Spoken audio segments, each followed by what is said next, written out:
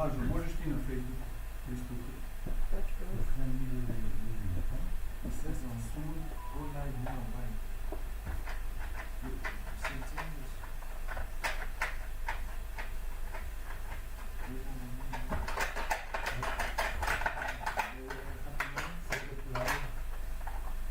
Update, maybe it's around the... Going live today at 8, it's 8, 8.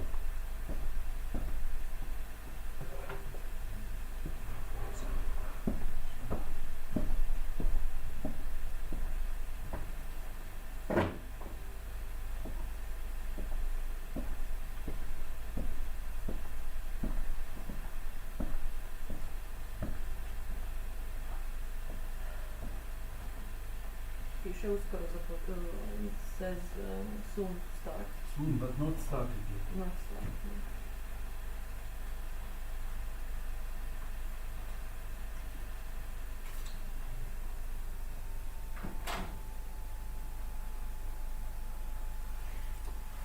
And YouTube?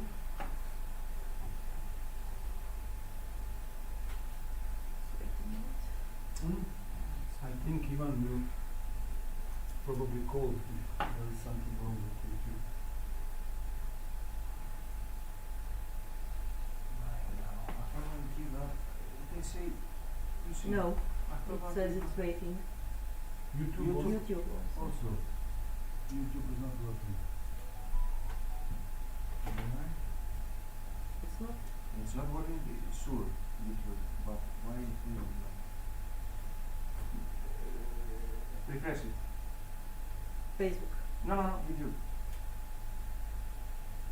Oh, you just started it, huh? Yes. Maybe it's okay, maybe it's okay. No.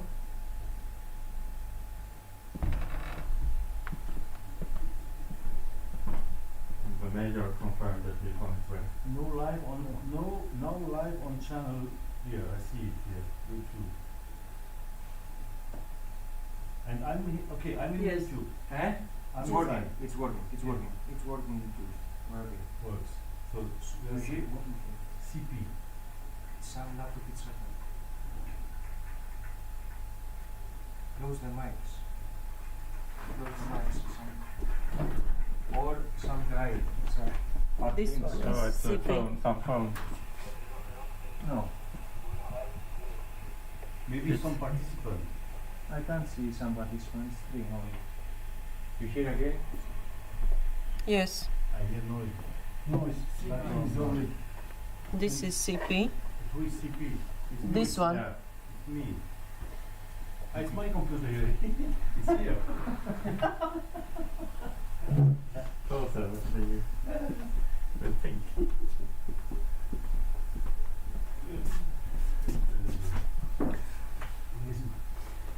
Nice produce. What's the quality of the film? I don't have it. It's still now?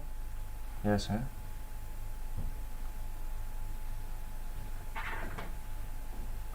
Yes.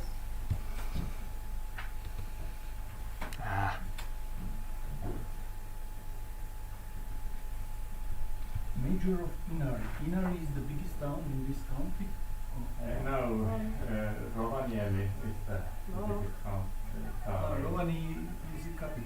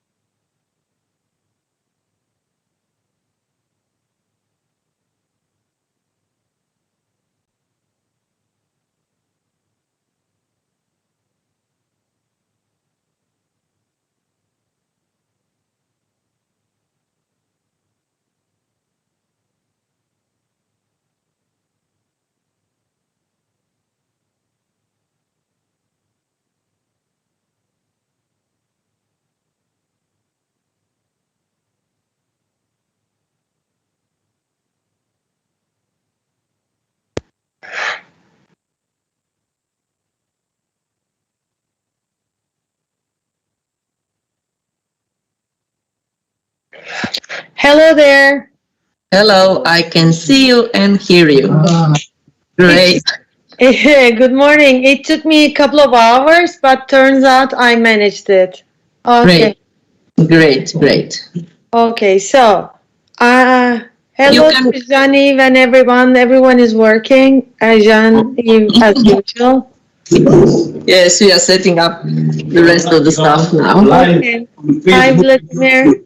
Yes, you can stay on Teams if you like, or you can follow us on Facebook or YouTube, whatever you like.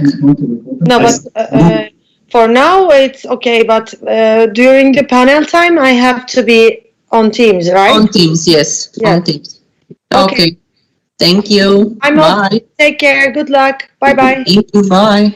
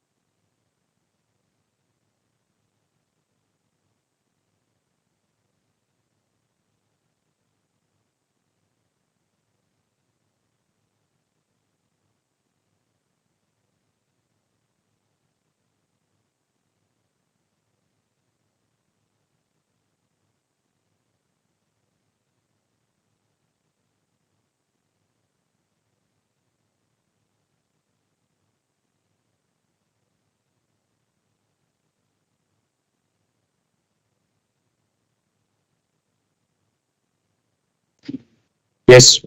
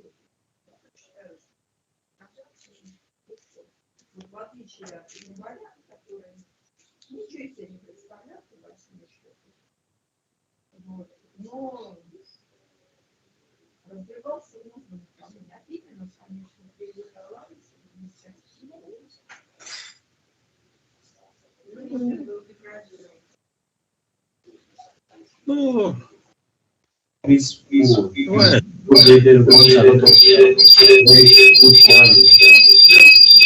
They want good quality. Nice to meet you. I'm Popcorn. Oh, Nice to meet you, Vladimir Krupa. I suppose that we have met somewhere, sometimes ago, but still. Oh, Mr. Hero, it's Mr. Hero. Same time also. yeah. Fine. Drink. Trying to solve a lot of technical.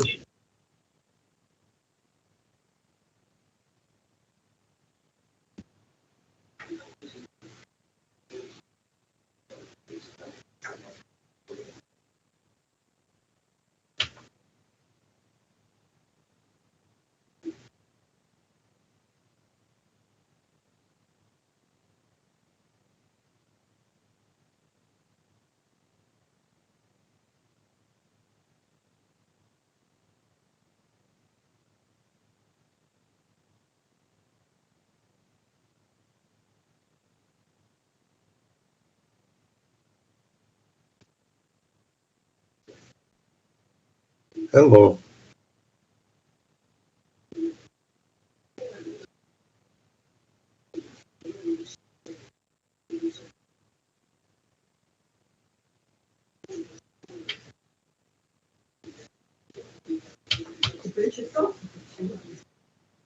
Я пойду 11. Он еще в 11 начинает.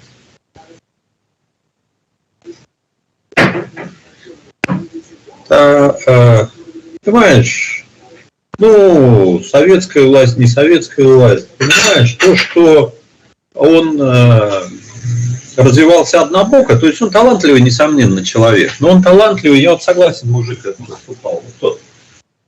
Я не слышала. Но он талантлив не только вот так ложно, то вот он правильно сказал, что он, вот если бы он был, он, конечно, развивался в мире моды, в мире современной рекламы, современных средств рекламы.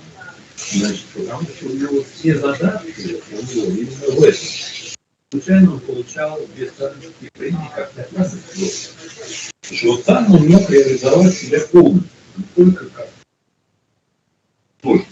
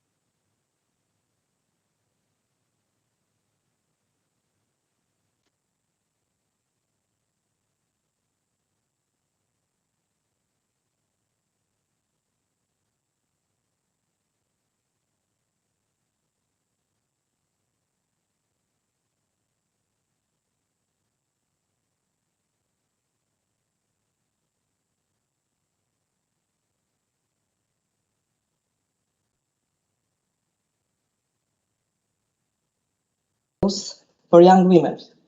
Is it the woman thing, or is it plain discrimination? If it is one or more of these things, then what action should be taken to address the barriers? Those are the questions that we will try to answer today and set the path for future generations and conferences. With that in our mind, let's begin. Allow me now to welcome our colleagues and guests of our conference and ask them for a few words on our opening. So, with no further ado, let me invite the president of CLGE, Mr. Vladimir Krupa, to address the audience and open this conference. Mr. Krupa, please. Thank you, Blaženka. So, dear colleagues and friends, it's my real honor and pleasure to open this 7th CLGE conference of the European Surveyors, and I wait my words. The conference, as you know, is our theme of the year 2021, Women in Surveying. Let me remind you, as Blaženka mentioned also before me, about previous CLGE conferences of the European Surveyors. 2008 is Shaping the Living Space, Breaking the Barriers. And in Istanbul 2019 about professional ethics, with this refreshing outside opinion and view from philosopher Mark Lick, VII. Since 2019, we started to promote a theme of the year. The first theme was indeed professional ethic. Next year, we have been concentrating on our role in achieving the United Nations Sustainable Development Goals 2030. And now, in line with the Sustainable Development Goals number 5, SDG number 5, gender equality, we have started our work on women in surveying. While doing this, you will see we quickly realized that the topic is broader than that, leading to concepts such as diversity, inclusion, equity, environment, sustainability, and governance. So, dear members, please don't see this as a huge CLGE windows dressing, our greenwashing operation. One must be blind and deaf not to know that things have to change, and that geodetic surveyors must be actors, not victims in this process. We have been warned before, choosing the theme of the year is a double-edged sword. People might think, nice, we have the year of the professional ethics, now we can forget about it. Nothing is less true, of course, for us. Whenever we choose the theme of the year, we must make sure that we keep it in our daily routine, that is structurally anchored in our way of doing business, in our operations, etc. So let's come back to the theme of this conference, Women in Surveying. As I said before, it's all started last year when we are looking at the 16+1 Sustainable Development Goals, and it appeared to us that goal number 5 is an important topic, and moreover, a relatively uncharted one, even in Europe.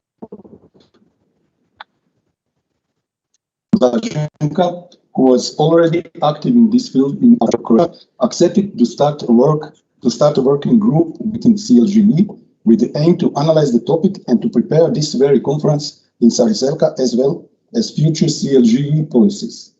Soon, we see many other initiatives popping up more or less simultaneously. Women in GI, Women in Copernicus, Women in Geospatial, Women in Aerospace, and together with our sister organization, EuroG, we asked the Geospatial World Forum to launch an initiative to unite all these efforts. Therefore, Blaženka went to Amsterdam at the end of October, represented us at the panel discussion at Geospatial World Forum. I don't want to anticipate on the rest of the program, and I'm leaving you in Blaženka's hands, who will guide us through the rest of this day. I would like to conclude my brief intervention and seize the opportunity to warmly thank all those involved in preparation of this conference. I think, of course, Blaženka and her team.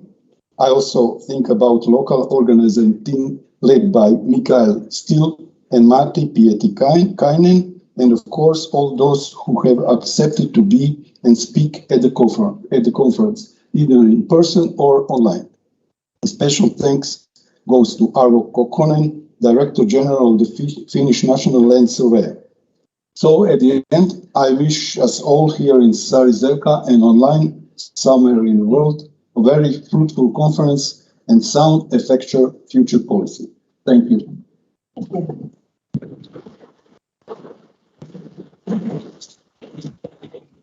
Thank you, Mr. Krupa. With us is also the Mayor of Inari County, Mr. Toni Laine. Mr. Laine, please address the audience. Thank you. Thank you.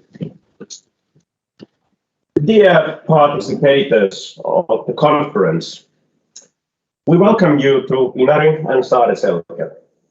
Inari is Finland's largest municipality by area. We are quite sparsely populated community with around 7,000 inhabitants.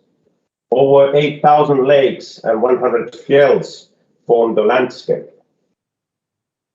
Inari is a municipality living off the nature in many ways. Tourism is our largest industry, and over 85% of jobs are in the service sector. Another important business is Arctic testing of different kinds of vehicles and tires. In both travel and testing business, we compete on the global scale. Although the size of municipality is quite large, over 73% of the area is under different kinds of nature conservation procedures. Travel is extremely important for communities like Inari.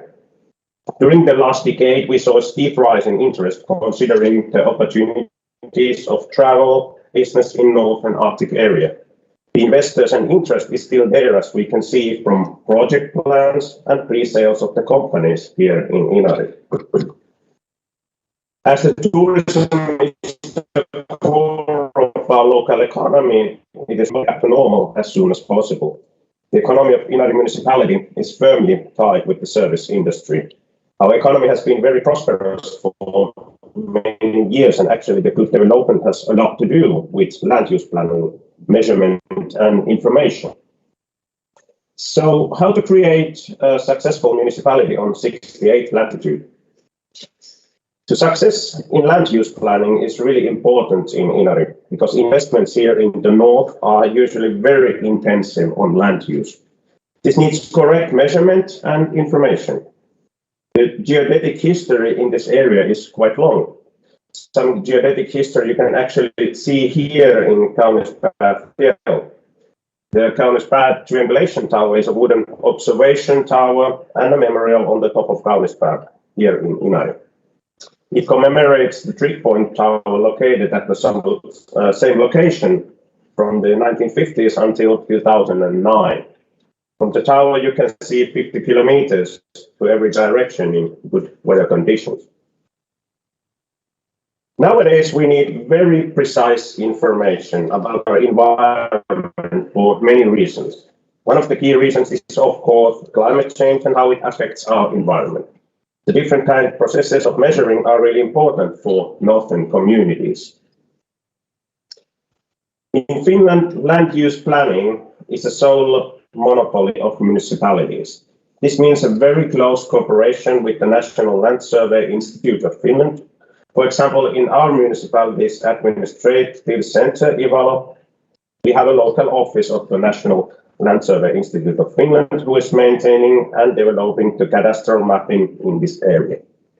Of course, cadastral management is also important for taxation purposes, as the municipalities receive some part of their funding as a property tax. What we are happy of is that the National Land Survey Institute of Finland has been a forerunner in terms of distant working.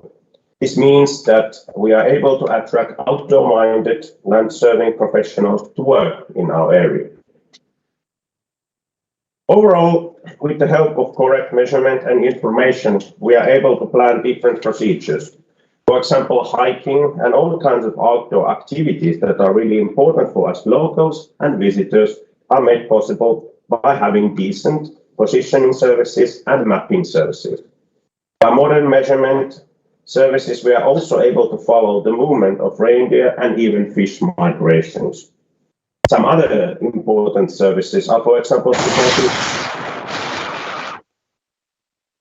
industry and building our own satellite here in Lapland, where geodetic information is also needed. On behalf of Inari municipality, I wish you warmly welcome to Saariselkä and Inari area and hope you have a very informative and good conference.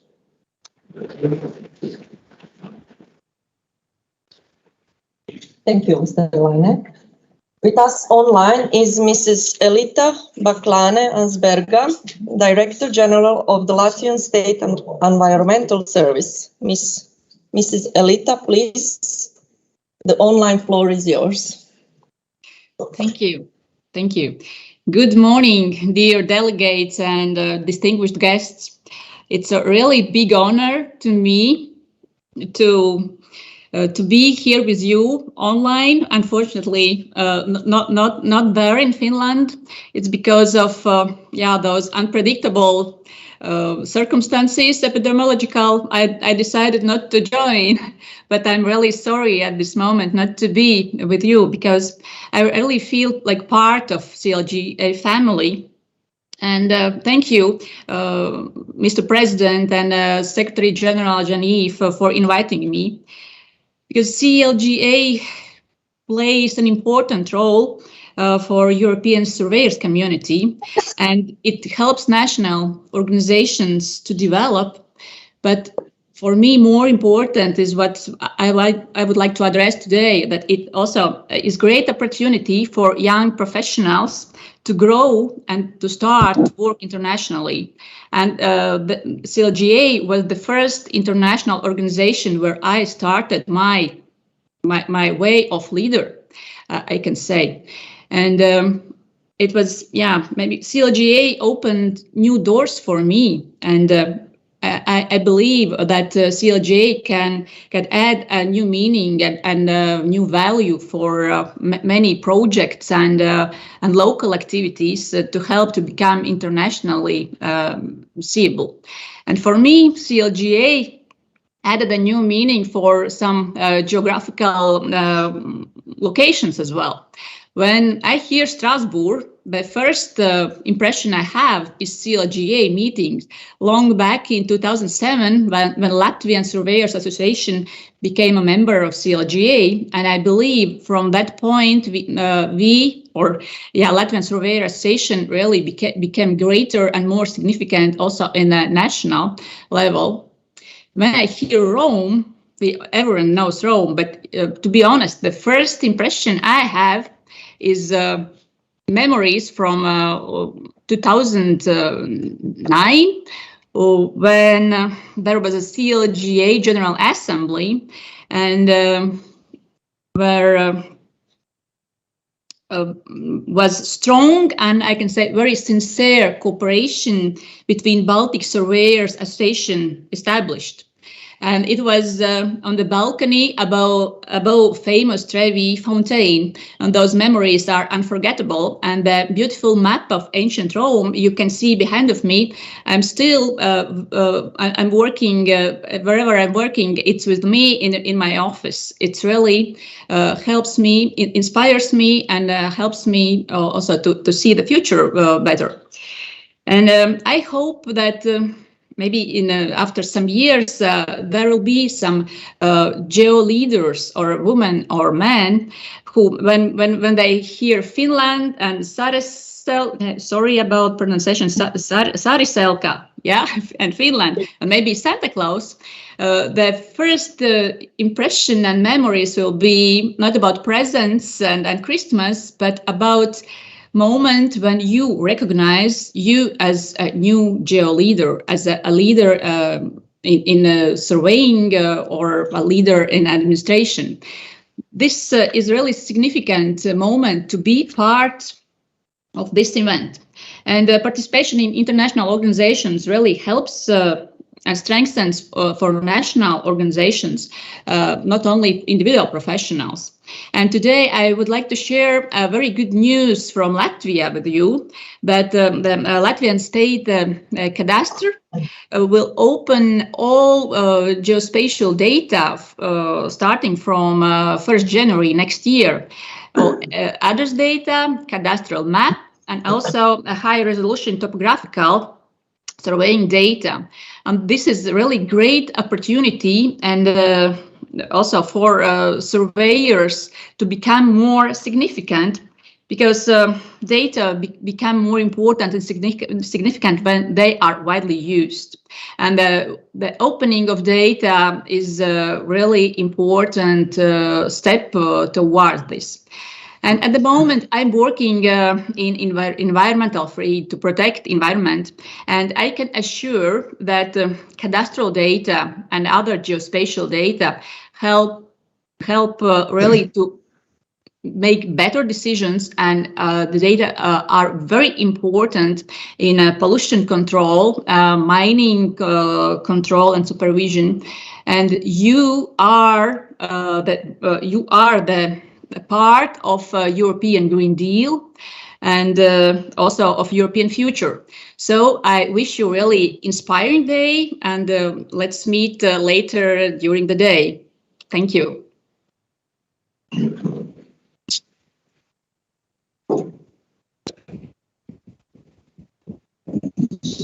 Thank you. Thank you.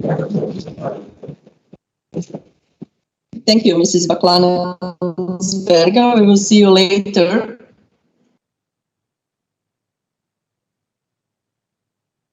Okay, I hope that you all can hear us.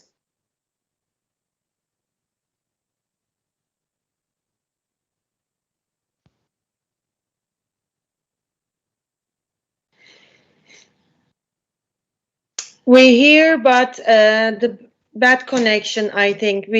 There is a delay in your voice, right? Okay. I think that we are okay now. Mrs. Baklanovsberga, thank you for your kind words, and see you later on our panel, How to Raise Future Geoleaders. With us in person is Mr. Arvo Kokkonen. Did I spell it good? Pronounce it good? Director General, National Land Survey of Finland. Mr. Kokkonen, please. I will share your presentation.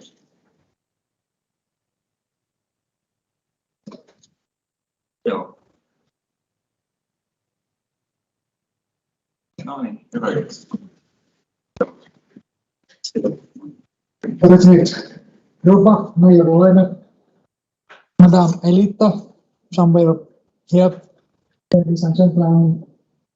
It's very nice to see you. Many faces which are known a long time, and some new faces. This is our society together. It gives me a great pleasure on behalf of National Land Survey to give a short welcome speech in this conference. You are all very welcome to Finland and to Lapland, also from my point of view. For National Land Survey, international cooperation is very important. We have been very active in European level. We have worked together with Euro Geographics, Working Party on Land Administration under the VII, Permanent Committee of the Cadastre, VIG, CLGE, and so on and so on. It's very important for our society and for my country. The longest cooperation with National Land Survey has been with Nordic countries, Sweden, Norway, Denmark. It has started over 50 years ago. For example, the Director Generals, they meet every year 2 times. We have very long cooperation also with other neighbors, for example, Baltic countries, Estonia, Latvia, Lithuania, and also our eastern neighbor, Russia. We have had common projects. I think that it's very important to share our experiences and to see what kind of new technologies, new processes is going on in the world. Think about the global level, UNCCIN is very important for all of us. Connecting people, connecting businesses, this is the future we believe. Then I can give some words about my organization. Our agency is a governmental agency established 209 years ago, so that we are one of the oldest civil agencies in Finland. We have 1,600 employees, and more than half of them are female. In my management, I have 4 deputy directors and 2 are ladies. So that the team which we have during this webinar is very close also for us. I try to give a short overview what are our activities. There are some differences in Europe, and I think that the main difference is when we are talking about cadastral surveys. In Sweden, in Norway, and in Finland, cadastral surveys are mainly conducted by civil servants. So that we have this difference, and of course there are some historical reasons why it has been so. As Mayor said, municipalities have a very independent role. In Finland, we have over 300 municipalities, and 70 cities of them conduct cadastral surveys inside their urban plan area. But many other places it is conducted by us. And that is the reason we have so many localities. We have 36, and the north is here in Ivalo.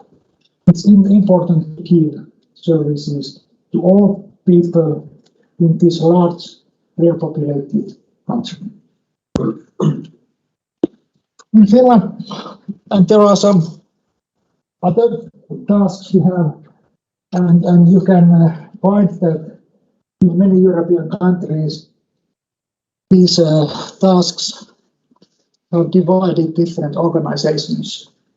But in our organization, they are in the same structure. And this has happened during the last 10-15 years. And I'm very happy about that.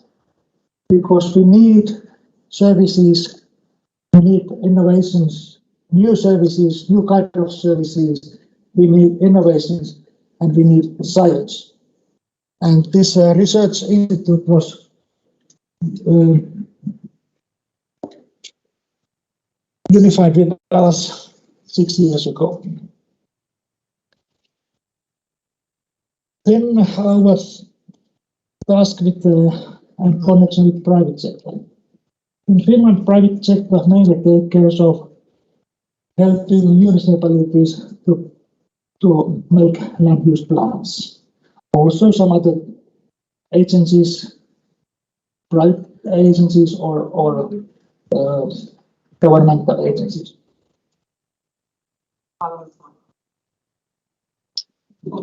Value-added maps are also such that the private companies take care of that.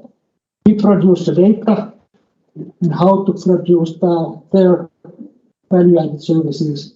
It's private sector's role in my country. National Land Survey has such a strategy that we give up those tasks which can be conducted by private sector. But there are some reasons. It means that the private sector should give the service to whole country. Nationwide services. That's very important. So that we have give out for example printing maps and land use planning and so on. Our strategy, how we see the future next coming 4 years, is such that we cannot continue this way we have done today. We cannot continue in our silos. We must work together. And I think that this message has come from CLGE and VIG and your projects many years. And now it's time to do so. So that we are not working for ourselves. We are not working for us or we are not just employing people. We are making services and products for customers. Those services must be high value and they must be secure. And there are challenges out there. We all have in Europe and whole country.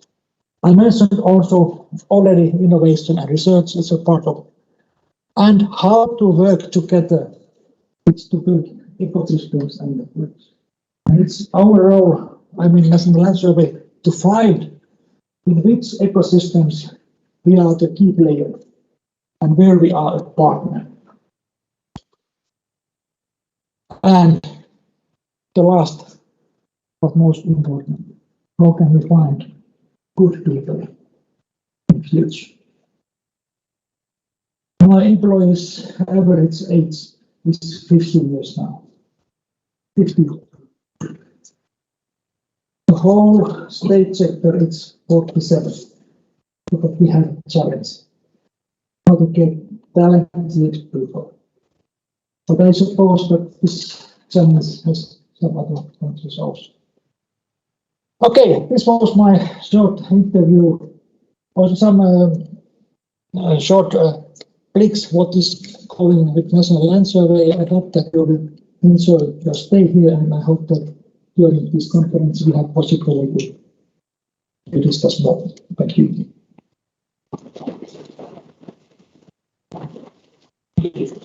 Thank you, Mr. Kokon. Thank to all our guests and their warm welcome speeches. And President of CLGE opened this conference, and now we can start with the program. But before, a few technical details from organizers. So, Mikael, please. Thank you, Blanco. Thank you for the speeches in the opening session. My name is Mikael Still. I'm the head of the local organizing committee. I apologize for this technical problem we had in the morning, but we will hope we will get this sorted out. A few practical details about today.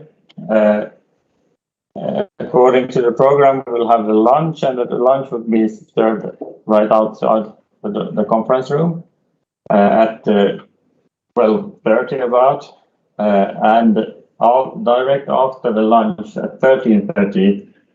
For those who have accompanying persons that were registered for the trip to the Gold Museum, the transfer to the Gold Museum will leave directly after the lunch outside this building. And then after this conference day, we will have the icebreaker sponsored by the Land Survey of Finland. And the icebreaker will start directly after the conference, also here in the bar. So this is the main place to be for today. And then the General Assembly tomorrow and on Saturday, they will take place in the Hotel Viakonlinna, where most of you are staying. But this were the practical details for today. Thank you very much and welcome to the conference. Thank you, Mikael. So we can start with the program. Thank you for addressing to us.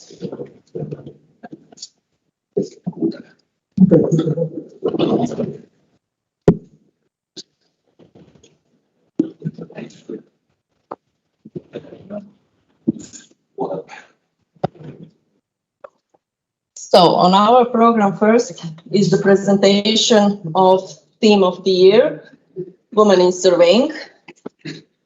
My name is Blaženka Mičević, and I am the chair of the CLGE working group Women in Surveying. So, to start, why women in surveying? what about and why about gender equality in EU and society? So, women represent more than half of the population, but only 17% of them are active in information and communication technology, studies and careers in the EU. Only 36% of them are science, technology, engineering and mathematics graduates. Even though more women graduate from universities, they earn on average 16% less than men do, and only 8% of CEOs of the EU's largest companies are women. 1 in 3 women in the EU has been subject to physical and or sexual violence. That is why we need to talk about gender mainstreaming and do everything we can to improve this issue. Why CLGE picked this theme for the theme of the year and to speak about it? So we all know about the statements in surveying. The representation of the women in surveying in many countries is significantly lower in relation to men. Second one, female don't choose this occupation because of the stereotype that it is the male occupation. There is a frequent disparity in the salaries of women and men in surveying, and unequal starting position for male and women surveyors. There is a lack of women in leadership position and a lack of surveyors who would be role models for young people to choose this profession. For those kind of statements is why we wanted to take a closer look what is going on in some of CLGE member states. The other reasons are the 3 reasons are because gender stereotypes and inequality in surveying really exist, salary gap in surveying, and because of non-equal starting position for female and male surveyors. The second one, because of the lack of women in leading position in surveying and lack of women role models in surveying. But most of all, because women often feeling like they are not good enough, don't use their full potential in business and don't use their feminine way of doing business. So, from that reason, we have a project Women in Surveying with a vision to change the surveying sector and perspective of women in surveying.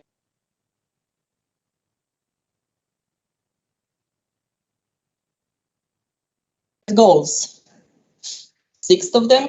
First, to educate the women surveyors in knowledge fields such as marketing, sales, communication, project management, entrepreneurship, and self-awareness. Second one, to educate women surveyors in field of new technologies in STEAM industry. Third one, to define gender equality program policies in public and private sector in surveying industry. To define a program of mentoring and networking, to raise awareness about women surveyors, and to encourage young women to become surveyors. So, through this project, we took one analysis with 9 countries, 7 questions, 6 suggestions. But most important, to underline the gender stereotypes and biases which affect the early perception of profession and therefore professional location in our country. So 9 countries: Sweden, Russia, Turkey, Lithuania, Italy, Latvia, Ireland, Montenegro, and Croatia. We will go through these 7 questions and 6 suggestions. For the start, only from those 9 countries, only Sweden don't have private sector in surveying. Other countries do.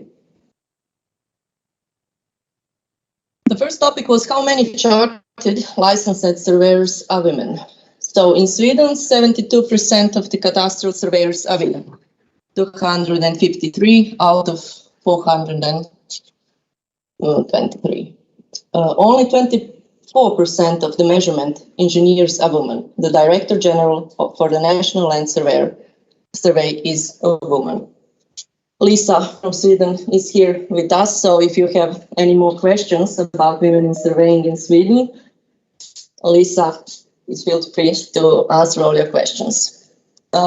In Russia, there is no precise statistics on the number of women in surveying. With the total number of surveyors estimated as 26,000, the number of women surveyors can be assumed as 16,000, which roughly corresponds to 60%. I think that is the data that nobody didn't expect from Russia. In Turkey, 3,326 female members registered in the Chamber of Survey and Cadastral Engineers. In Lithuania, 21.56% are licensed women surveyors. In Italy, approximately 10 to 15%. In Latvia, only the certificates were counted, not the surveyors. One person can own more than one certificate, but they have 3 kinds of certification in Latvia. So 28.78% of all certificates belong to women. 51% of certificates is in land management belong to women. 18% of certificate geodesy surveyors are women, and 29% of women are involved in cadastral work. In Ireland, 507 chartered women surveyors, which incorporates all survey disciplines. There are also surveyors who are not chartered and do not hold membership of Ireland Chamber of Surveyors. It includes all professional disciplines, and it's not merely limited to geomatics. In Montenegro, 15 licensed women surveyors who all work in private sector. And in Croatia, 23% of chartered geodetic engineers are women. We have interesting statistics in a few countries. In Italy, results of survey of gender growth forecast in the 5-year period from 2019 to 2023. Analysis showed that while the male component of the profession prevails, the female component has a faster growth trend. The same growth trend is also found in the breakdown by gender of all the total numbers of members in the register. The projections for 2023 above seem to confirm that the growing trend is higher than the estimated average annual rate of 1.7%. In Italy, in the last 5 years, half of the 110 territorial colleges have elected a new president. The male component is clearly predominant, but the female percentage reaches 10%. There are 11 women presidents of the college, an increase in comparison to the previous round in a group consisting of people aged 40 to 60. In Latvia, only private surveyors can perform geodetic surveys in Latvia. There are 3 types of certificates: land management, cadastral work, and geodesy. It is not necessary for one to be a member of an association or any other organization to become a surveyor. In Latvia, women can take leading position in state institutions, universities, or companies without any issues. In fact, there are several women in leading position. We saw one, such as Director of State Land Service of Latvia, the head of Geodetic Department in the Latvian University, and the head of Latvian Association of Surveyors. This is mostly connected with personal qualities, not gender itself.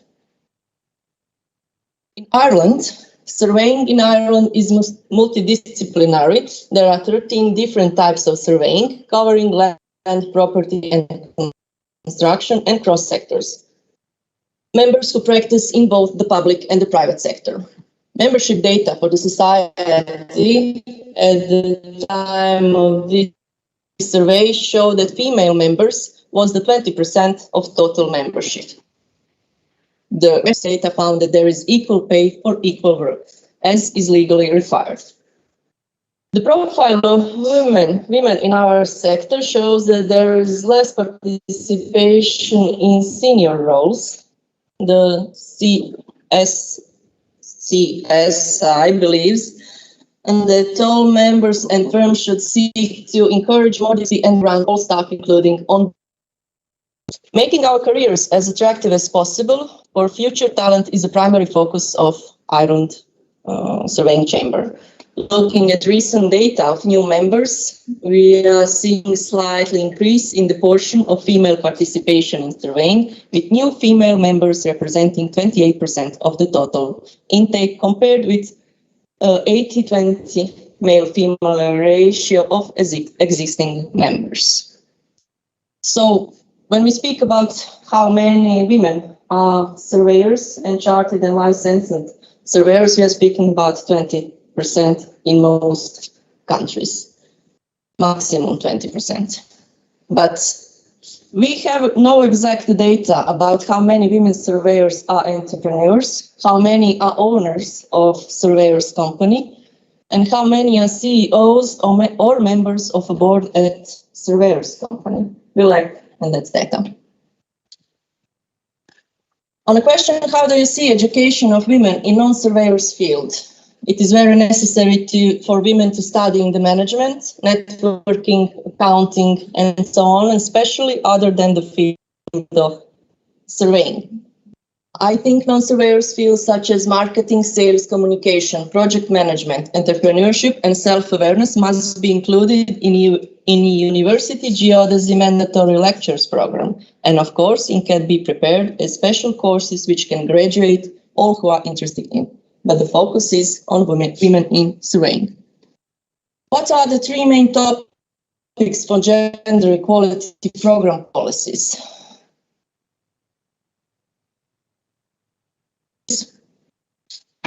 In every area of education or business, women need encouragement and education. In order for women to be more represented in any activity and profession, the state support is needed in addition, and also to provide services to women who have children and families.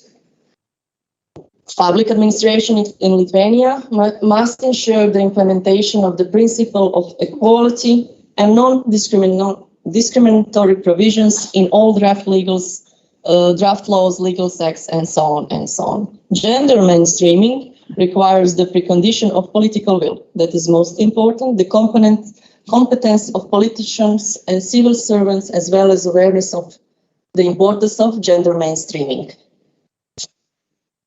Three main topics for the gender equality program we would select are equal pay, maternity rights and protection, and development of entrepreneurial skills among women surveyors. So equality, transparency, equal pay for equal work. How to define a program of mentoring and networking for women in surveying. We all know that men are better in networking than women.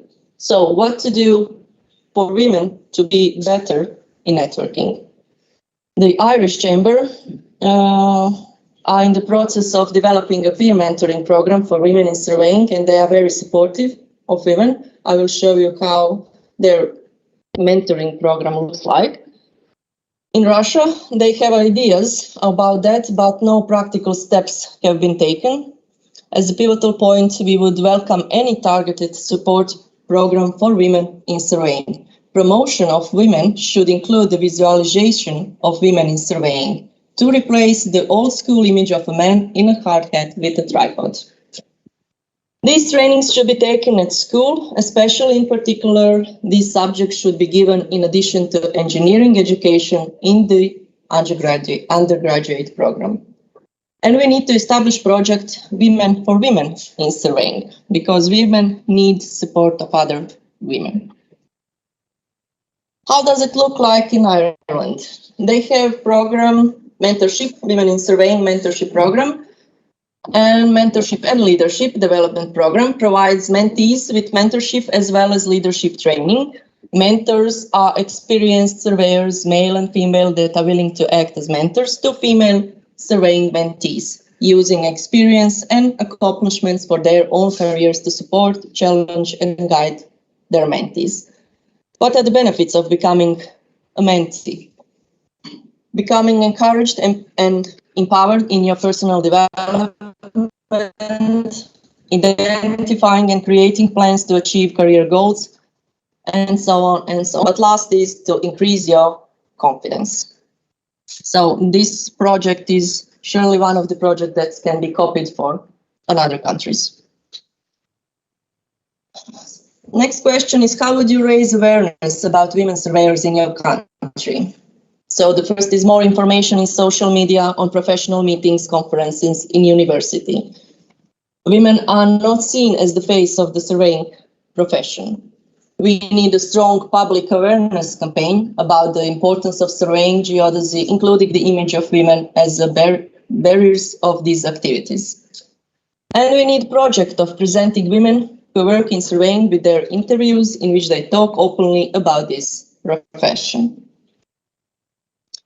How would you encourage young women to become surveyors? By education and surveyors leaders examples, improving working conditions and secure a friendly environment for women, and to be more on social media and speak about benefits of being a surveyor. In Ireland, they have a good programs about encouraging young students, female and male, to become surveyors. They have Day in the Life Schools program, profiles of various types of surveyors developed for a transition year booklet, talks provided by chamber members, regular promotion activity in national and local media promoting the value of the profession, so on and so on. So what is the main gender stereotypes and biases which affect the early perception of profession? First, why there is no gender gap in Sweden. So in this analysis, Sweden didn't answer so many questions because they don't have gender gap. But it is the country to look up for, as I'm sure as Finland too. Why there is no gender gap in Sweden? Mostly because we got free or subsidized childcare for everyone, which makes it easier for every woman to have her own career. Equal housework is also becoming more common. Other countries said that major stereotypes are linked to a pay gap, social responsibilities during maternity leave, and parental duties. It is worth mentioning also that the field work is largely seen as men's domain. The gender stereotypes and biases that affects the early perception of profession and therefore professional location in our country, we talked about Russia, is field surveying is physical hard work, heavy instruments, bad weather, long working hours. Women have to sit in the office. Young women are going to be pregnant, better choose men for same position. Women are too emotional, or women can be paid less because they have a husband who covers their main expenses in the family. So, what is the conclusion of our analysis? We started with the statement that the representation of women in surveying in many countries is significantly lower in relation to men. So we confirmed that the numbers are around 20% maximum. We concluded that we have to improve our soft skills: marketing, sales, communication, project management, entrepreneurship, and networking. We are all good in our knowledge of surveying and geodesy, but not so good in marketing, sales, communication, and maybe some other soft skills. What are the three main topics for gender equality program policies? Equal pay, maternity rights and protection, development of entrepreneurial skills among women surveyors. We need to define a program of mentoring and networking to help other women to attract females in surveying. And we need to conduct a strong public awareness campaign about the importance of surveying, including the image of women as barriers of these activities. But for you, I have another view from Croatia, where we have some detailed research about women in surveying in private and public sector. We have one scientific paper by Stjepan Miletic, who is a surveyor, and our associate professor, Marija Selak-Raspudic, and it's comparison of the gender equality in the private and public sector in the surveying profession in Croatia.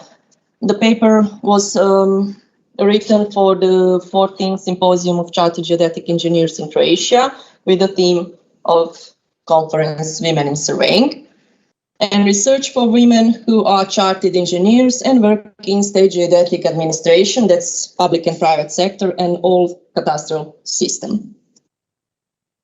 So this research is mostly in an environment where women predominate. The most of women surveyors in Croatia are in cadastral sector, but they are not members of the chamber and not licensed engineers, active licensed engineers.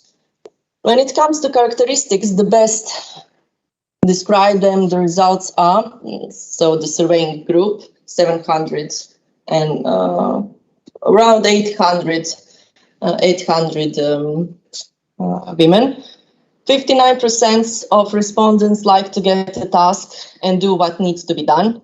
14% like to get a task and coordinate up to 3 people.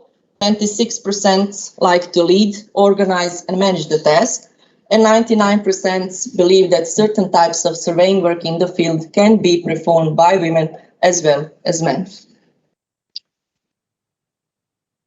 But on direct questions, these are results. Have you ever been a victim of sexual harassment in the workplace? In private sector, 77% answered no. In public sector, 76% answered no. That is a good statistic. During the job interview, were you asked about your plans in the field of private life? Example, are you married? Do you plan to have children? In private sector, 43%, almost 44% said yes. In public sector, 40% said yes. So 43, 44%, it's almost every second person. Have you ever, in some of the above situations, experienced discrimination just because of gender during job application, awarding prizes, higher salaries, division of tasks, or promotion, and so on? In private sector, 46 said yes. In public sector, 31 said yes. What is the presence of sexism in the environment in which you work? In private sector, none is 33%. In lesser extent, 49%. It's present to a considerable extent, only 17%. In public sector, none is 56%. And in lesser extent, it's 36%. How much you are attracted to a job that includes more responsibility, possible overtime, higher salary, official current phone, more stressful situation, better status within the company? 62% from private sector answered, I will agree to it, but not at the expense of my private and or family life. In public sector, 54% said that I would agree to it, but not on expense of my private or family life. How you assess the state of gender equality in the company you work for? In private sector, 50% said women are completely equal to men, and another half says they are unequal compared to men. In public sector, women are completely equal to men, 76%, and non-equal compared to men, 19%. So, question for you at the end, do we have a gender gap? Thank you.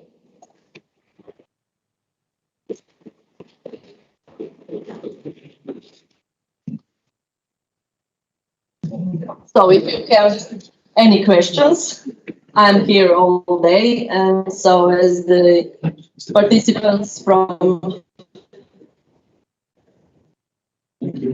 Thank you very much. So participants from these 9 countries are here, except Montenegro. So if you have any questions, girls, I'll be willing to answer them. I hope so. So next with us is, just to see if I'm okay. Okay. Next with us is Dijana Kobaš-Dešković from Croatia. Diana, can you hear us? Hello. Hello. Yes, I can hear you. I just unmuted myself. Yes. Thank you for being with us. I'm So glad. please, yes, tell us. I'm glad that I have this opportunity. Thank you very much for invitation. And so you can share with us your presentation. Successful women means a successful business. How Memforce certification for family and women-friendly workplace supports female careers and boosts productivity. So, Diana, the online floor is yours. Thank you, Blaženka. Just to say that I upload my presentation.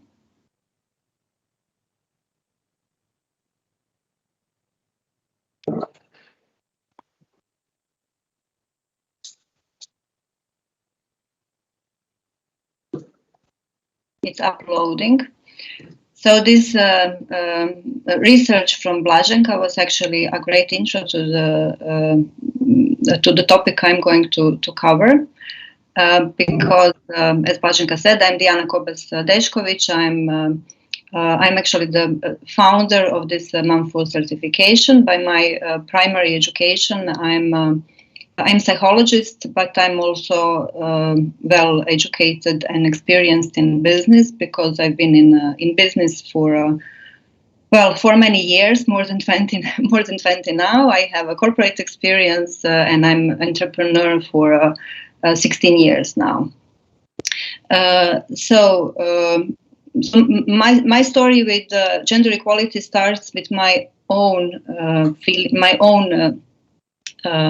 discrimination I experienced during my second pregnancy, which actually focused my attention to that very important field, which turned out to be very important and very high on governmental and the corporate agendas lately.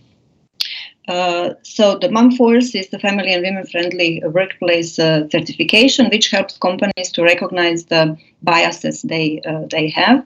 We like to say that we partner with innovative companies to create agile, more inclusive workplace, which boosts productivity and innovation, employee engagement, and thus productivity. So basically, it is an assessment and the business certification.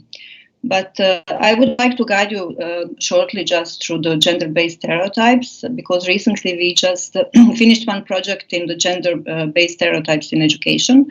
And we did a research which demonstrated that children are not gender biased, and they're not under the influence of the gender roles, which Blaženka also said before, that in the workplace, what are the expectations from the women, and women are more asked about their future family responsibilities, while men are not.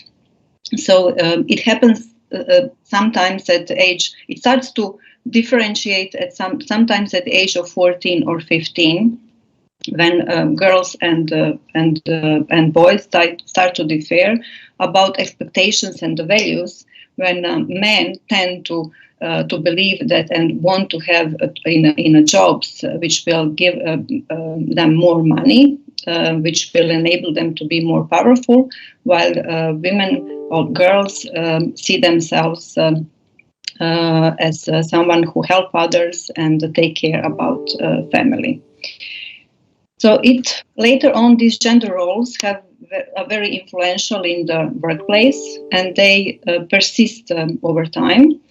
And the fact is that existing human resources management systems, which are based on meritocracy, because that's something what the most company leaders and the HR managers say to us, but everyone has the same chances here. The point is that we should have the different approaches, and we should be aware of the differences in the different life stages and the different necessities, especially in that family building age, which is also the period in life which is the most important for the career development. So just to give you some insight about how the gender-based stereotypes function in a workplace, this is one question for you. I will not ask you to answer me in chats because we don't have enough time. But for example, in a study of performance review, what do you think? What percentage of women receive negative feedback on their personal style, such as you can sometimes be abrasive? And what percentage of men receive that same type of feedback? So just think for yourself, but the answer is 66% of women and only 1% of men. So this is that bias which is very present in the workplace. So then another question is, how much more likely are women than men to plan on leaving the workforce to focus on family? The answer is actually there is virtually no difference. Women and men plan on leaving to focus on family at a similar low rate, 2% and less. And the last one, when 1 in 10 senior leaders at a company is a woman, what percentage of men and what percentage of women think women are well represented in leadership? So here you will be surprised. It's 45% of men does not see that there is no enough women, while 28% of women only think that women are well represented in leadership. It's a matter of expectations. So when we talk about biases, biases are of course not limited only to gender. And we all fall in bias traps, me included. I recognize it now and myself. But knowing that bias exists isn't enough. We have actually to commit to action. And here are some of the most common examples of conscious biases, which we see and experience regularly in our life and work. So with our Mumforce approach, what we do, we change attitudes, remove biases, and we help companies to develop new behaviors. It's a diversity, equity, and inclusion audit developed by Sponacode strategic firm, which tracks a host of indicators that make organizational change measurable and sustainable in the long run. So the baseline is that we believe that the different viewpoints lead to better product design, better services, and thoughtful business decisions. Yes, our clients confirm that with improved employee engagement, healthier workplaces, and superior productivity. So how that works in practice, I think that in this intro so far, we heard a lot about importance of networking, training and coaching, and the support for women, sponsorship programs for women. But I would say that yes, it is important. It serves for the awareness. But what is the baseline? The baseline is to develop these inclusiveness programs.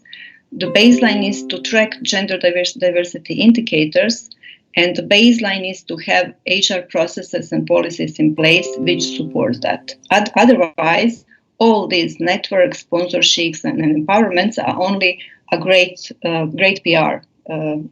Great PR, and maybe some of the women will benefit from that. But in the organizations, we really have to have the system, the infrastructure. So that's what we are helping companies do. And with our approach, we actually, through the bunch of indicators, we mirror biases and mirror what the actual, I like to say, DNA of the company is. We create equitable organization, which is based on the different one measure. As you see, one measure does not fit all, but we have to develop the different approaches and different policies which match the different needs of the employees in organizations. In practice, it works with our 3 tools. We evaluate existing policies and procedures, then workforce analytics, which is the representation of employees, and work and employee experience. It's for us, it is very important that what gets measured gets managed, and we believe in this evidence-based approach, which brings results. In the end, companies are recognized for their results, and they are certified for the practices. Usually, people ask me how it looks in organizations, what kind of data we will see. So I here have several slides to present you with what kind of data we get from the workforce analytics, which are giving important insights in representation in the talents by gender. Here we can see that the higher we go, the less women we have on the top. Then we see the percentage of women who applied for the job, who are employed, and who are later on promoted. And here you can easily see in the certain sectors in organizations whether some of the managers are biased or not. So in this case, there is 4 in 5 employees recognized as talents and getting promoted are men. Then what we also look, of course, in the gender pay gap, and what we mainly see that the higher the position, the higher the bigger the pay gap is, and especially in the awards and bonuses, yearly awards. And women, if there is a differences in favor of women, it's on the lower positions on employee level where the job is very operational. Then, of course, there is a lack of senior management female promotions, and that's that glass ceiling, very, very common in most of organizations. Then, with our approach, we also have the insights in gender differences in professional education. We track the hours of education, days of education, and investment in education. And even though women mostly spend more hours in education, the investment in that education is way lower, which means that women even do not invest, and companies do not invest in the development of the soft skills and the leadership skills for women, or important hardcore professional skills, which are important for the professional development. Then back from the employee experience, we look at what is the feeling of the work in organization, and how the employees perceive all these areas which are important for the gender equality. So in this case, we can see that this company is evaluated, that employees see that the talent management is developed at 49% of the best the practices, and that process is not transparent, and that not all employees have the equal chances. What we also do, we do the benchmarking of the existing human resources management systems according to our main 6 categories with peer companies, which gives the companies the feedback on what needs to be improved, in which particular areas are the most important, which should, of course, be aligned with the strategic intent of the company. The whole journey, that of transformation works in several phases. We first conduct evaluation, then we report, then we agree on the action plan for the future period. And based on that action plan and the commitment of the company that the changes will be implemented, the company got something what we call basic Mumford standard. After the first 1 year of implementation, we track the improvements, and based on these improvements, if company achieved the key milestones, we award the company so-called advanced Mumford standard, which can be in one of the three categories, which is the change, grow, or lead. Change is basically for the 50% of the best practices, grow 70 to 75, and lead 90 to 95. When someone comes to lead status, it means that that company really capitalize on advantages of diversity and gender equality. So speaking about our impact, since we now work back from 2030, we had the first certified companies.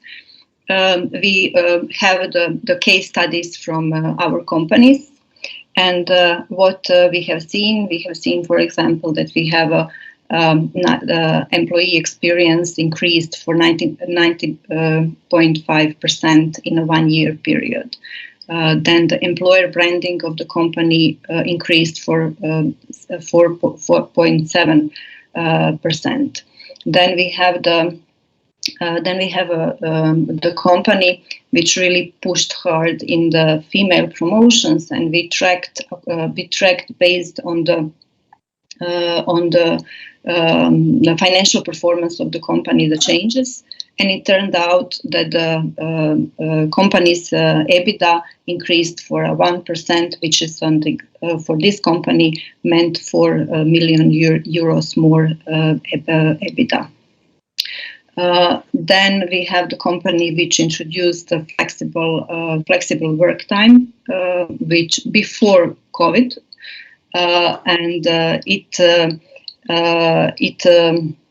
the result of it was the reduction of the sick leave rates for 11%, which is based on the size of that company, and the loss of the sick leave was 1 million euros reduction in operating expenses. So speaking about the business case for the gender balance, I here prepared for you several graphs for the recent this year's Credit Suisse analysis, which shows the differences in financial performance of the companies which have less than 10, less than 15, and more than 20, and more than 30% of women on boards on C-level. And as you can see on these graphs, the more women are on the C-level, the better financial performance of the company is. So it is very clear, and this is for example, this is a share price increase, which also which is very hard influenced by that diversity. Then from the EU perspective, based on the evaluation of the European Institute for the Gender Equality, there is the positive effects on the GDP, which is, if we are going to be progressive, then up to the 2015, the GDP will increase for 8%, while if we are not going to, will be moderate, then it will be 6%. So these are all very clear evidences for why we should really push for the gender equality in all fields and all industries, especially in the technical ones as yours is. And speaking about our Mumford history, we were established in 2011. We had the first certified companies in 2013. Then in 2017, we introduced also DET4 certification for the companies which invest in awareness raising and the measures to support the fathers on their parental and parent leave. And then we introduced in 2018 a certification for the small and medium-sized companies. And from 2019, we went global. We work outside of our domain country, Croatia. So our impact so far is that we have 50 plus corporations, SMEs and institutions, and that we tackled the 45,000 employees and their lives and the lives of their families with our approach. This is we say man for society. We always say that these companies are actually the true leaders and enablers of change, because by changing their organizational cultures and by enabling the better working conditions for women and enabling them to develop both career and family and to be successful in both, they're actually bringing the wider change to the community. We've been recognized by International Labour Organization, and we have a close cooperation with United Nations Global Compact and UN Women. Yes, we are lucky that we've been recognized by European Commission, which also financially supports our activities.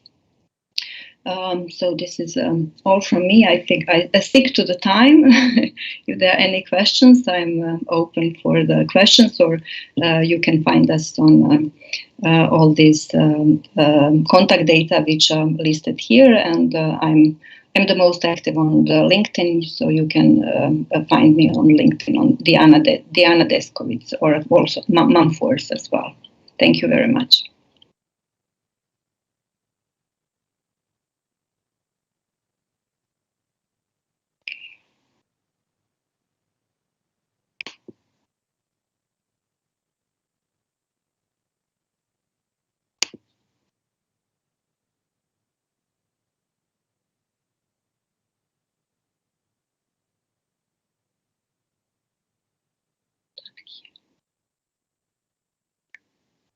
Plesanka, no sound. Thank you. I was speaking, but no one was hearing me. Okay. I just said if anyone is interested more detailed in your topic, Diana, feel free to contact you. Is that okay? Yeah, thank you. Of course. Thank you. If you are interested for further information and detailed information about women in surveying, please stay with us. And now we are speaking about geospatial marketing. With us is online also Elaine Ball. Hello, Elaine, can you hear us? Hello, from England. Woo! Nice to have you here. Such an expert about geospatial marketing. I'm very excited to hear you and your presentation. So the floor is yours for your presentation. Brilliant. I'm hoping that I can select my exact presentation on here. That should be it. Can you see that? Not yet, but I'm sure we will. It takes a while because of the internet. That's fine. Yeah, it says it's sharing. Don't you love technology? Okay. Yes.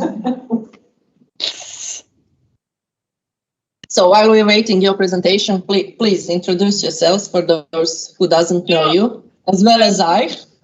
Yeah, so my name is Elaine Ball. I'm a geospatial marketeer, and I'm actually calling in from GeoBusiness. We're live at GeoBusiness this week in London. So as I mentioned to Blaženka earlier, I like to do multiple roles all together. And yesterday we were actually on a panel discussion, 2 panel discussions. One was on diversity, and the second one was on about the profession and how we grow the profession, and it boils down to marketing and communicating that message. So, which is really key. Is that on now? Not yet. That's really annoying. Hold on 2 seconds. I'm trying to multitask here. It never goes well. Show meeting details. Show devices. Enter full screen. I don't want full screen.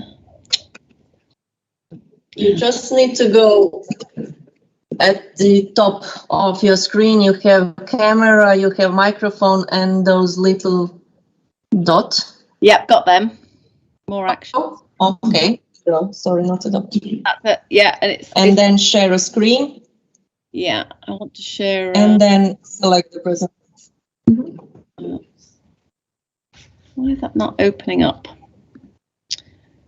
Call myself a technical marketeer, eh? Okay. Jeez. Is there another button to press, is it? It's got show devices, show meeting details, enter full screen, show background, keypad. No, we only. Oh, wait a minute. Maybe while waiting to share with us your experience about surveyors and marketing. Yeah. Don't know what I need to press on here. It's a little thing. It says open share tray. Is that right? Yes, at the top of your screen you have camera sign, you have microphone sign, and you have arrow sign. Yep. You click on arrow sign. Yep. And share. wait a little bit to find you here. Just a moment.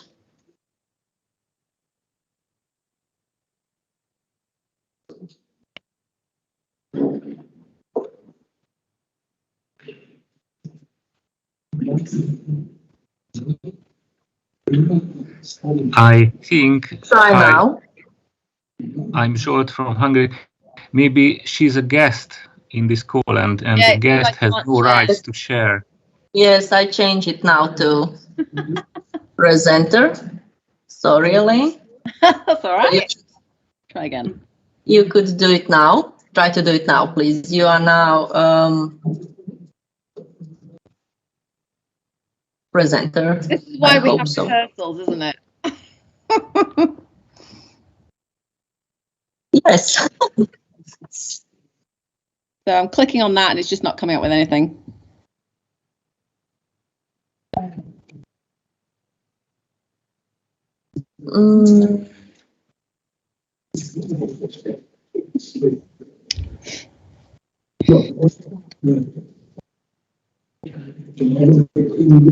Maybe she should take a reconnect. Can you try, Elaine, to reconnect again? Okay, give me 2 seconds. Thank you.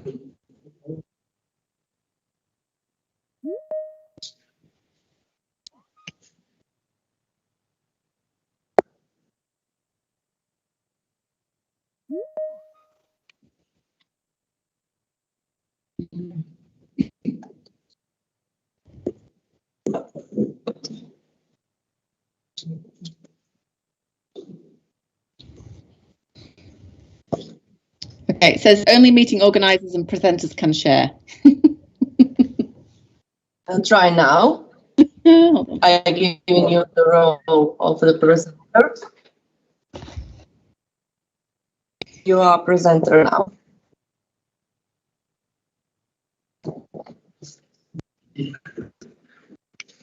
No, it's just blank.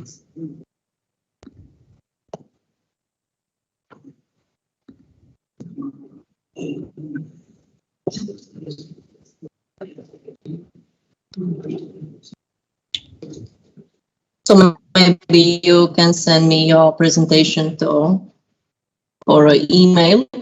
I can and I will share it here if you can.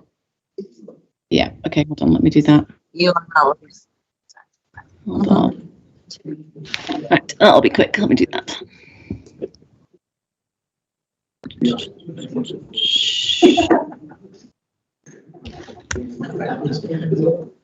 Share.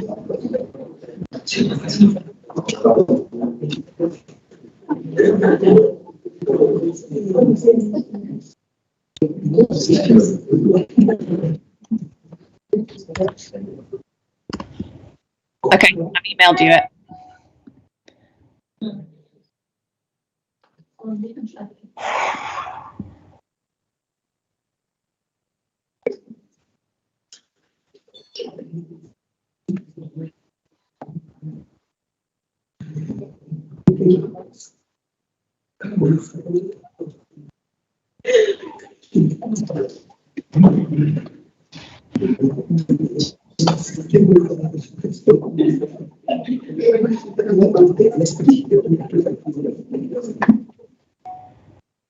You get it, okay?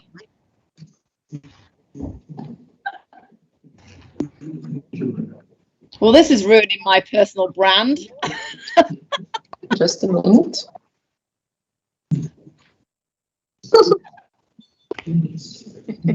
Those are just technical problems because of no rehearsals. I know. That's my fault for being at another show. Sorry about that.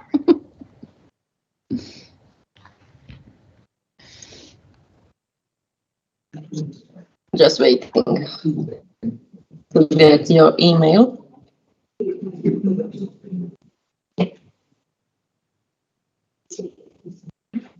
Here it is.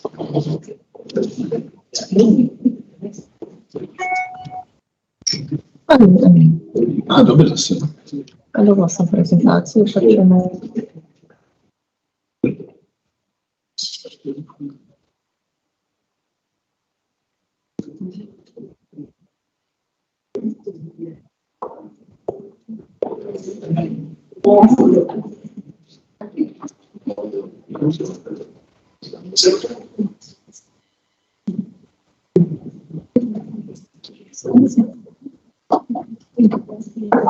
A few minutes more. I got the presentation. I'm just downloading it.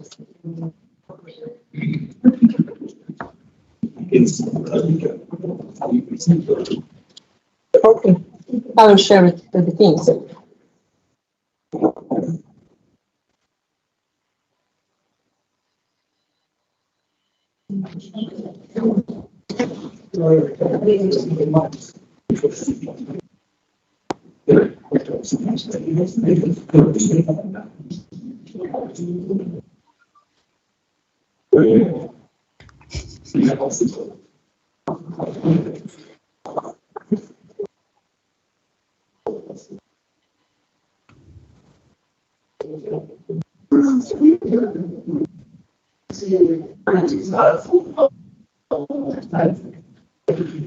It's a big presentation. Just share it online. It's the easiest thing. Yeah.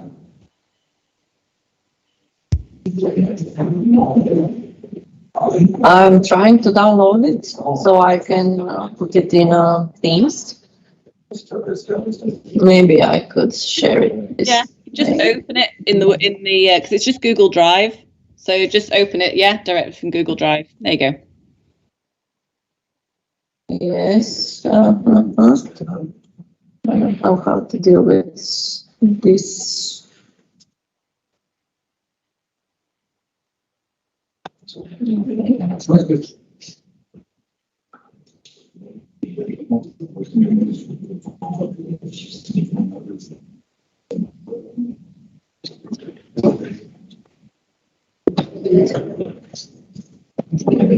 Okay, can you see it? Hey! Whoop, whoop. Okay, brilliant. So Elaine, I will say I'm next. here. Brilliant. Okay, I'm your wingman. So you're my wingman. Sorry for the technical delay. Okay, are we all good, everybody? Elaine, the floor is yours. Thanks, guys. Sorry about that. So, okay, so hello, my name is Elaine Ball, and today I'm going to talk to you about building you as a brand that stands out. So, a quick overview of what I'm going to cover. Sorry, next. Next to my wingman. Okay, sorry. I've got to remember that one. Here it is. Okay. We can see it. So a quick overview. We're going to be talking about women in geospatial who do this, stand out in the crowd.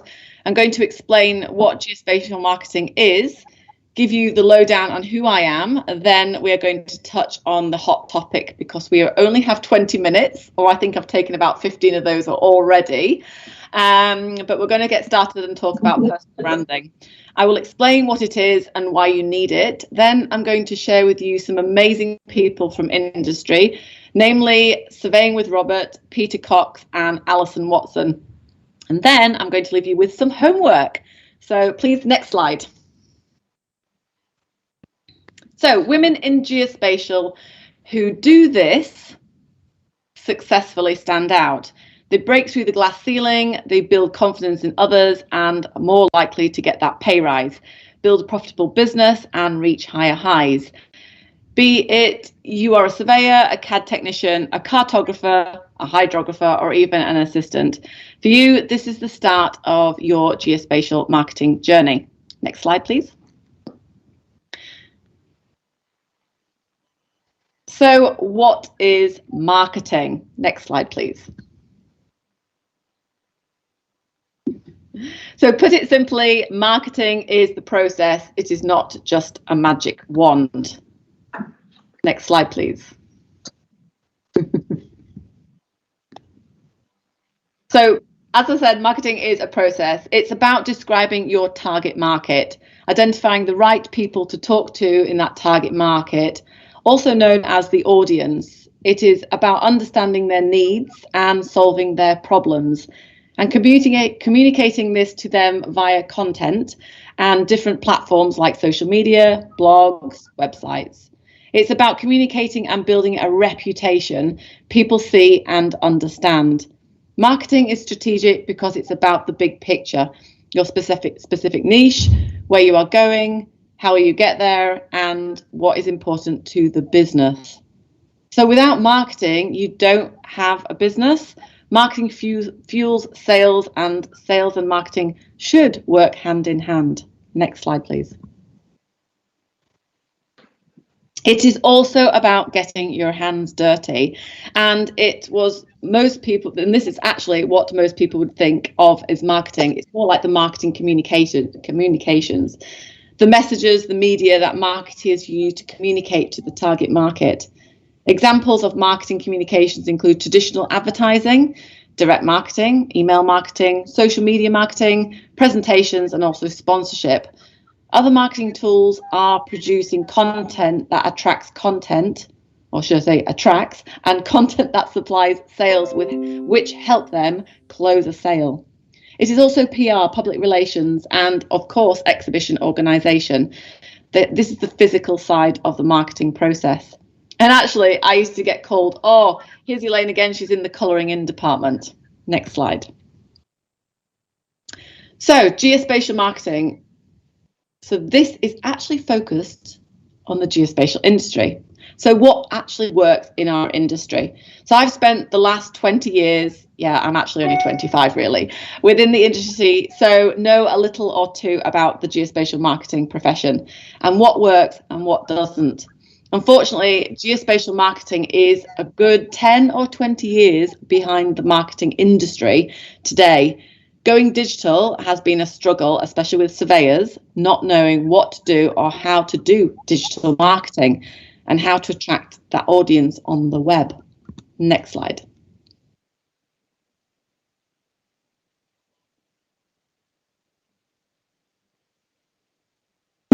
Yeah, so hello again, my name is Elaine Ball and I've spent the last 20 years within the geospatial industry. I started my career working for my father, a hydrographer and mine surveyor, and a somewhat inspiring entrepreneur. I started my working life within the marketing department of my father's laser measurement devices business, selling borehole deployable cavity scanners, of which have been on some famous jobs, including rescuing the Chile miners in 2010 and helping with the investigations at Pike River mine disaster in New Zealand. We also manufactured collision avoidance systems for the oil and gas sector. And some of you will know the Trimble MX9 mobile mapper, also known as the Dynascan, which we white labeled to Trimble back in 2012. And they still sell the MX2 today. My dad was seriously hard to work with, and it was like pulling teeth to even get a pay rise. But he was always encouraging, and I had to work in every department in order to know how a business was run. And I think I only lasted about one day in finance. So in 2007, at the age of 27, female and the boss's daughter, I became joint managing director. I had a 1-year apprenticeship, which scared me to death, but there was no way I was going to drown. I didn't want to give up. So I headed out to the Institute of Directors in London to find outside help. I also found myself a business mentor, and I worked with an NLP master practitioner in order to solve my fear of handling a 7-man board of white males over 60. One of the things I was butting heads with as newly young managing director was trying to actually find marketing, sales and management consultants who could help me in my family bubble, give me advice and help me grow MDL to a £30 million business. That was our strategic goal, but I could never find them. And, you know, it was really difficult trying to find consultants. And I spent most of my time actually educating the consultant in the geospatial language, the terminology, what surveyors actually did. And I was sick of it. It was a nightmare. And I was like, surely there must be someone in the industry that actually understands marketing and sales and business. Nope. So in 2012, we sold MDL to a British manufacturing company, Renishaw PLC. Dad retired, or should I say semi-retired, and I set up Elaine Ball Limited with my 60 grand of savings. So Elaine Ball Limited provides marketing and sales services to the geospatial industry. I saw a huge gap in the industry, so I had to plug it. Next slide.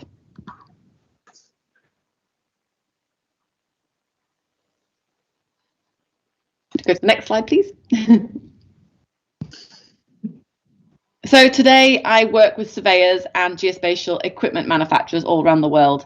I consult and mentor, and in 2020 we launched the Geospatial Marketing Academy for marketeers, administrators and owners of technology and survey businesses, all about the workings of marketing and sales in the geospatial industry. I'm a keen horsewoman, shepherdess and an amateur triathlete. Next slide, please. So today I'm going to share with you one key thing that you can take away and start implementing immediately today. But before that, I want to ask you a question. So I know that we hadn't got time to put a poll on, but if everybody can just put in the comments, if you're a surveyor owner, if you're an owner, if you're a business owner at technology, you're just a surveyor, well, not just a surveyor, but you're a surveyor, just put some of the comments into the comments box, just so I've got a feel of who's who in the room.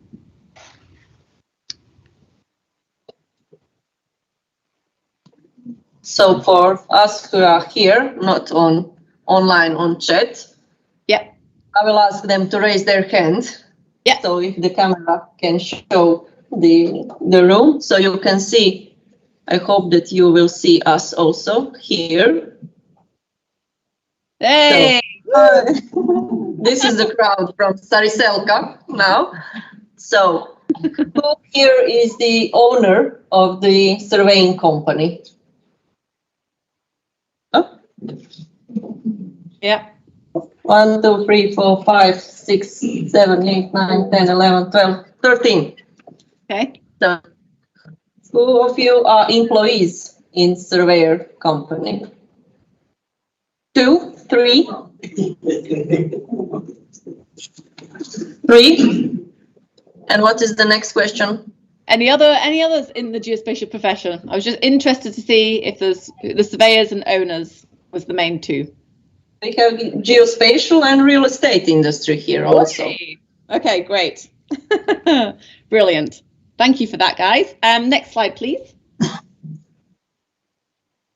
So from our little panel, owners of businesses, does this sound a little bit like what's going on? Lack of sales, being beaten on price, doubt yourself a lot, maybe feel you are not always qualified, feel there is better people out there to do the job, but you really want to do it. And then if you're surveyors or employees, am I getting a pay rise or equal opportunity? People don't really know about my skills. I have fire in my belly, but I hide it. I don't want to stand out because I'm afraid of being knocked back. I sometimes feel there are better people than me out there, more qualified to do the job, even though I'm really, really good at it. Sounds familiar? So we talked about geospatial marketing, that marketing is a process responsible for identifying the right audience, anticipating and satisfying customers' needs. Intertwined in this is communicating what you do to the audience. In the past, it has been what businesses do, right? But without communicating who you are and why you matter, you just become part of the furniture. Next slide, please.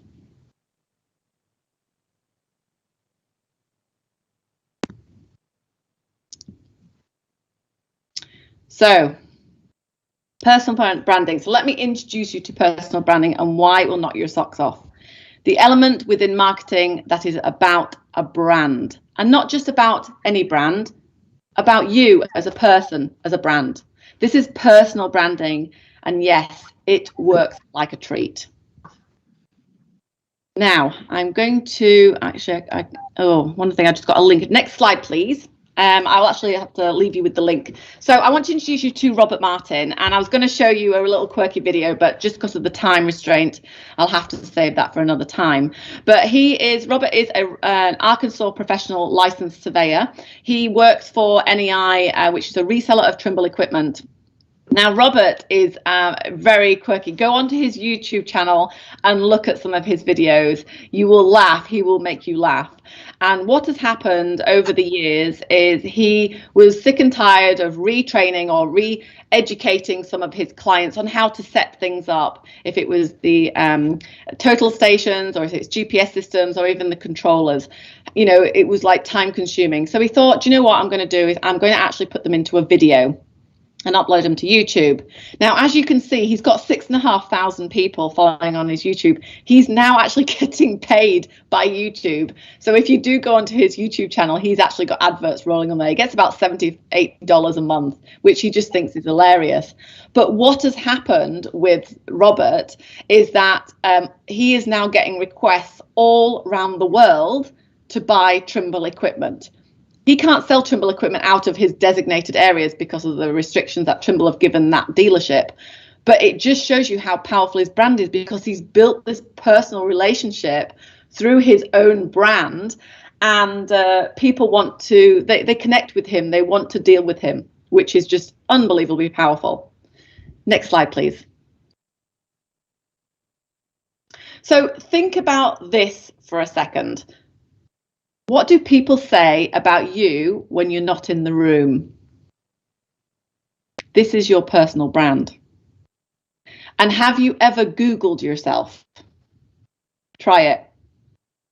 Next slide, please. So developing your personal brand, how do you do it? Where do you start? Where do you even begin? Personal branding is becoming more of a requirement. But if you take the geospatial industry as an example, there are very few women standing out and making a difference. Not because they are not doing it, it's because they are holding back, not sure how to do it, and they lack the personal brand. It doesn't happen overnight. Next slide, please. So I want you to meet Peter Cox. Peter Cox is the National Training and Development Manager at Consulting Surveyors National, Sydney, Australia. She's a technical licensed surveyor, an educator, and a founder of Defining Boundaries podcast, surveying the world one story at a time by delving into the lives of interesting characters from surveying and spatial industry from all over the world and their unique perspectives on life and industry. Next slide, please. She is a huge advocate for supporting everyone, but especially women in surveying. Building a personal brand was her goal from the onset of her Instagram account, knowing that she would have to put herself out there to gain the audience she needed for not only her podcast, but for the support of the industry to improve education and the name of surveying within the community. Her goal was to provide a platform to showcase how people entered the industry, tell their story, and to show that there are so many different avenues to get into surveying and also as many areas you can work in, showing that it is a fantastic career and suitable for almost everyone. So what does building a strong brand mean for Peter? Never underestimate the impact your words can have on another human being. Don't let confidence elude you. Your confidence is a combination of your beliefs, your actions, and the knowledge you surround yourself with. By putting yourself out there, you are showing people who you are, what you stand for, and what you are capable of. It will take you places to meet people that you never thought were possible. So Peter's brand is about how I can help spread the world of our surveying industry, how to encourage the next generation, and the best way to educate them. Next slide, please.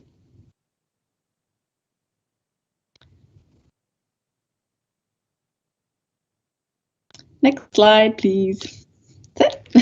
So what has building a personal brand done for her? It has given her opportunities. Being asked of by, oh, one back.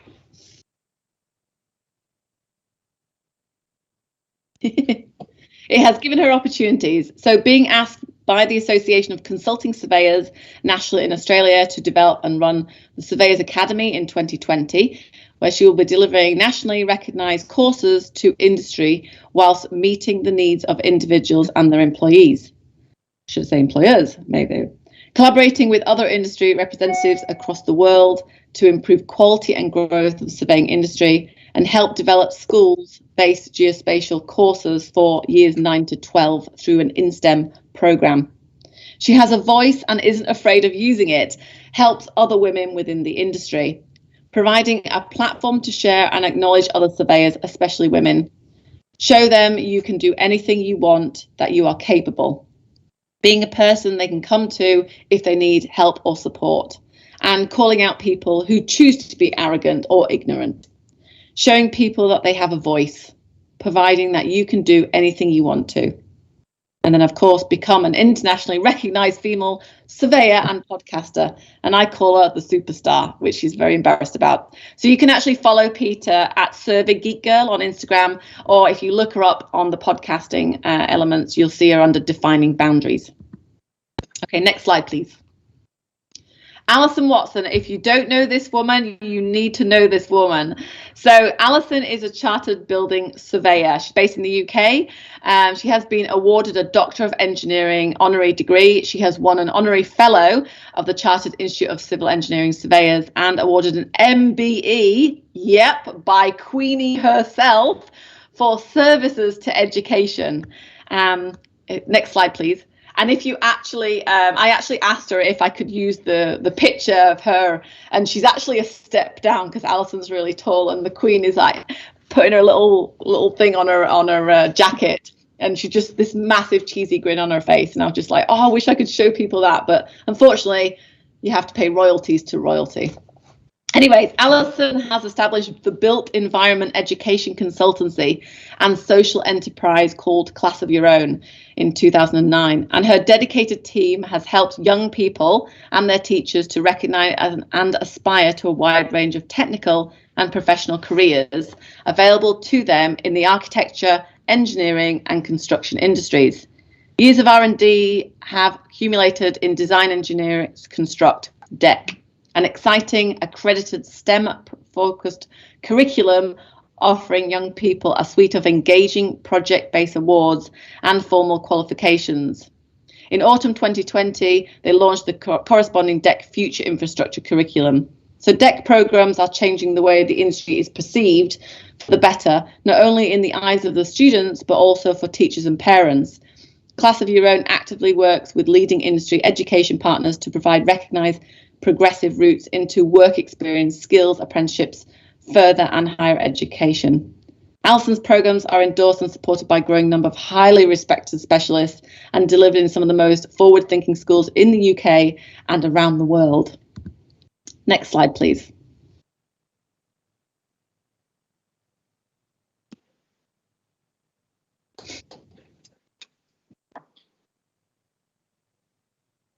So advice from Alison. You're a reliable voice for your industry. In Alison's case, education and industry. And it's great to be able to contact influential companies like McDonald's, a big company, and know you're not going to be given the brush off. But Alison also doesn't make everything sound hunky-dory. As a brand, everyone wants you, and often people forget teamwork that makes the dream work. It can be quite exhausting persuading people that they don't necessarily need to see you, but for years Alison has been told that that's the main risk to her own business, is her. Next slide, please. So what else does having your own brand actually mean? Lots of things. You become known for your passion, your interest, your expertise. It makes you sought after from employers and customers if you have a business. Better customer recognition. Oh, I know that brand. Higher customer loyalty. I like everything you do. More word of mouth. You have a much higher perceived value. You are differentiated from the competition massively. Look at Surveying with Robert. You're always 100% authentic. You are the go-to person in your area of expertise for your specific audience, and you know as an expert in your field. So think about this as an example when your business writes things like on LinkedIn page. How many times is actually reshared from your LinkedIn page? But if you take that same post, stick it on your own personal page, how much more is it going to get shared and liked and reached? That's one thing to have a think about. Next slide, please. So it's now time to take action, and I want you to write this down because this is the start of your geospatial marketing journey. Scribble down a dream job, a dream goal. For example, I want to be known as the map lady within 2 years, resulting in better career offers, and within the next 5 years, I want to own my own consultancy business. What does that look like? What does it feel like? And what does it sound like? What do you have to do to reach that goal? And one of the things that I find really helpful when I'm setting goals is start by reverse engineering your goal. What do you need to do each quarter to achieve that big goal? And for example, finish my cartography exams, work for Esri for 2 years and get on the management level. What do you need to do every week to achieve your big goal? I need to show my worth by educating my audience about maps so I become known as the map lady. By taking your big goal and dissecting it into quarterly goals, then monthly goals, and then weekly, daily goals, you're more likely to achieve that big goal. Remember, it's okay to miss your goal, you miss your targets, as long as you're progressing towards that goal. Next slide, please. So here I'm going to give you 3 key things for you to take away today with regards to this one key thing about personal branding. So we have covered an action and setting a goal. That is the main thing. Have a goal. Have a goal, set yourself the big goal and work backwards for it. And next slide, please. The example we've used as well is building a personal brand with Peter's goal, knowing that she would have to put herself out there and gain the audience she needed for not only her podcast, but for the support of the industry and to improve education and the name of surveying within the community. So Peter's goal was to provide the platform to showcase how people entered the industry, tell their story, and show that there are so many different avenues to get into surveying and also many areas you can work in, showing that it is a fantastic career and suitable for almost everyone. So that's her goal. Next slide, please. So be consistent with your messaging. One of the biggest issues I see, everybody does it, companies, surveyors, people in general, is not being consistent. Heck, I even do it sometimes. But the whole point of it is be consistent.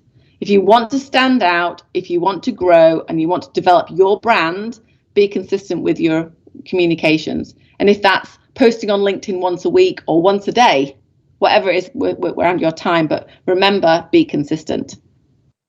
Next slide, please. So Lauren is a chartered surveyor who now works for Leica Geosystems, and she has built a following of 5,500 people on Instagram and over 3,500 on LinkedIn through consistent posting interactions with people. And she's very well recognised. She's a UK surveyor, but she's now been recognised all over the world. Next slide, please. So finally, and this is the super important one. So listen up here. Be yourself. Be yourself. Show the good, show the bad, and show the ugly. People resonate with it, and it builds a fan base for you. People resonate with you and want to follow you, all about you.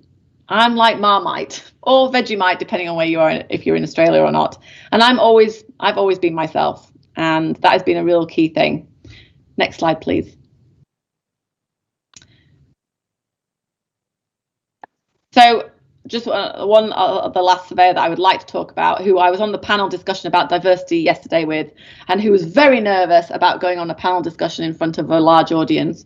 And this girl is just fantastic. She's a junior surveyor for Plowman and Craven, and you will find her on site with orange gear. And she's experienced in cyclone and N4CE processing, and she's completely herself. Talks about makeup, talks about being in pink. And she's just herself, and she's a real inspiration to young Black females who are in the UK or around the world. So next slide, please.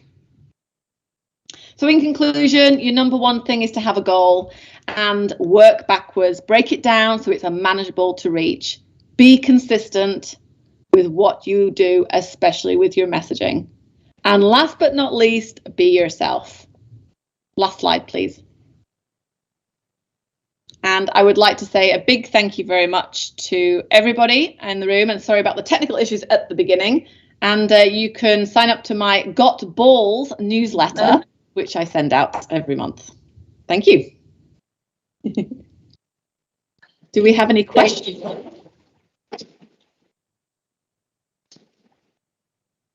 Thank you, Elaine. You were great. I'm glad that these technicalities didn't stop us to hear your presentation. That's good. I'm pleased as well. At least when Ellie, my sister, comes on this afternoon, she can just come onto the panel. Maybe it will be easier. Yeah. Thank you. Thank you, Elaine. So with Elaine, we finished our first part of the conference. Now we have a break until 1:30. So please join us again at 1:30 for panel. Do we have an encouraging educational system for women in surveying? That's a question. Thank you all, but I see that Ifer has a question. Ifer, please.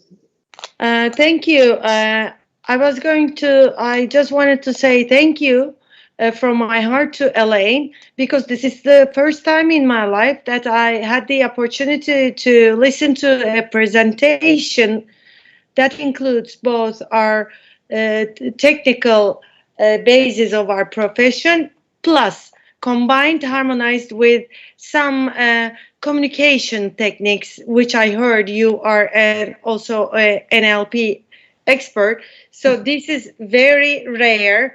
Thank you. Thank you. I'm going to sign up for yours. And also, I just started to follow Survey Geek Girl, Peter Cox also. Thank you. I hope we keep in touch, and your contributions would mean us all, especially while our theme is women in surveying. Thank you. Sure, no problem. And feel free to reach out to me on LinkedIn. So you'll find me on LinkedIn. Thank you. Thank you. Thank you, everybody. So Elaine has webinars about geospatial marketing. So I'm sure that it will be in your newsletter if you sign up. So thank you, Elaine. Very welcome. Thank you very much for inviting me. Yeah. Thank you all. See you in an hour and 15 minutes again. Bye.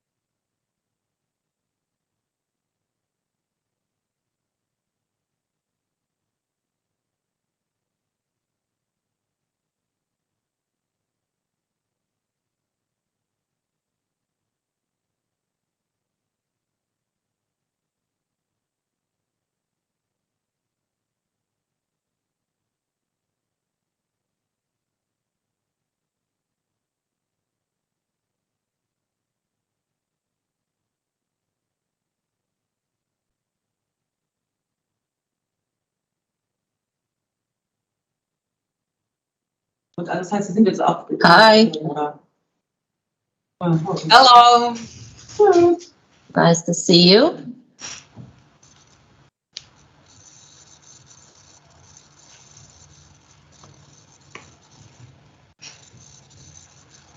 Okay, we have 5 minutes, 10 maximum for start.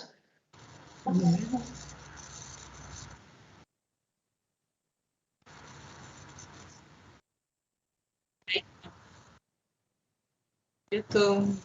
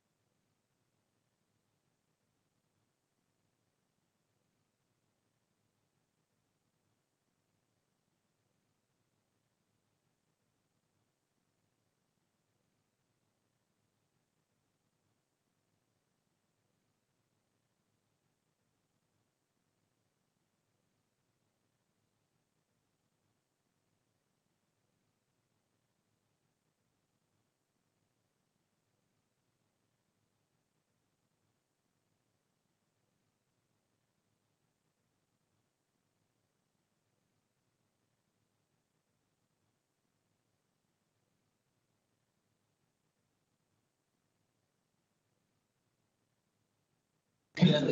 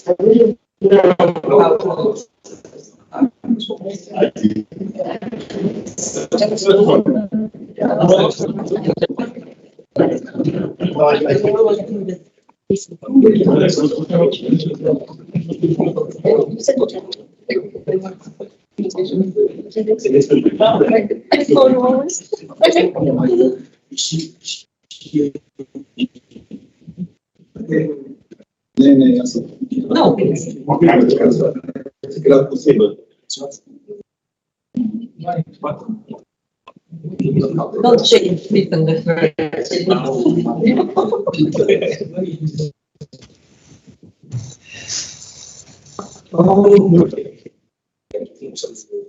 So I think that we are all here and that we can start with our second part of the contest. We are starting our second part with the panel, Do we have an encouraging educational system for women in surveying? So for this panel, I have some dear and distinguished guests for panel. First is Vivita Putite, I hope I pronounced it well, professor and head of the Land Management and Geodesy Department at Latvia University of Life Science and Technologies. She is online. Vivita, nice to have you here with us.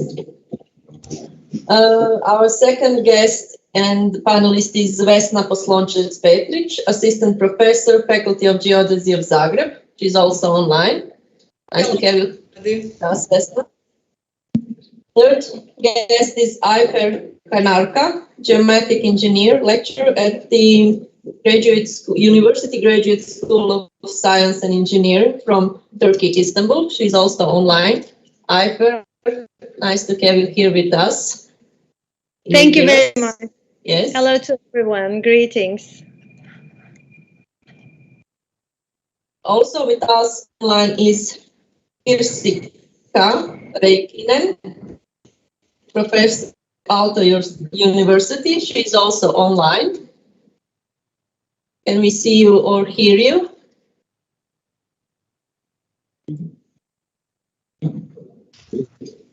Just to see. Maybe in the waiting room.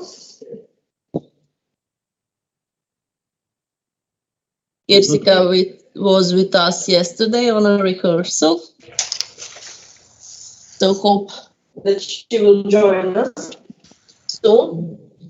And here in person with me is Cecile Deprez, co-founder of Visibility.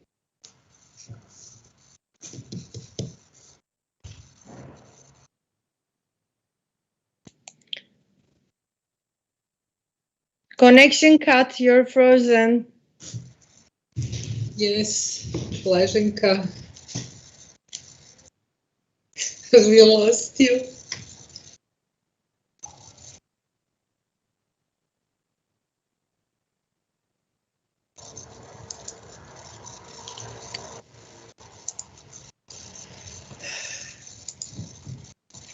Let me text her.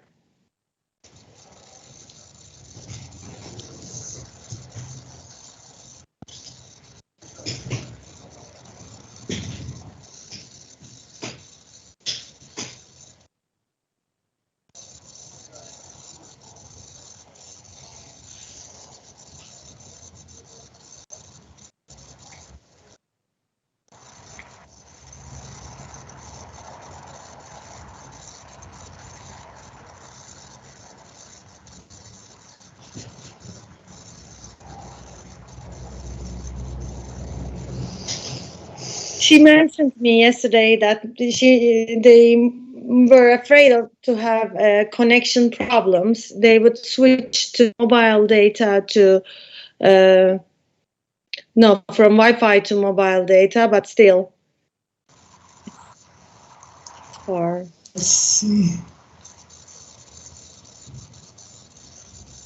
But up to now, we didn't have such a long-term connection cut.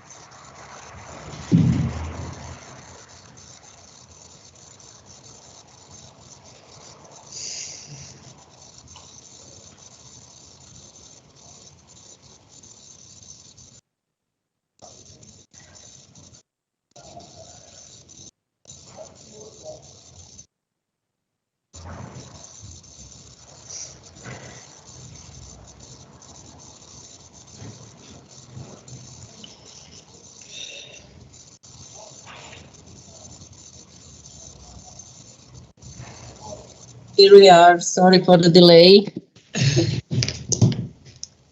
Santa Claus is messing with us here. So because of that, we are expecting very good presents this year. So I think that we can start. If Jessica, I think that she will join us.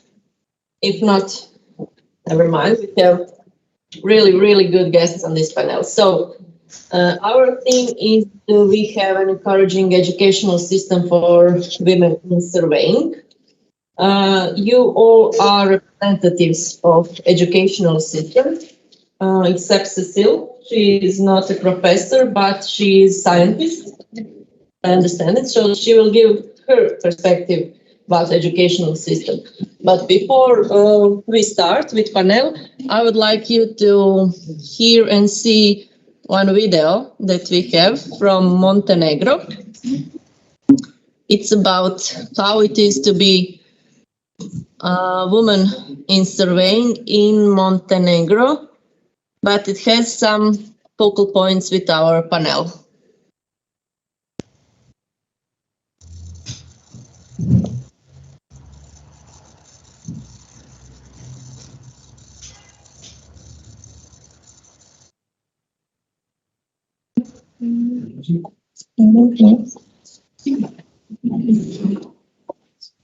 We don't hear.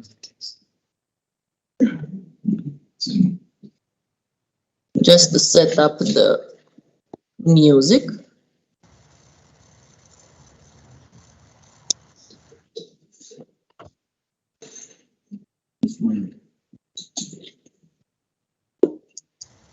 Connection cut, you're frozen. Okay, I will be online, sure. I hope so. Just a minute. Carlo, you can join me anytime you want. Thank you.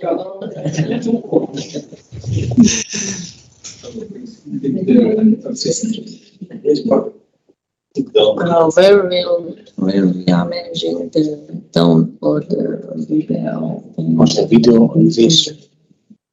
On this. Okay, but here. Okay. It's open. Speakers. It's not open. Now it's open. Now it's open. Tight. Speakers. Realtek. Okay.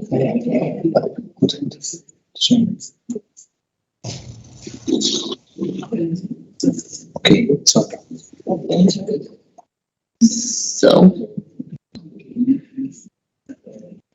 maybe this time we will hear the sound.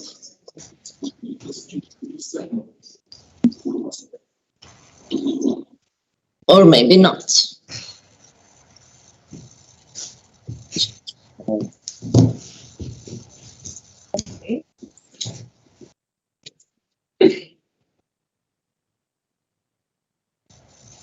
Just for the record, everything works fine yesterday and this morning. Blaženka, can I jump? When you start sharing, kad počinješ šerati, imaš opciju uključiti zvuk. Can you please repeat that because you were muted while you were talking? Sorry. Start sharing. You have option of sound. When start sharing, okay. Just a moment. This is okay.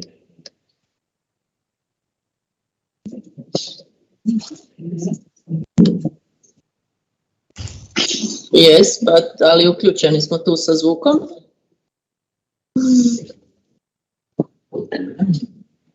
What are we doing? I don't know. Da se neće ništa.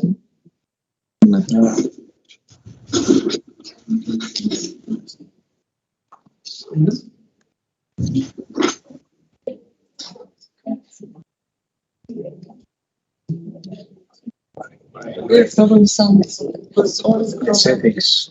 so Wait, this is this. yes. Audio. You can try to open the video and another software. And Okay, maybe it's working.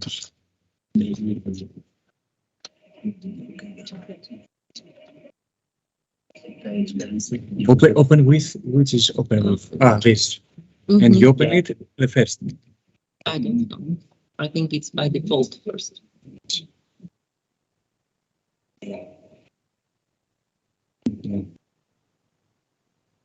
No. I had the same difficulty. Let's play it because of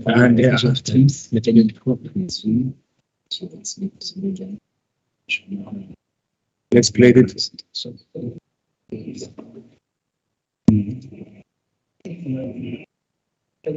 I don't know.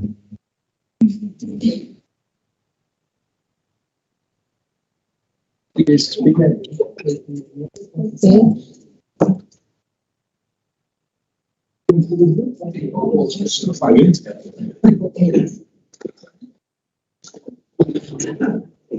The video in parallel.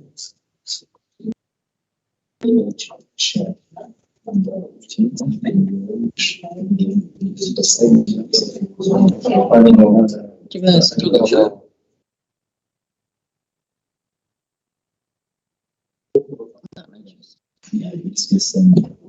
I think it's because of things. Because of things, yeah. I think. And the same. I don't know. There was this technical explanation. If we know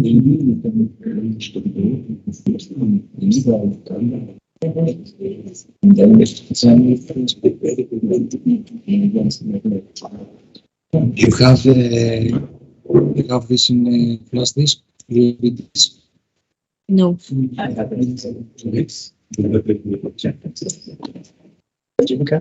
Yes. When we put all those videos on joint computer, Okay. and we try to open them. The videos this was the past.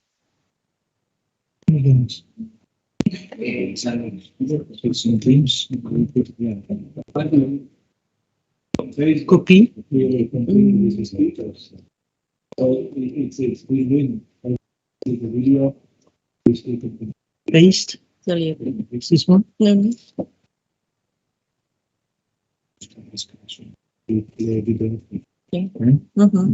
Okay. We'll do it. Okay, but I need to see mine. Okay. Okay. After we set our technical problems, can you hear me? My online panelists, okay. Ready.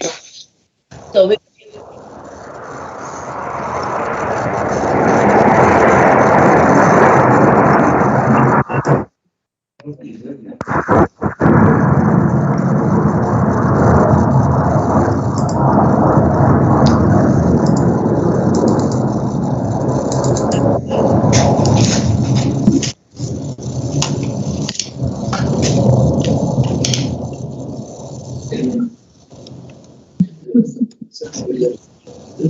Now?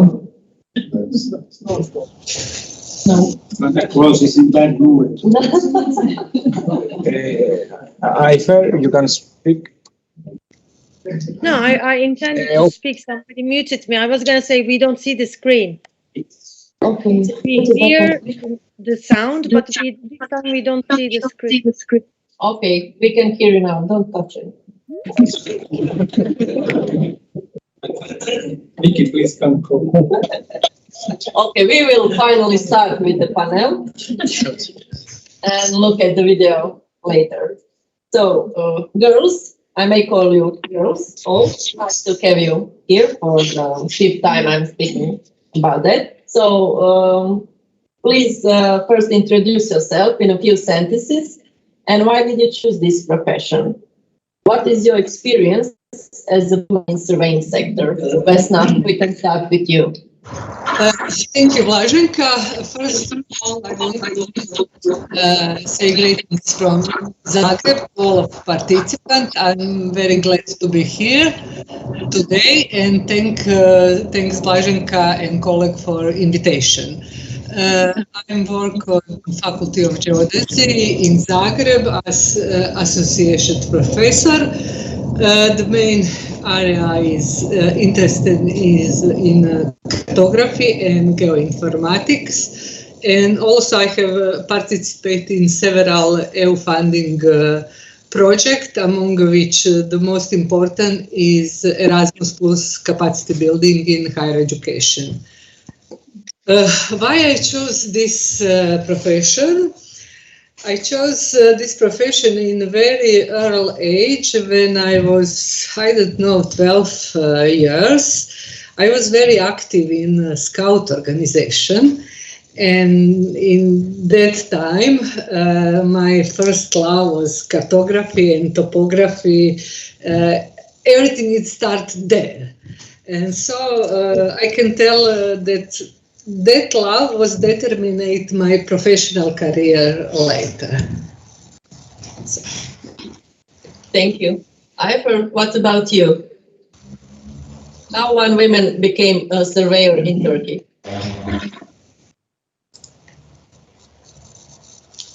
You have to unmute yourself. Because I am the 7th geomatics engineer in the family, starting from my father, my uncle, and eventually his wife, who turned to be my aunt, and my cousin and my brother. There are 7 geomatics engineers.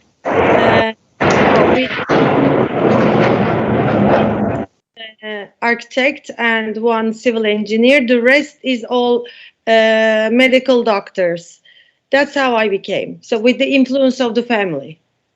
So environmental decision is very important in your case. Environmental and family, and also financial, because once there's the company, family company, they expect you to make some contribution as workforce and eventually financial to help the company grow and so. Thank you. What about you, Victor?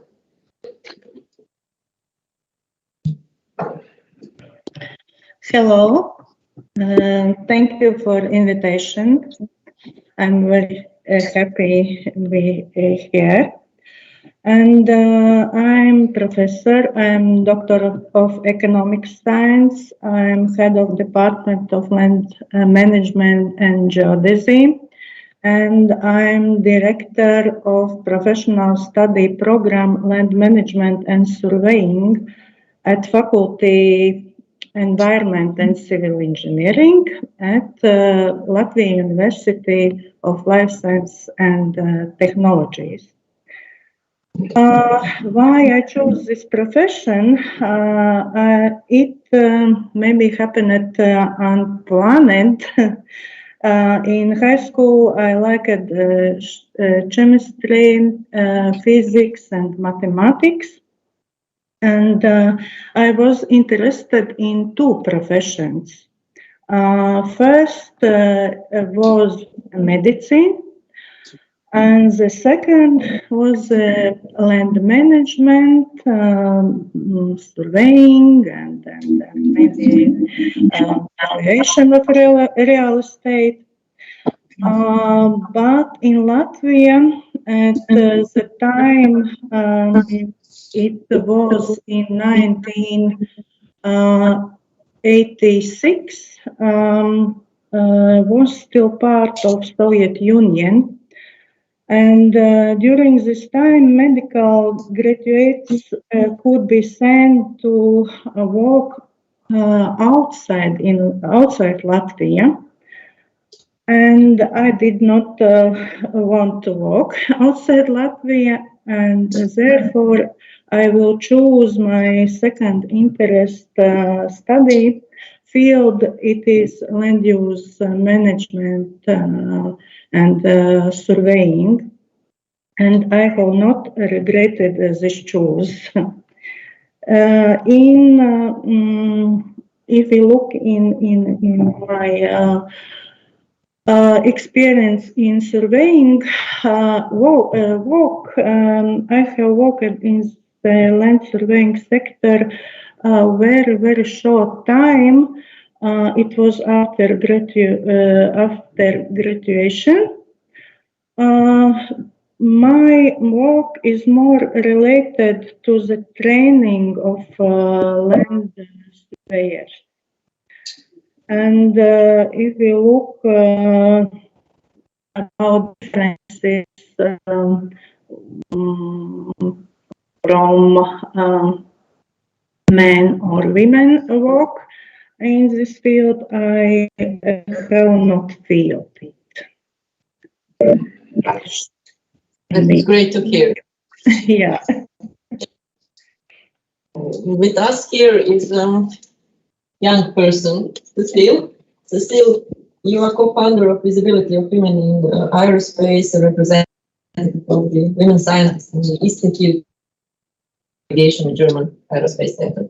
So please, can you tell us what is your story to be here? I studied geomatics and surveying in Belgium when I was born at the University of Liège, and then I moved to Germany 2 years ago to work at the German Aerospace Center as a researcher. And in my studies, as well as since I work at the University of here at the DLR, we always been like a very few number of women.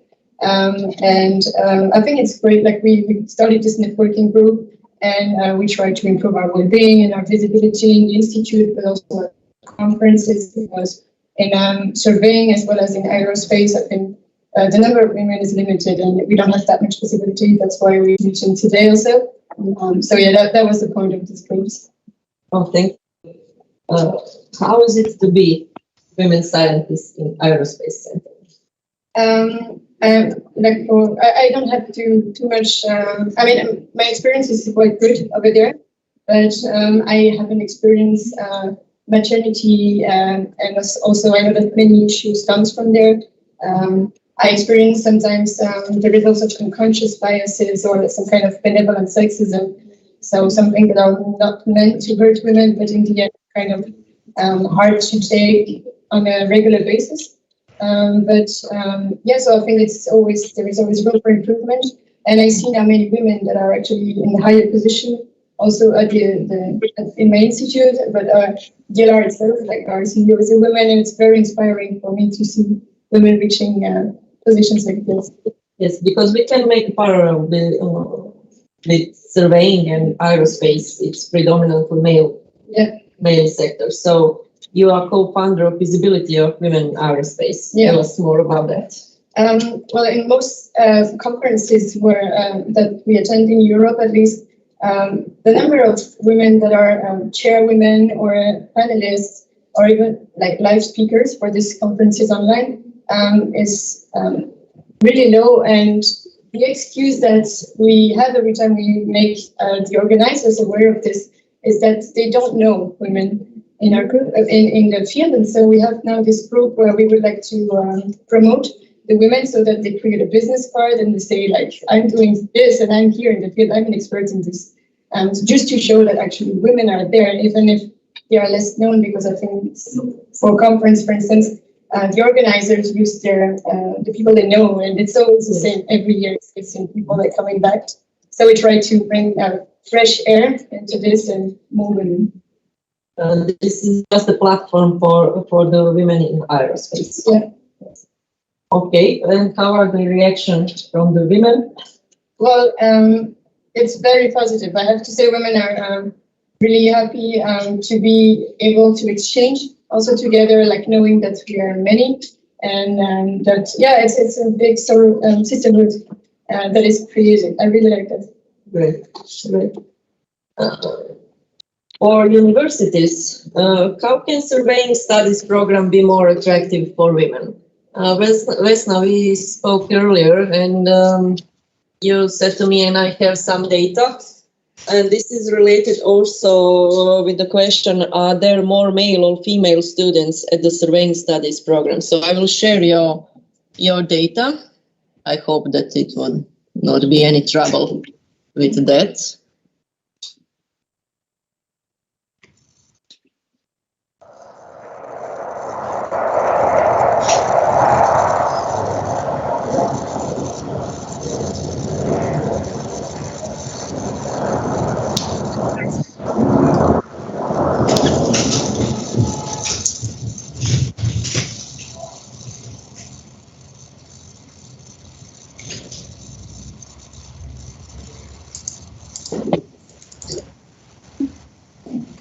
I don't know.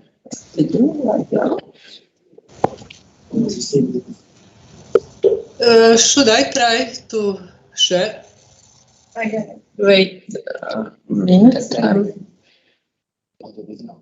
No, I want the presentation.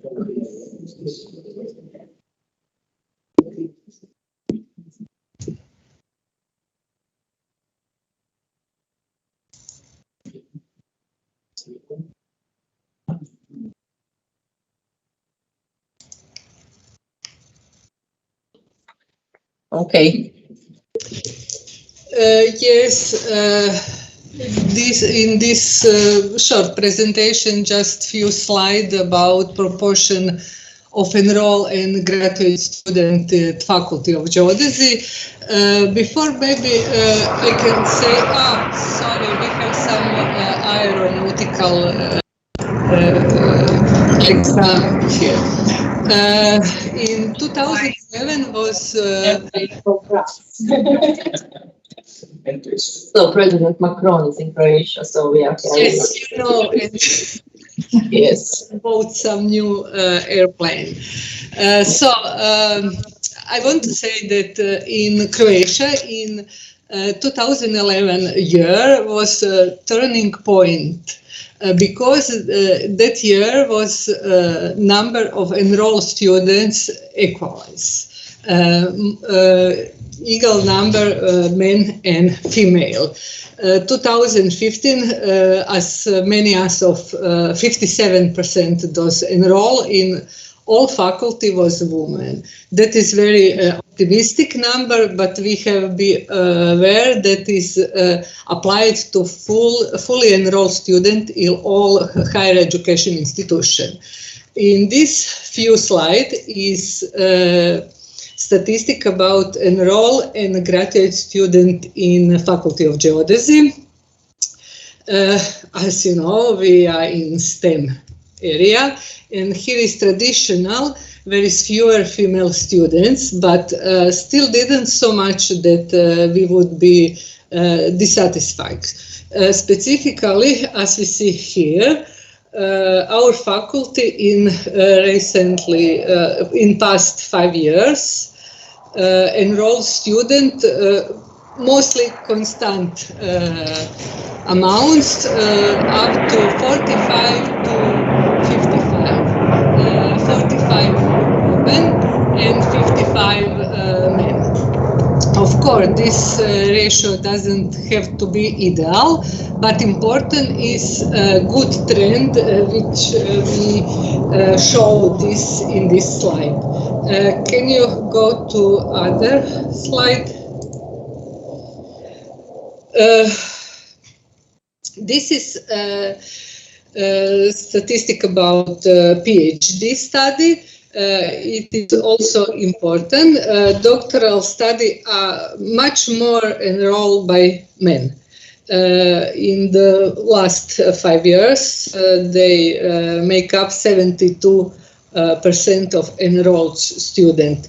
If you look the ratio of defenders PhD thesis, then it increases favor of women and confirm fact that women complete the status obligation and task much more often than men. And I think we have one more slide where I show a statistic about employees at Faculty of Geodesy. Faculty of Geodesy is small faculty, only 102 employees, and 36% of them are women. Here is include all employees and administrative staff and everything. But if we look at the scientific and teaching titles of 34 professors, only 6 are women, only so 18%. But on Faculty of Geodesy, we don't have women on leading positions. We never had a dean of the Faculty of Geodesy. 69 years of history of faculty, and as I remember, we had just one vice, or how to say, dean.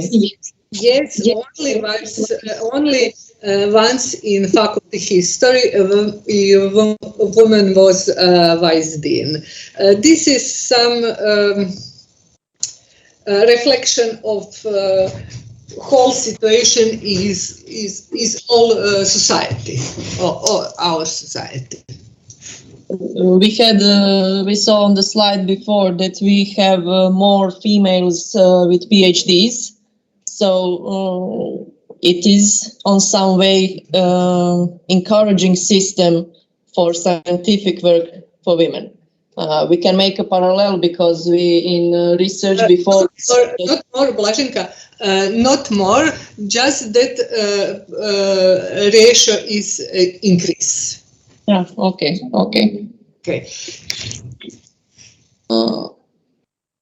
I will just turn you on the full screen. Okay. Ifer and Vivita, do you have any numbers about female students at Yale University? Or maybe some? Yeah, I have not presentation, but if you look very long time, was differences. And if you look now in professional bachelor study program study about 35% men. But some years ago, its percent was 40 only men. More was women. If you look in master program and PhD programs, students, they are 50 to 50 is very good situation, not more men, yeah, but only in first level studies, bachelor level studies, is more men than women. No, we 2 years ago we have a number in Croatia about 26, maximum 30% of females enroll in the faculty of geodesy. So we are always and constantly about 30% women in surveying. Ayfer, what's the situation in Turkey?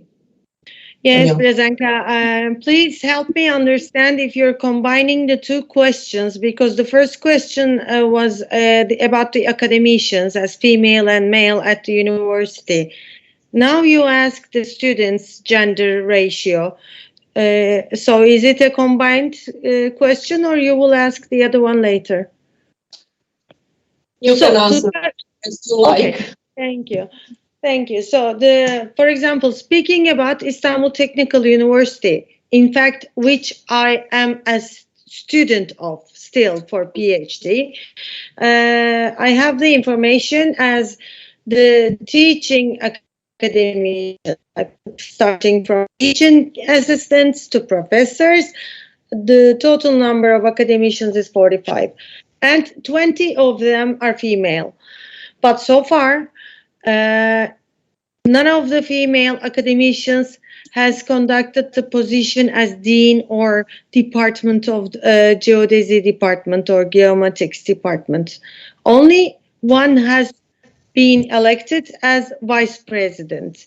But in another university, for example, Yıldız Technical University, there was once a head of the department, female academician, but that is something that we talk about. That is not very common.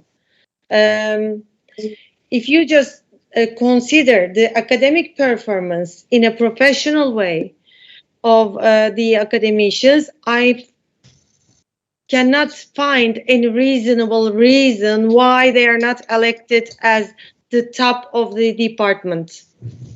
That is sad, but true. And speaking about the gender ratio amongst the students, it's exactly 50-50 here in many universities in Turkey. But if you take the class attendances, lecture attendances into consideration, female students' participation ratio would be figured as like 70%. So before like 1980s, 1970s, when my father and my uncle studied, it used to be known as a male-dominated profession, full of more male students. But nowadays, since the last 3 decades, it has changed. So it's 50-50. The answer to your question. Thank you. Thank you. How can surveying studies programs be more attractive for women? You, Ayfer, and you, Vivita, said you have 50-50 ratio. Do you have some special programs and or career days, especially for female? Is just normal recommendation? If I am given the chance to speak,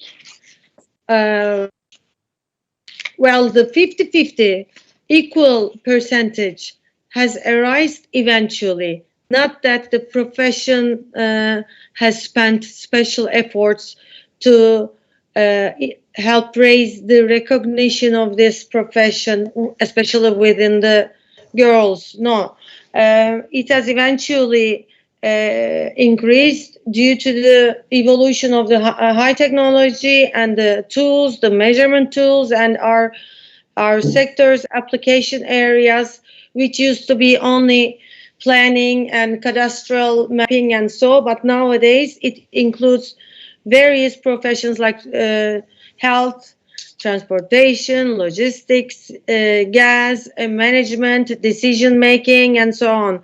Therefore, the more recruitment possibilities a diploma provides, the more attractive the profession becomes. That is how it evolved. But the special programs that we go to the high schools and organize special events to explain the high school students what our profession is about and what they might expect from the work environment once they graduate, and giving some seminars and inviting some well-known people with good reputation who are in the level of ministry or organization and or the dean of the university and so. Like our member Haluk Özener, he is the head of the Kandilli Boğaziçi University Kandilli Observatory and Earthquake Research Institute, and he's every day on the news, so he's a well-known person. So if he goes to a community and gives a speech, then people, the students, might start dreaming about studying our profession. This can be done. What else did you ask? Attractive for women. Yeah, empowering more, but they should get paid more. This is a huge problem. They conduct the same business. Yeah, they do the same performance, but somehow private companies from small to medium scale, they might happen to think, okay, he's going to take care of the family. He has to pay the bills and look after the house and the needs of the children. So although law and regulation says they have to get paid the equal wages, there can be some discrimination of salary. Then this is a disadvantage for female nominees. They would switch to another profession, although they hold the same diploma. Yes. Vivita, what do you think? Yeah, in Latvia, I think that we have not discrimination because I think that in Latvia there are opportunities for women to develop their careers in surveying, and there are several successful examples and very good examples. And about study programs, we have one study programs for men and for women. There are no differences, and there are possibilities for others persons. I cannot look up special problems in Latvia in this field. I think that no, we have problems. Okay, Vesna. How can be more attractive for women? I think geoinformatics has opened a door to women. Physically strange is not longer crucial to carry heavy equipment and all-day field task. In the first place come creative and intuitive solving problem. That is, I think I can say, a little bit closer to women. Still, when I prepare for this panel, I found few research. One is JobStem. Second is some Microsoft research conducted to all Europe, and they said that they show that the girls are very interested in STEM area, but only in age 11. That is the topic. Their interesting change around 15 years when is very strong influence environment and some prejudice. So I think we have this is our target group where we have to promote STEM, geodesy, geoinformatics, to how they can be equal treated in some STEM occupations. So technology is the key. Yes, I think, yes. Yes. Klevenka, one addition I'd like to make, and in your presentation in the morning, in the first session, you pointed that you suggest within all the technical lectures that we studied during our university, business administration, economics, and communication, management, all these skills that make a profession a whole without any additional need from third parties. I totally agree with your suggestion, and it should be taken into consideration ASAP, and such classes should be added within our university classes to have the diploma and have the capacity to make better decisions and so on in all aspects. That would also increase the capacity of an engineer in all sectors, I would say. Yes, sure. Thank you. Cecile, you have surveying geodesy background, educational system. From your point of view now, how does this educational system look to you? Is it too close, too firm for women to be educated in that field? And how would you maybe make it softer and easier and approachable to female students? I think that make it more approachable would require some massive publicity because it's what we said. Like I think I was not aware of this. Like I arrived somehow by chance to the studies, it's not really open indeed. You don't have a vision as a woman that you will find yourself in the study and have, and you will enjoy working there. So massive publicity. Also maybe the issue of making it really safe for women to be in this field, because it's not always the case. And reporting to hierarchy is sometimes an issue. So that would be also something that would make work in surveying and geodesy more attractive. Yes, you said that you are in geodesy by chance. Yeah. Me also. So I think that awareness about surveying is very low. Yeah, definitely. Nevertheless, it's the male surveyor or the women surveyor about the profession at all. I think that awareness is low. What could you change now? In the studies or in the studies? Yes. In the studies, I think I never saw any figure of any woman in my field. Like all the professors we had were men, and as I said, like I was only with men when I studied. So I think this would have maybe inspired more, like bring maybe more of the women to the field. So we need a stronger marketing. Yeah, definitely. Like we had earlier, like branding ourselves. Yes, you are the younger generation. What about social media? Within the social media, we heard Elaine today about personal branding, and I think that is the first, maybe one of the first time that we speak about personal branding in surveying. Yeah. So how would you personal brand surveying? I think we saw this example on Instagram is actually like more approachable. LinkedIn is something that is not very used by students or young people. It's more like afterwards that you use that when you already are a professional. I would say this platform like Instagram or TikTok might help promoting this, let people see that they are also women. It's actually a very nice work as a woman.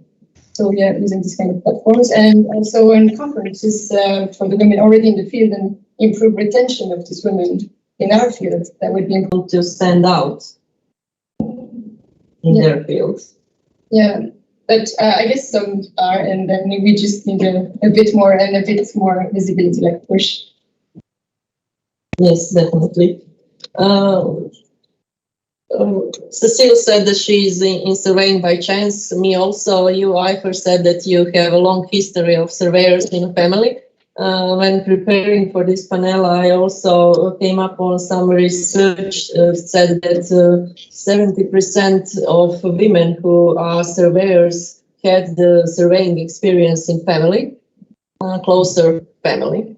And the most surveyors are surveyors because of family or some acquaintance from the family that are surveyors. So we need a bigger awareness of surveying profession. Technology is one way, marketing and the social media is another way. We saw the figures about studies and female studies in surveying. Last question, maybe for you all. We are close with time. Do you find some benefits if there will be more women in the surveying industry? Vesna, maybe to start with you. Yes. Earlier we saw the numbers about increasing GDP with more women in business, and more women on boards are getting better EBITDA. So what about from your point of view, from educational system, what is more to be done to attract females in the surveying profession? I think on first place I said women will become some creative and intuitive solving problem, and but that is important. That is very important, and for in geoinformatics. I think here is some niche where women can find your own place. Thank you. Eicher. Well, I would rather not emphasize a particular major benefit with the presence of more female employees. But once there are more female employees within a work environment, it's an inevitable fact that the moral values of that work environment will be much higher, because then, excuse me guys, but then the men will try to be nicer, try to talk nicer, and plus women are no, I'm speaking about field works, and you know, if you frankly consider all our work environments, we experience such things. And the negative effect of women is we are more sensitive, more emotional, which is negative, but at the same time we work more seriously. We take our to-do list more serious, and it has to be done on the right time with no delay. We are more sensitive in this way, so it would eventually increase the productivity of any work environment, I would say.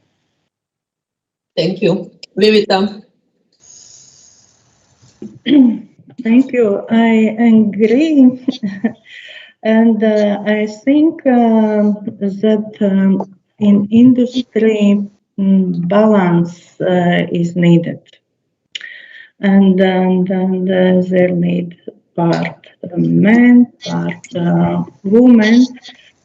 And I have not more comments. Yes, I agree. Thank you.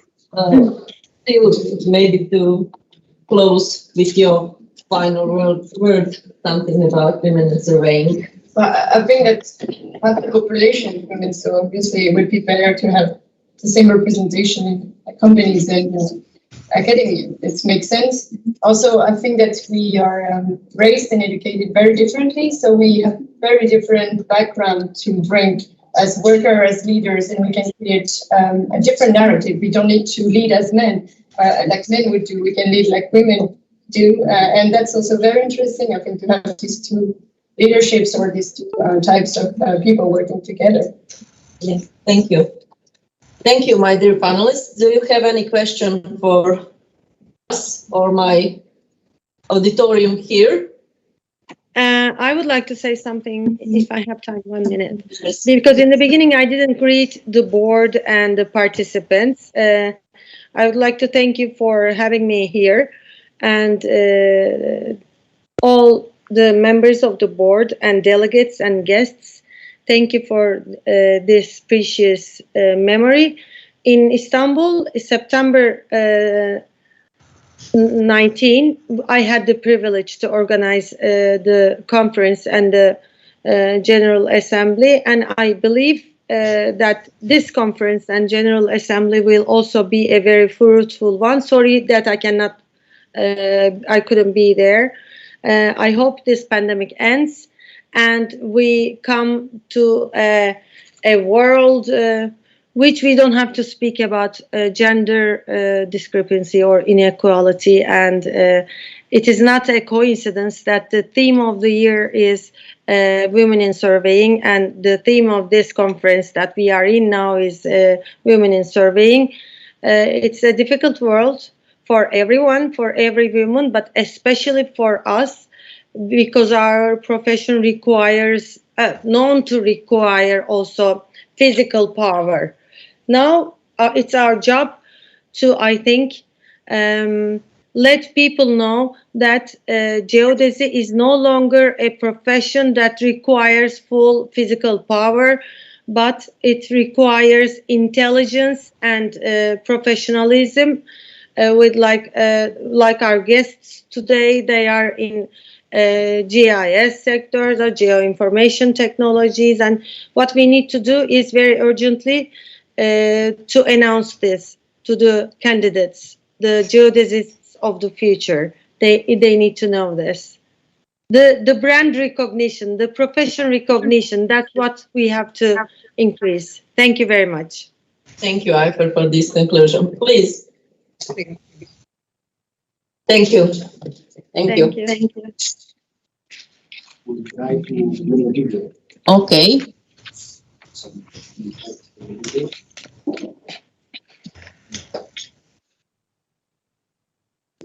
Yeah.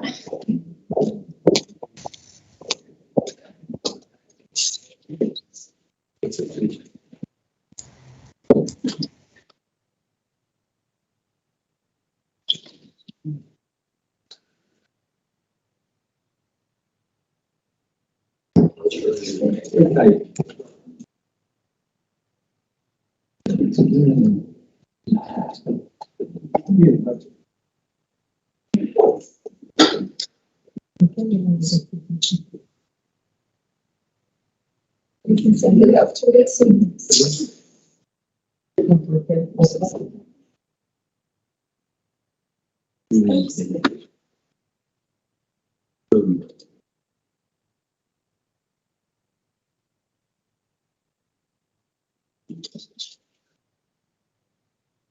Okay, please applause for my panel.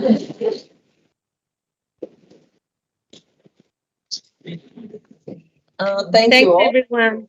Thank you. We will now have 5-minute break just to see if our videos are working before starting for the next presentation. We have 4 more videos, so it's crucial for us for this to work. We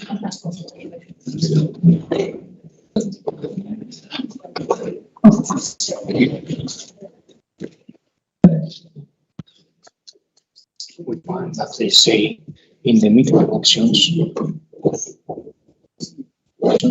say enable audio. It was changed in the time where we put Chinese themes. With my themes, it worked yesterday. Yes. Okay. Log out and go with your teams. I don't know the password. Because I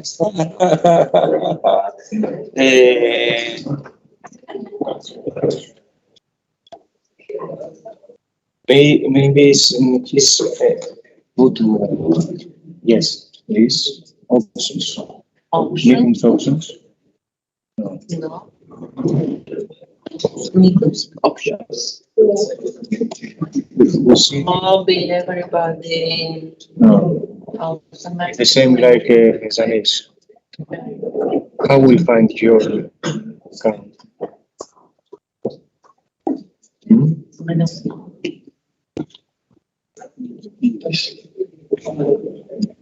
With Blazeca's account, you can do it. Play yesterday. No. We found in YouTube and in Google that it's this. What is this? No, it's the video.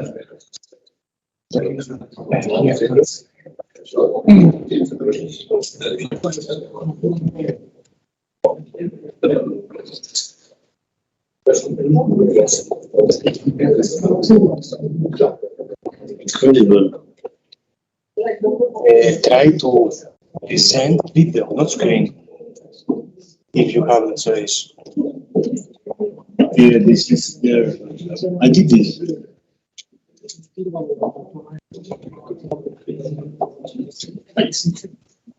No. Yeah. No. I did this one to share. Stop sharing and try this. Stop this here, stopping. And try to present video, not to screen. Try it again. And choose video. You have. This is a screen, this is a window. Video. The window, and then you choose the video. There. You have it. Top. Yeah, this one. No. The second. No, the second.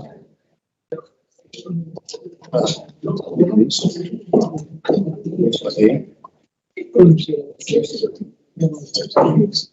Second. Do this. No, let's this. Don't ask something. Just play. It's playing. No. She in her my session. Do you know your password? No. No. If we know your password, if we ask somebody else to present, you are the same with the same account.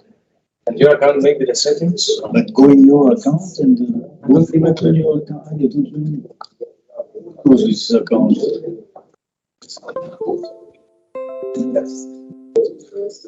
But Nicholas has no, we tried. If I close my Right. No. We tried with Zanif. Then we found that when you make the presentation, ask you to enable audio. No, it doesn't. In the Google, but it's not. In Google, it is. This means joint using the sound is not available. Go to the settings and choose speakers. And I did that.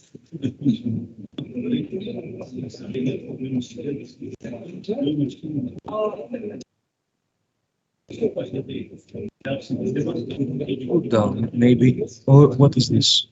This is. Where will you add? Go. Wait. I don't know. This. What is this? Turn on the sound. This. but it's not go to the settings and No, try it. If you can do it. no, I'm clicking on it. Can, It's not. It's calling. Go to the sound settings and choose speakers. So I'm going to the choose speakers, and then I'm choosing speakers. So I'm choosing speakers and change the speakers to make some tests. Try it again. So you change the speakers. This is the speaker. Yes, but they don't working. Or try it. Make some tests.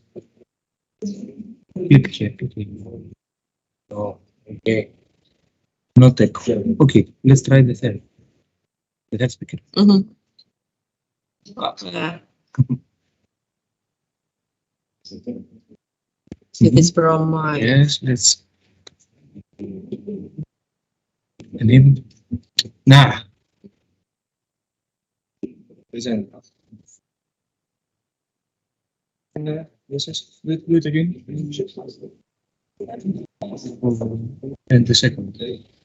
No, the second. This is. I don't have it here now. You don't open. Okay. Click it and click all the screen. And we'll open it.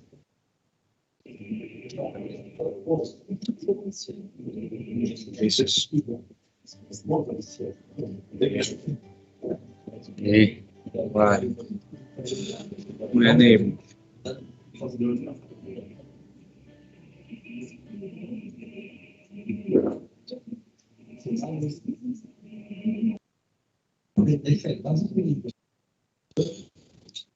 I go out and try with mine. Yes. Okay. Just so. And which is this? Hello, my name is Katrina and I'm a student of geodesy with a lot of experience. I started doing geodesy because my family... Perfect now.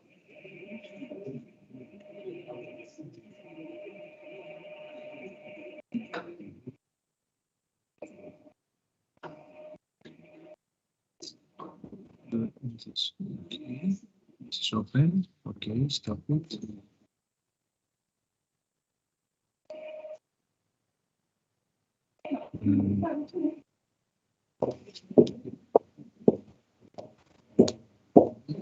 Where is it's not Go to this presentation, then choose from. no. No, it's not. Let me to log out and try to log with mine. Yes, try this. But this is the solution. You see, this is the solution, but it's not working. But it's Because not so. it's not asks all the screen. Yes. Okay. Not all the screen. Okay, and read this.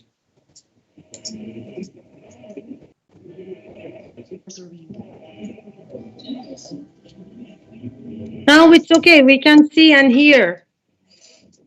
Okay, go out there.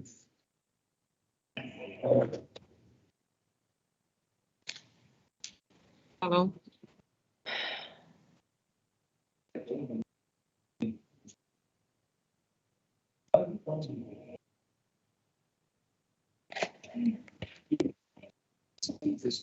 Ciao.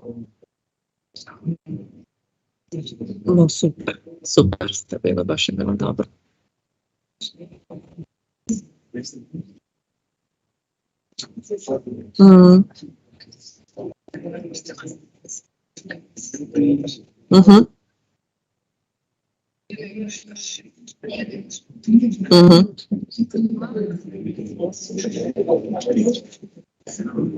Čekaj samo malo da pogledam.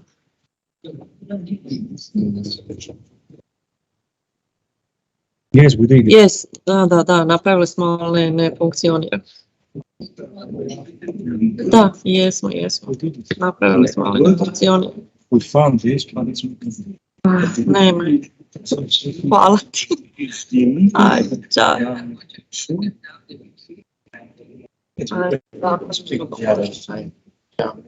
Look out and go with your The voice knows maybe he's the password for Teams. He knows maybe I will ask. I close my Teams. You close, I close. I will close it here and You restart. Yes, close it. Yes, yes. to leave it. Yes, and go again. Because I am turning my Teams off and following you through YouTube.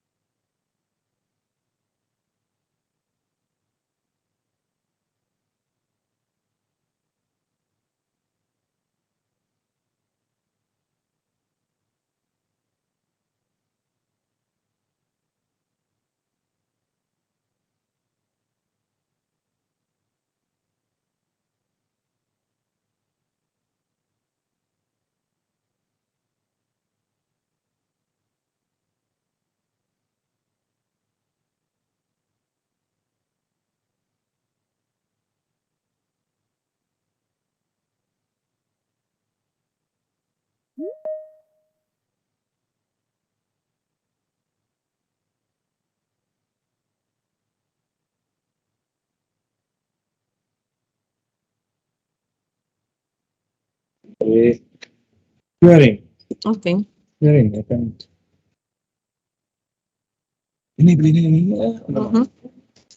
Return. Okay. Okay.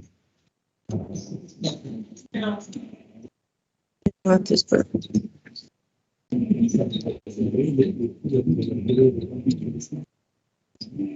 Ah, Yeah, but we don't have this. yes, exactly.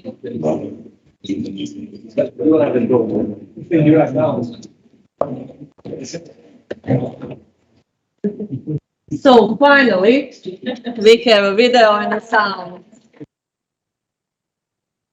So we are watching women in surveying in Montenegro.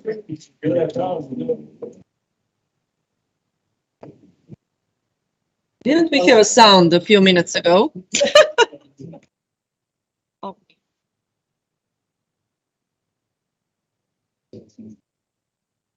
I don't believe it, so okay.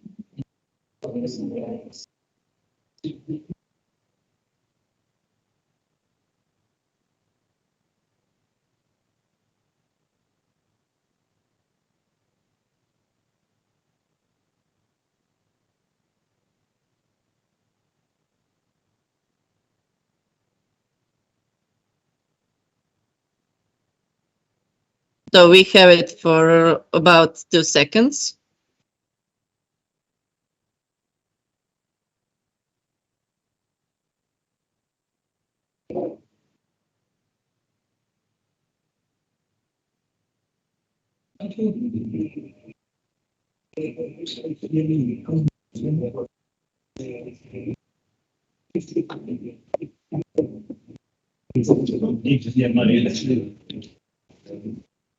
It's VGA. The problem is it's in my group. Click on that to see how that's Okay. put again. Yes.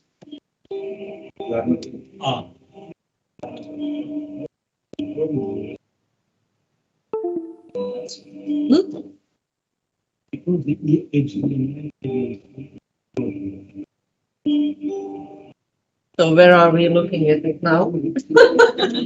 So This is the video from Montenegro that we're having for you. This is Montenegro, small country in Balkans surrounded by big mountains and wide coastline. We have a lot of investment and construction in the last decades, and all that requires qualified engineers, and those are mainly men.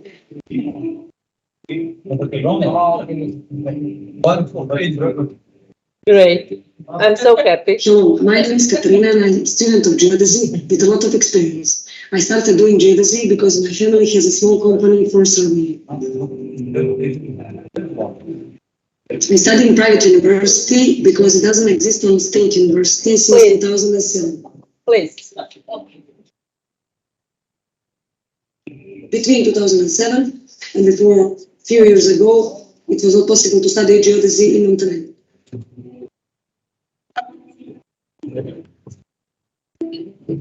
Only 20% of women in Montenegro make surveying community. But besides that, we have a general problem with geodesy in Montenegro because it's not accepted and recognized as a qualified profession.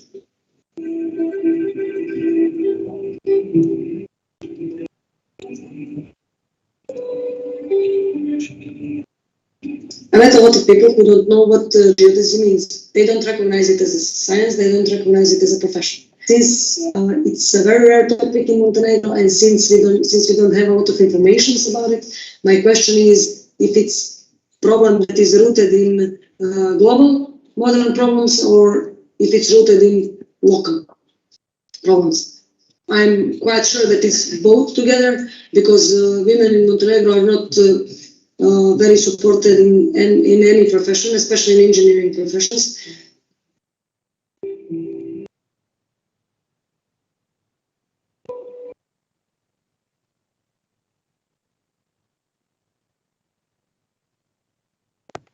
So Katarina Jelovic from Montenegro was a student of surveying. Her father is a surveyor and have her own firm with her father. So her main question is, why don't we speak about gender equality in surveying? I think that's the most common question in areas of former Balkan, definitely, and Central Eastern Europe, especially. So with conferences like this and speaking about gender equality in surveying, I think that we have a good chance to not to be the topic anymore, women in surveying. So what do you want to use this? Okay. Because this is not a solution, because we have 4 more videos from Africa, Australia. So it's not a solution that I'm keeping my laptop upstairs. No. I know, but we probably see this situation.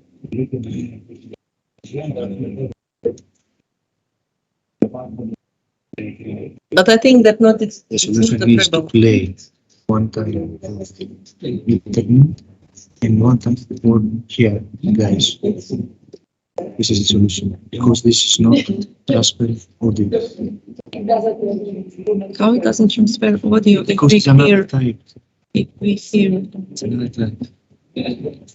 So we can play the video from inside and outside. What you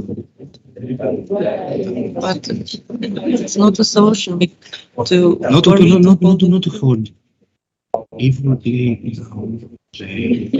for live streaming, they cannot see the videos. And then we play the videos for inside the room. How will we hear the sound for inside the room? Without this. But we don't see the video. We don't hear the sound. We'll find it. We'll find it. What do we want to do first? Inside. Inside here.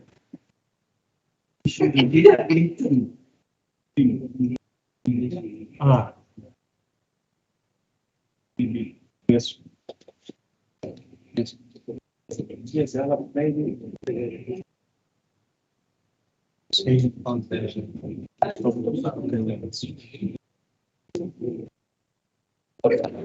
Okay, we need 5 minutes more.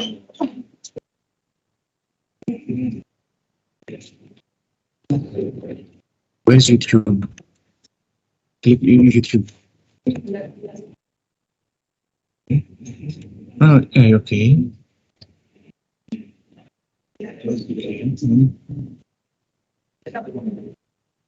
A cable working for this. This is not okay. Okay.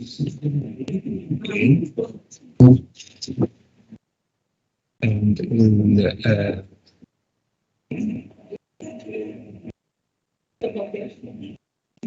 we present you.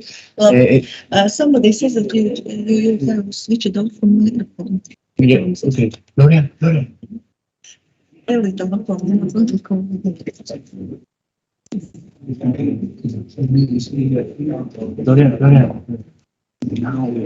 late. I don't know what to do. I don't have this for outside. So we take off this. No, we keep it because the idea is to put on the screen the YouTube, okay, and the screen show what have to launch it from somebody else. Somebody for this. Yeah. Okay. Else. So then it make a presentation, the video. Yeah. So it will appear. And I appear on the YouTube live, and then you can project it. And we will project here YouTube. Yeah. Okay.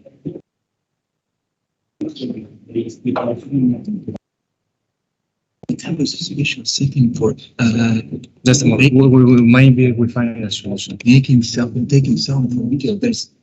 It's not correct. It's not. Yeah, but one bigger one. No, we don't have all this. Okay, I will transfer. Laptop over there. Yeah, that's the solution. Yes, but we will not have sound. Even for all this. The other solution is play here YouTube, and we know that speakers too. Let's try first with this cable and speakers. Okay. Would you like to find another solution? You want this solution? But I don't know. We have sound. If we use it, there is the sound. Yes, let's okay, that's not as good, but there is sound still. Maybe if we turn off this and That's good.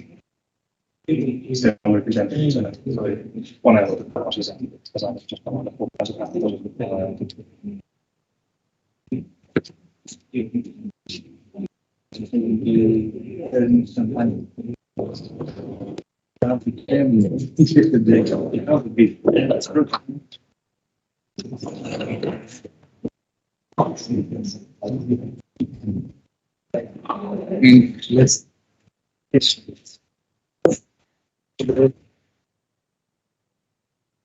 Okay, I'm speaking to myself.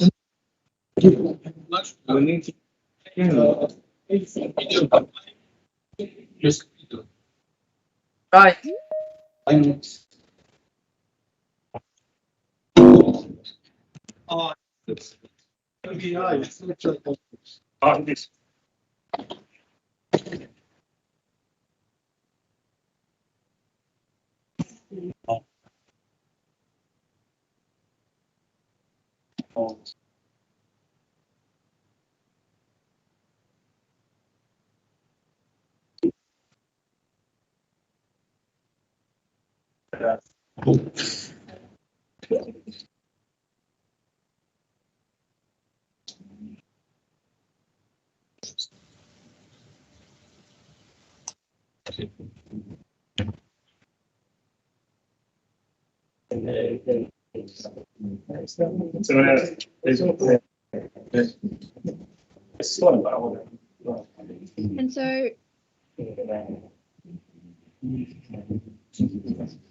so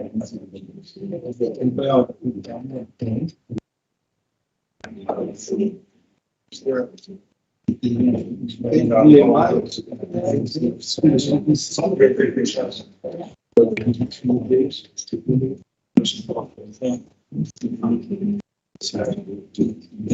this help?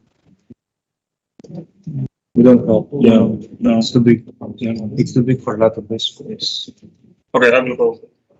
Try another.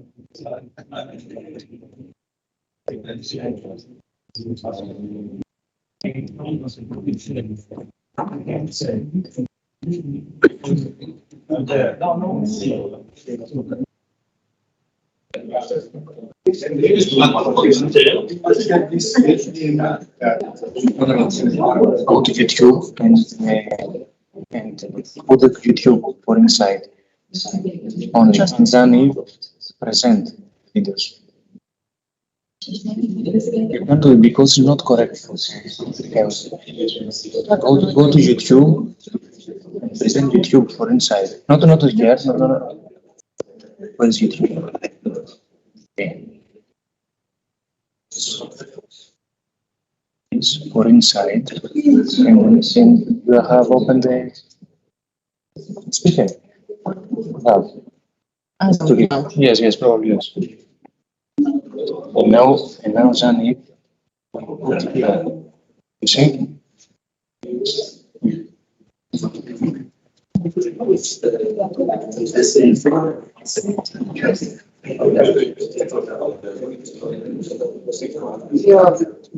Sound from Kulu.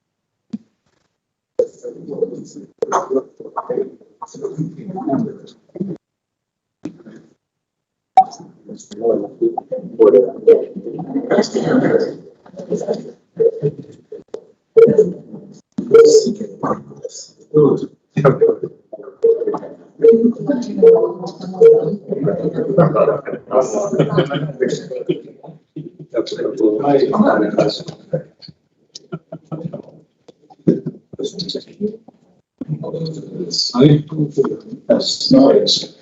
Right.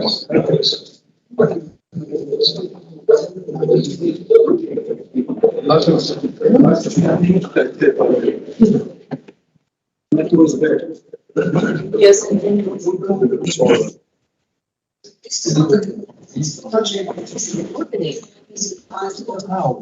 What of investment in construction?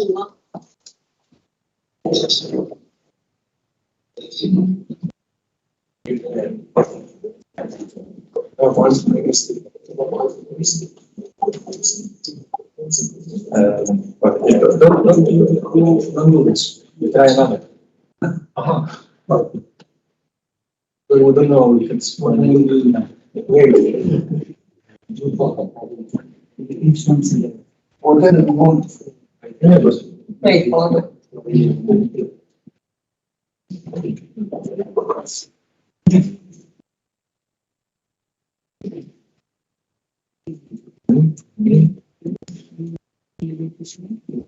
Something now?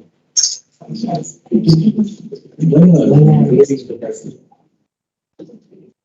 Yes.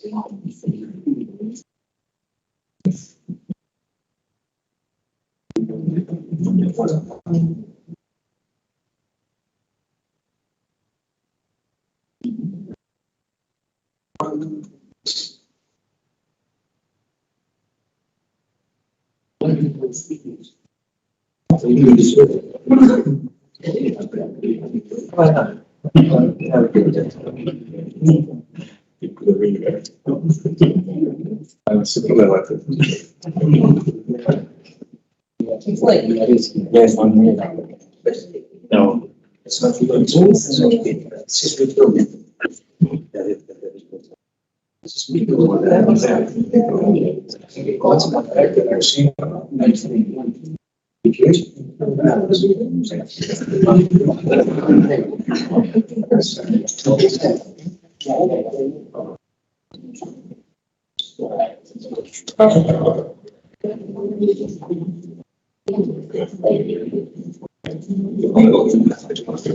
Give access to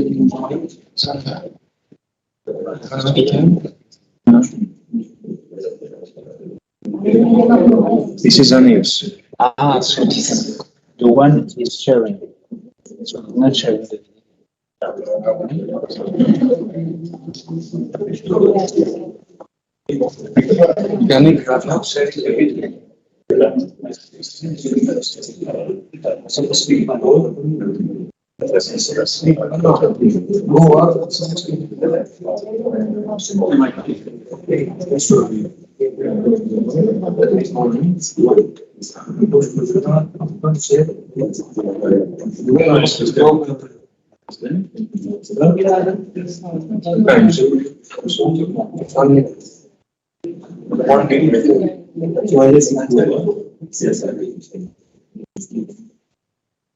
we see now that we notice the separation.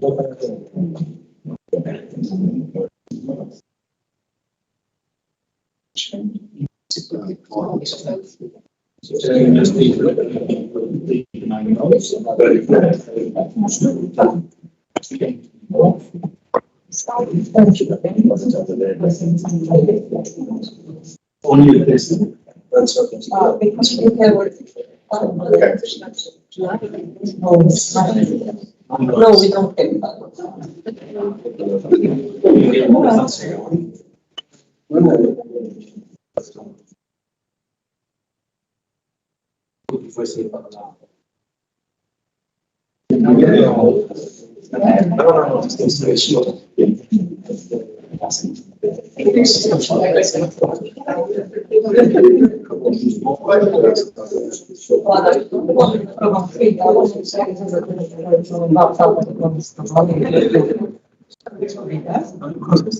Como se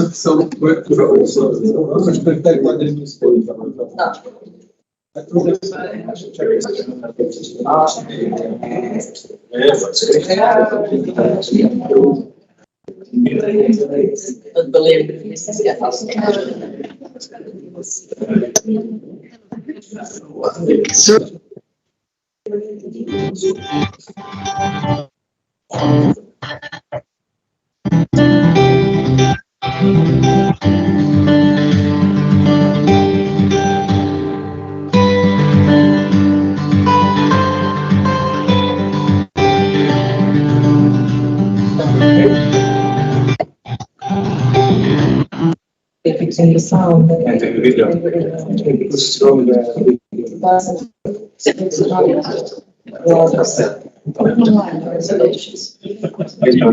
narrow and broad sharing your audience. Everybody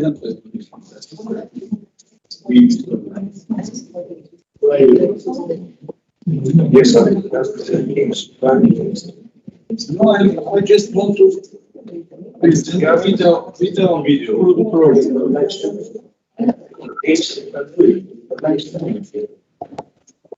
Yes, nobody will see if you are in place. Yes, I will go.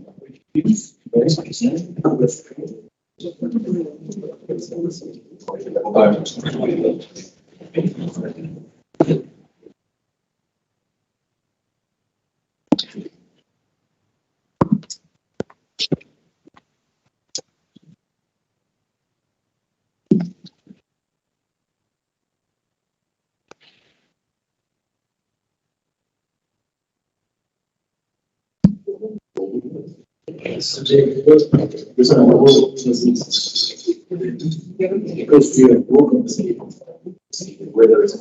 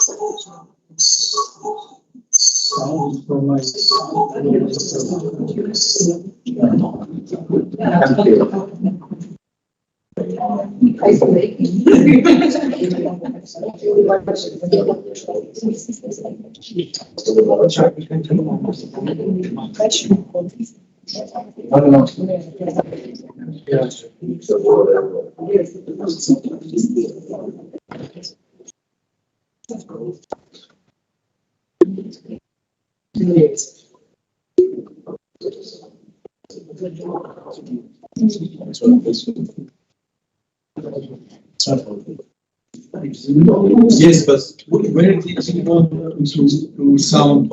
You must have these speakers to not be my computer. I cannot. There is no connection with my computer and these speakers.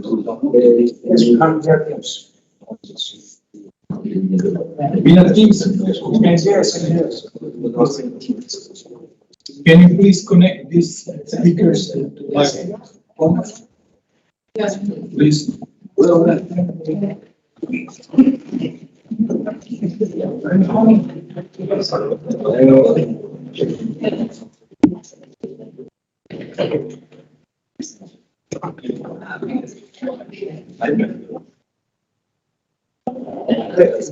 have electric. You don't have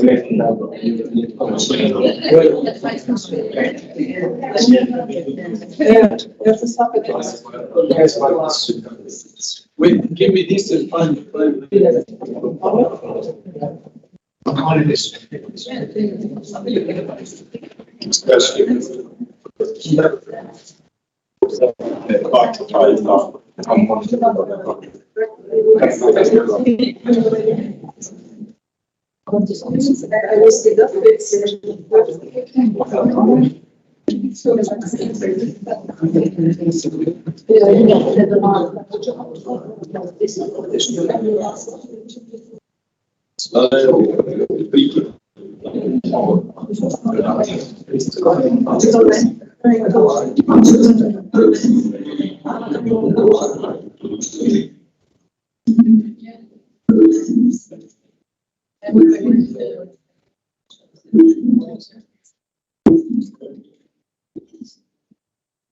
This is Montenegro, small country, Balkans surrounded by big mountains and wide coast. A lot of investment and must engage in knowledge requires qualified engineers, and those are mainly men.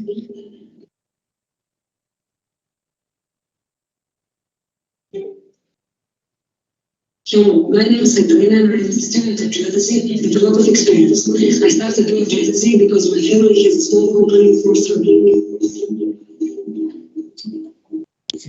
I studied in private university because it doesn't exist on the state university since 2007.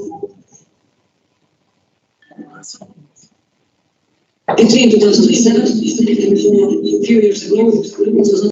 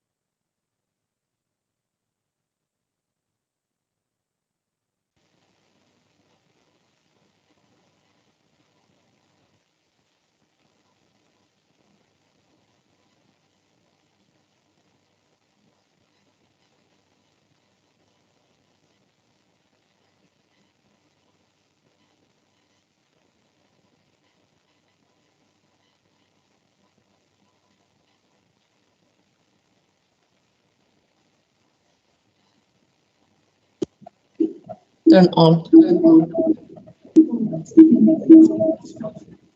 But.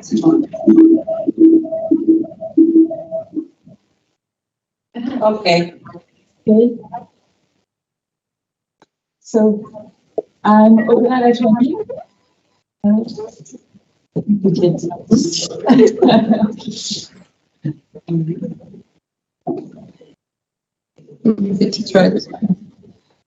But turn off your mic. Please don't take your mic.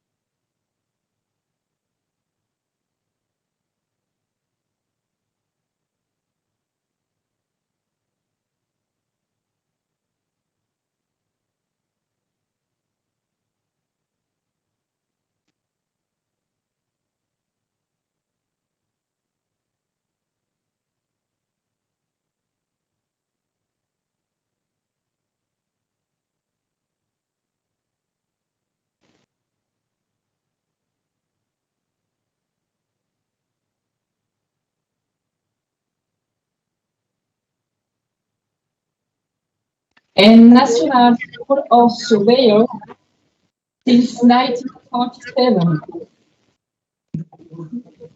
The arrival of the first women in this engineering program was, as you will see,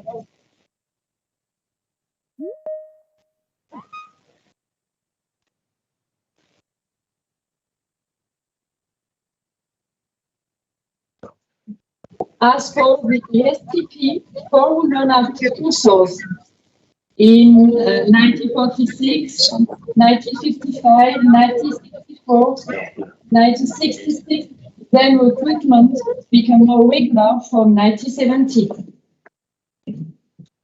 It would be noted there that the ENSG and ESGT recruitment competitions were only open to women in 1971. A study published in 2019 shows that the proportion of women to men is on average 22% if we look at the number since the first woman entered the program, and 25% if we take the figures since 2000. And today, the last statistics in 2021 and 2022 school year shows that in all schools, the percentage of women in each year remains stable around 26%. Some explanation for these statements in France: women remain in the military for long and difficult, like medicine. You can see that it will be difficult for training programs to increase the number of female students as long as scientist training programs are not more popular with young women. Strongly related and associated with the construction trade, the professional surveyor and profession linking to the expertise are in fact historically and culturally predominantly exercised by men. Today, the activity remains very masculine in France. We are nearly 70% of the employees of our companies are men. Men represent more than 80% of the workforce in the technical profession of companies, whether they are employees, engineers, or surveyors. Historically, it was in 1950 that the first woman was registered as a surveyor, and she practiced until 1980. However, it is only very recently that the number of women surveyors have become significant. Indeed, if we look at the totality of the registered members of the order in France since its creation, we are only 293 women out of 6,232 registered members, is to say 5%. And currently, we are 249 out of 59 licensed surveyors in activity. That's to say 30%. There is certainly still an effort to be made to make another profession. OGE launched in 2019 a communication campaign in order to meet the growing needs that our profession knows. The objective is therefore to attract many women as men in the years to come. The feminization of our profession is not an objective in itself. OGE is committed to moving towards parity and remove the obstacles that students in engineering schools may fear. Whether salaried, self-employed, working in the office or on the field, there are many opportunities for those tempted by profession of the future. Since 2015, OGE has imposed parity in the representative bodies of the profession. One could be unfavorable to this extent that the participation of the woman in the body would come from quota, not from skill. But it can still help some of us to take the stage. Currently, parity ensures that at least 2 women sit in the executive board, 10% of the body workforce, which is therefore representative of the feminization rates of the profession. Throughout my career, I have evolved in a very masculine environment, which has often been an advantage, sometimes a disadvantage, and I greatly appreciate when it was neither, being treated equally regardless of who I was talking to or who was present. I never had the impression that the stature of women could be a disadvantage in achieving a professional career. It's a relative masculine environment that is nevertheless become more and more feminist. At the age of 33, I become a licensed surveyor and young entrepreneur in a world traditionally dominated by men, and it was an extremely motivating moment. I turned what could have been a weakness into a curiosity and then a strength. Being a young female engineer leading male-dominated technical teams that had only no male leaders was a real challenge, but it was an experience that definitely shared my career path. Today, I don't feel that being a woman plays a particular role in the career path because it is not uncommon to have other female interlocutors, whether with the large group we work with or with local authorities.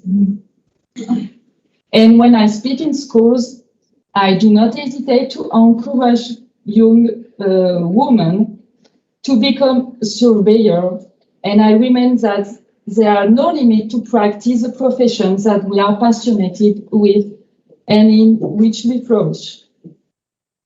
So thank you for your attention. And we shall now hear the testimony of 2 professors of INSS Strasbourg.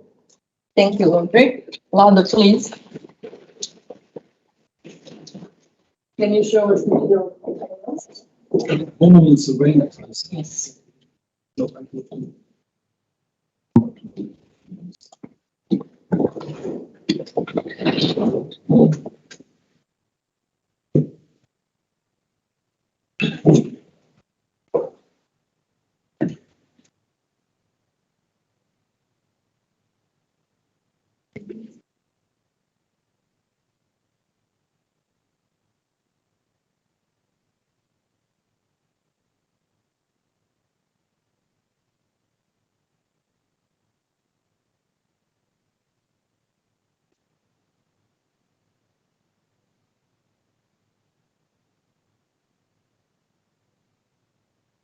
Mike.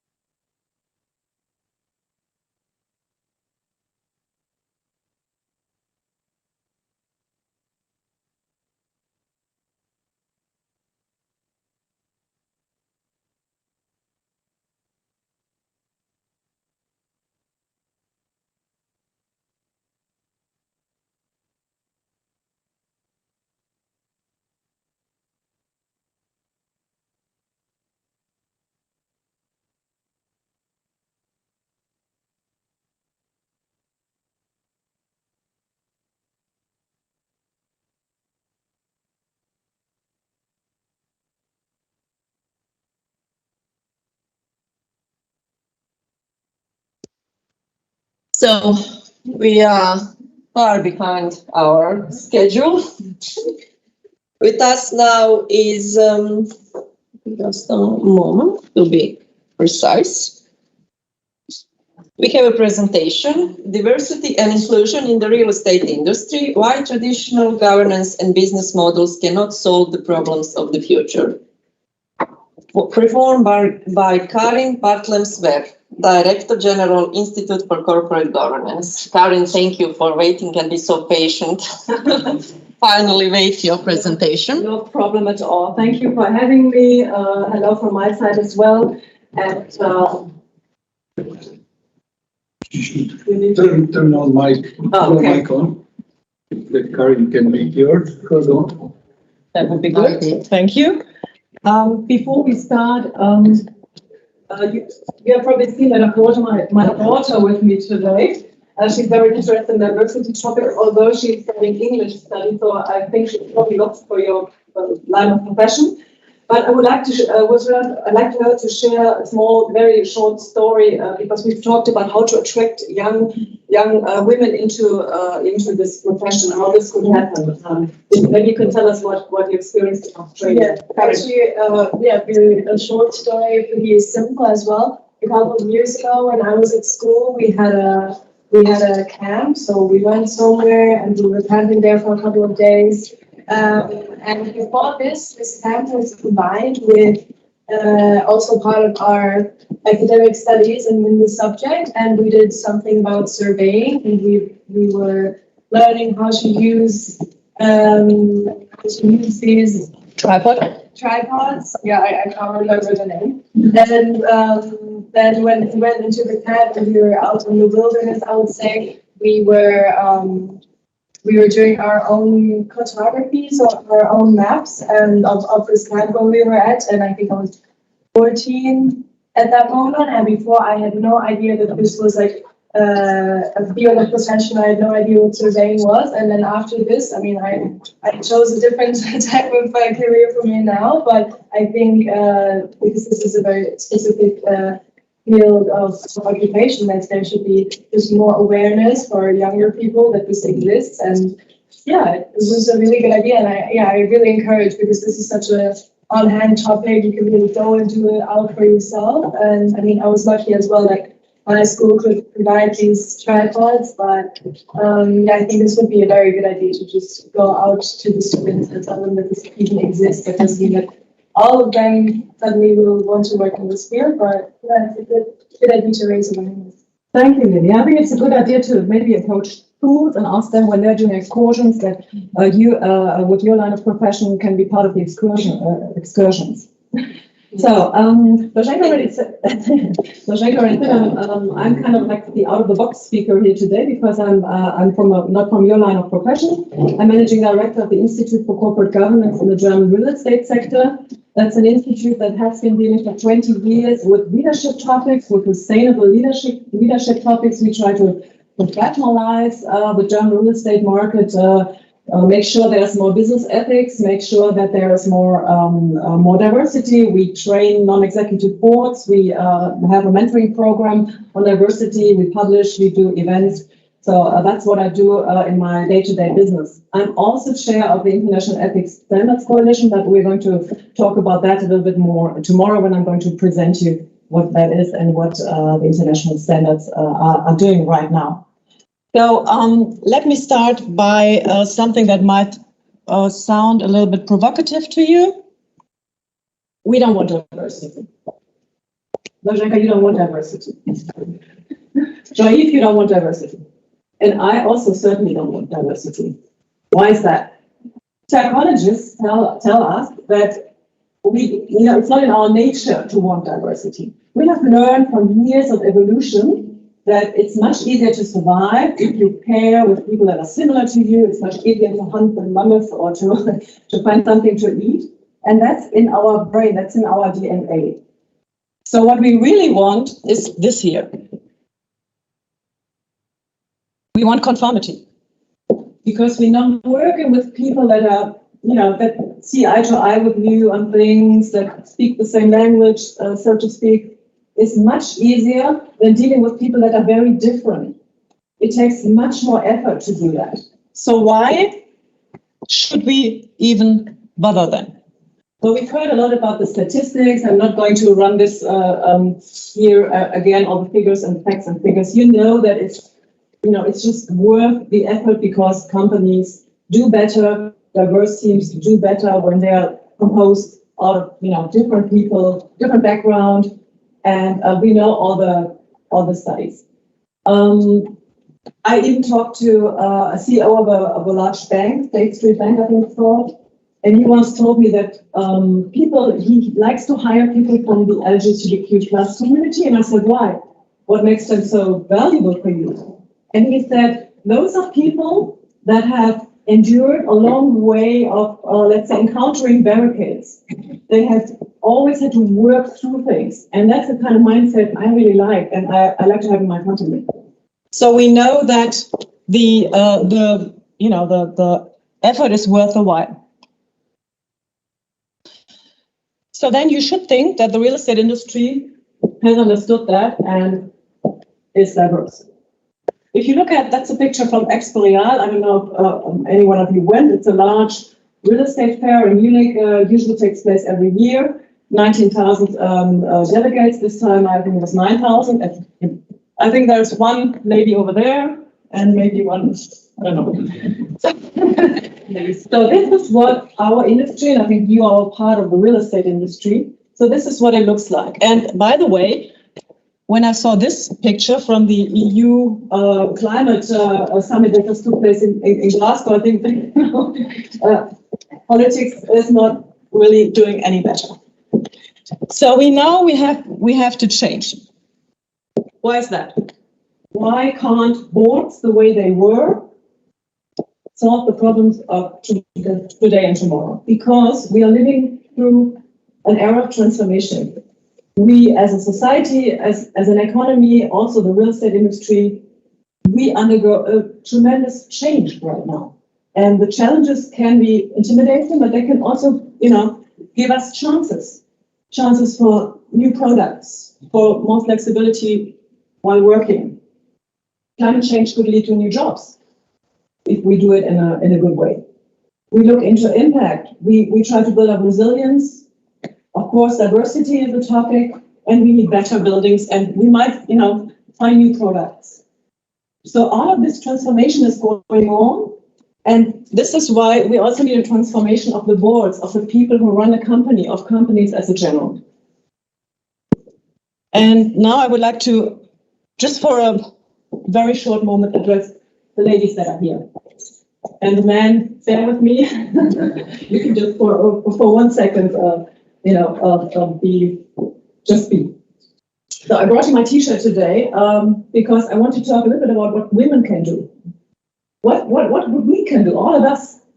I've been a mentor for many years, and the mentees I think it's often the same thing. They are very good in what they do. They are, they have lots of skills, experience. They lead large teams. They have huge budgets, often much more than I have, and many more employees than I have. So what can I tell them? What can I give them? It's about self-esteem. It's about self-consciousness. It's about going there. If someone asks you to take a job, to take a challenge, take it. I'm not waiting. I'm always saying, do you think any man would ask himself that question? Because women always say, I don't know, I have the skills, can I do this? Do they really mean me? Yes, they mean you. Go ahead, do it, just do it. And if, for the rest of the skills that you don't have yet, you're going to learn along the way, or pretend. Yeah, but that's the way to go. And please go and do the panels, do the interviews. If you're asked to write an article, be visible, go there. That's so important. That's important for the young girls as well, to see us there out there, to have role models. And network. I think it was you guys today that men network much better or more often than women do. Why is that? I don't understand. We're so communicated. At these conferences, exchange cards, stay in touch. If you're asked to let's say, to go on a panel and you can't make it or whatever, give that person 3 other names, or 3 other women you know who could do it. You know, we really have to support each other. I think you might have heard this phrase from Madeleine Albright, who said, there's a special place in hell for women who don't support other women. I completely think that's so true. We really have to support each other. We have enough obstacles on our way, so let's do it together. Okay, but moving forward, and this is also might be interesting for the men in the audience, I would like to give you a toolbox with more than 25 ideas on what to do to become more diverse, to have more diversity in your working environment, in your companies right away. And not all of that might be good for each one of you. You might have smaller companies, larger companies, but you could pick out what makes sense in your environment and start right away. This was done by Zentraler Immobilienausschuss, which is the Real Estate Association in Germany. Together with us, we worked with them on that. And I think there are a couple of really good ideas. I'm looking at the clock now. I was going to go through them, and you don't have to look at the clock anymore. So great. And now, so feel free, please. Okay. Just maybe not. I'm not going to comment on all of them, but maybe just a couple. Flexible working time models. I think that's clear. Job advertisements. We could look at not having the focus on content and processes, but have it on content and processes, and not on the job profile so much. So then you could also have it assessed by different people beforehand, have them look at it, and present your company as diverse and as appreciative, and use different channels. For example, if you want to have younger employees, take social media. The recruitment procedures. Quantities cannot always be read from formal documents. I think that's very important to keep in mind. So have a diverse selection committee and really analyze the applications. Career planning. I think it's really important to have an open, appreciative corporate culture and to have job profiles that show that there is a path in this culture and that there are induction programs, etc. Bonus systems. Why not linking the bonus to the implementation of diversity in teams? Some companies already do that and do that very successful. Establish guidelines for staff appraisal. You could have a look at the values and the standards for those appraisals and at the target setting, and have special workshops as well. Then the employee survey. That in the beginning could be used to determine the need for diversity activities, and then later on, once you install diversity in your company, this could give information from diversity training. Employee networks could be added there. It's also very useful. Internal exchange formats with managers and staff representatives and role models. That should be a regular exchange with multipliers, with managers. And I think it leads to a common understanding of what diversity is, how it is lived in the company. You could also invite external speakers, make it more attractive. The appointment of a diversity officer or implementation of a diversity department. Of course, if you're a small company, you're not going to have a large diversity department. But why not have one person that has a clear responsibility, and that person also needs decision-making power? You know, if it's just what we call in Germany the Frühstücksdirektor, someone who just has no power at all, just the title, and that's not worth having. Encourage team self-organization. Strengthening the self-organization of the team. Really important because it does away a little bit with hierarchies, and diverse teams can emerge. Then we have internal, I can't read this really, internal communication. Sorry, oops. No, we are here. Yeah. Internal communication. Testimonials and role models. Yes, that's also that's really a good one. tailored to the, sorry, I have to see where I am here.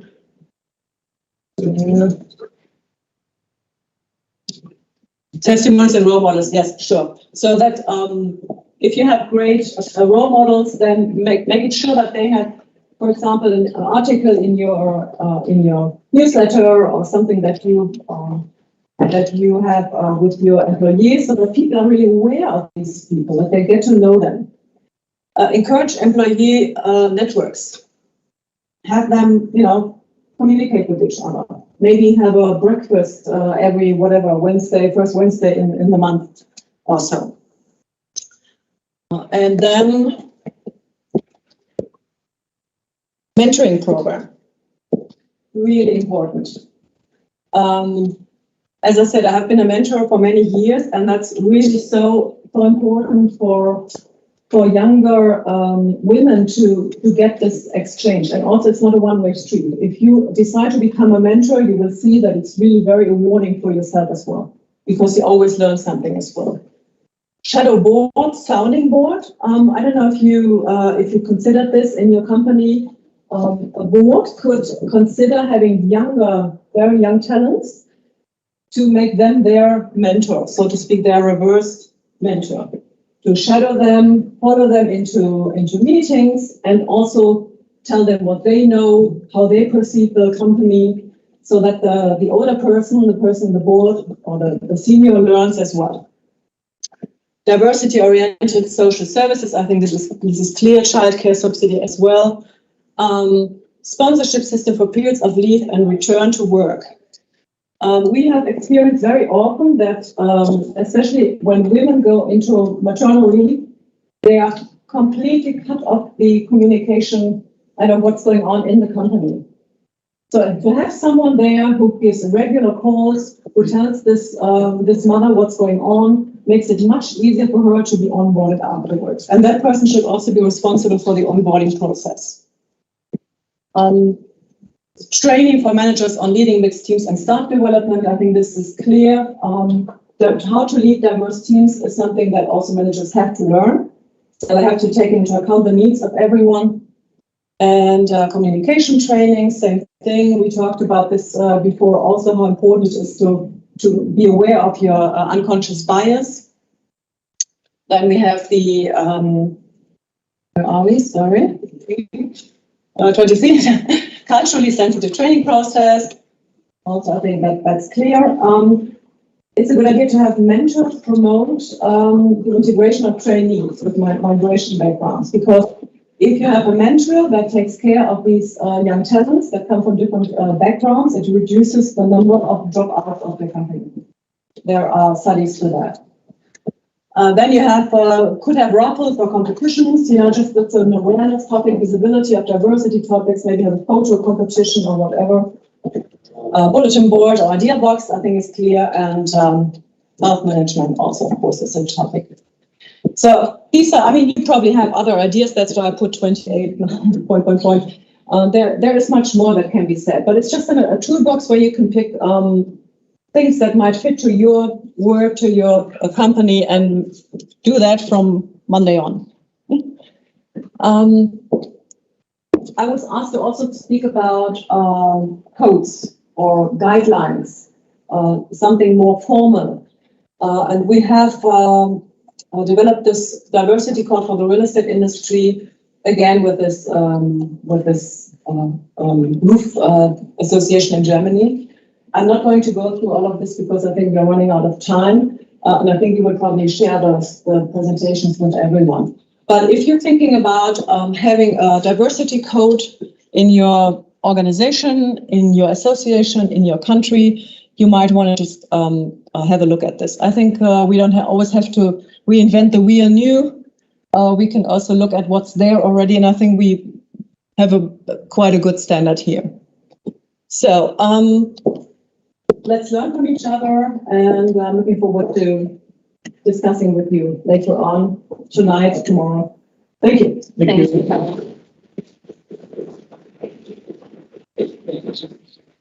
Thank you, Karen. So,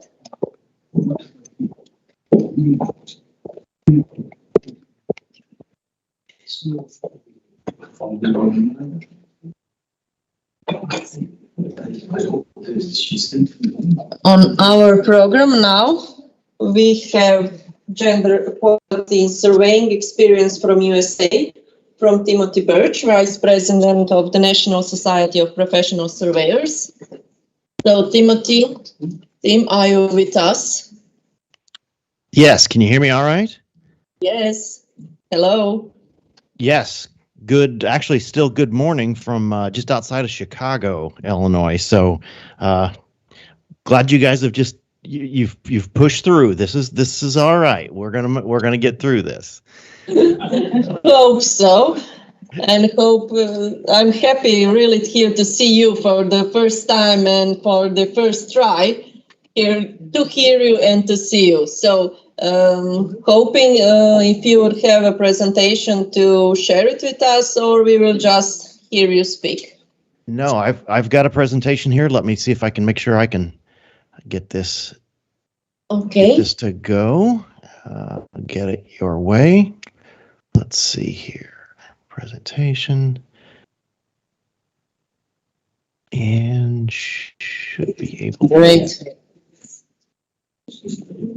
It's nice to see that we don't have technical difficulties anymore. Yes. Good. I'm Okay, pretty surprised that we see your presentation. All right. Well, as long as you can see it, that's good. So. Thank you, Timothy. I got to tell you, thank you very much for including us as part of this, because it is a big deal. It's the diversity. It's women in surveying. Unfortunately, in the United States, it's even bigger than that. It's just overall diversity, and we'll get into that. This is who we are. We are advocates for the surveying community in the United States. We've got approximately 15,000 members, but that's of approximately 34,000 actual licensees. So unfortunately, there's a big part of our professional population that chooses not to be part of a membership, part of an association that does look out for them, and that in itself is always a goal of ours, is to make sure that that those professionals know who we are and what we're doing for them. So, a little bit about me. Yeah, my hand in a couple of things. Actually, I'm currently the president-elect, and I will become president of NSPS this coming spring in April at our spring business meeting. One thing I would like also to plug is our Surveyor Says podcast. We've really been trying to really kind of cover the gamut of all kinds of different guests, and especially where it's appropriate for young women, young role models of all different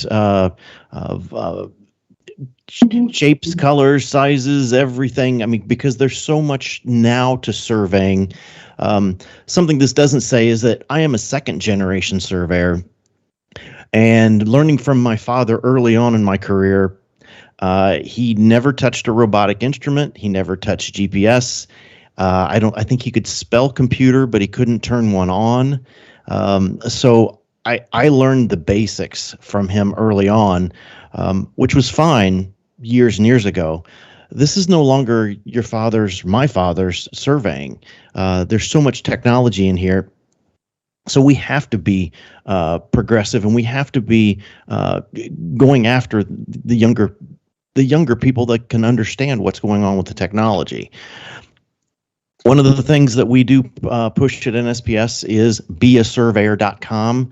If somebody is the least bit interested when we're talking to them in elementary school, high school, even in college, they haven't figured out what they want to be yet, and they piques their interest, we've got this site that really lays it out for anyone, what a surveyor does, what it takes to get fully trained, to be licensed. And we'll get into that about the education as well.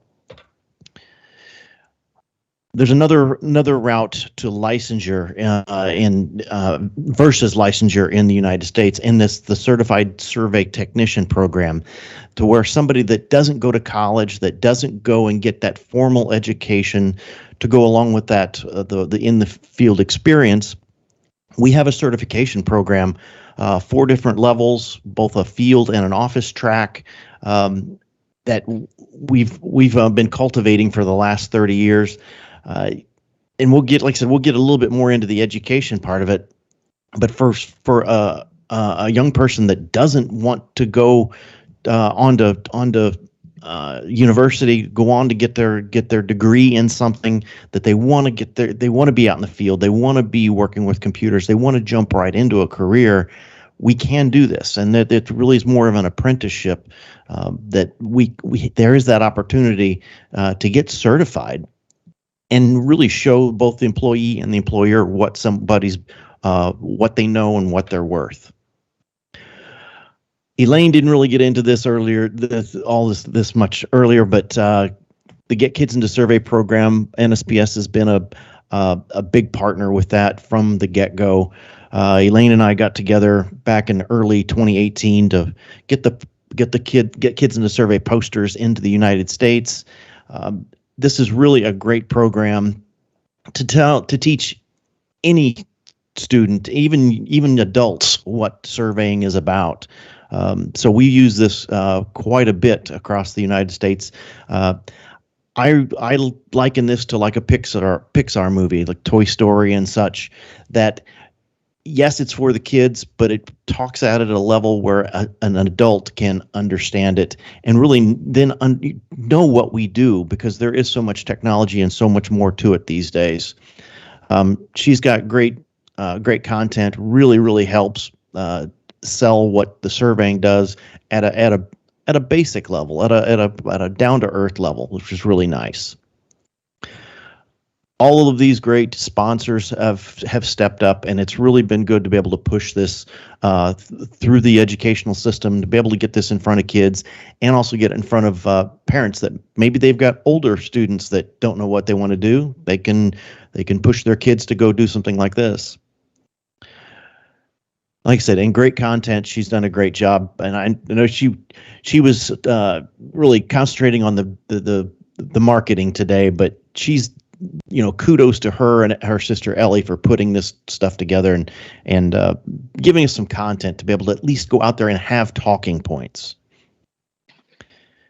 And then last but not least, the comic book that they put out this last year, fantastic read and another good piece of information. One thing the NSPS has been doing is we've been attending the American School Counselors Association conferences every year, getting to those school counselors and explaining to them for all of their students what a surveyor does, what the technology is, what UAVs and the remote sensing and everything. This conference is usually somewhere in the neighborhood of 3,000 to 4,000 school counselors. And it gives them something else in their toolbox to be able to hand to that student that maybe doesn't want to go to that 4-year college and just be that engineer or be the attorney or the doctor or computer science.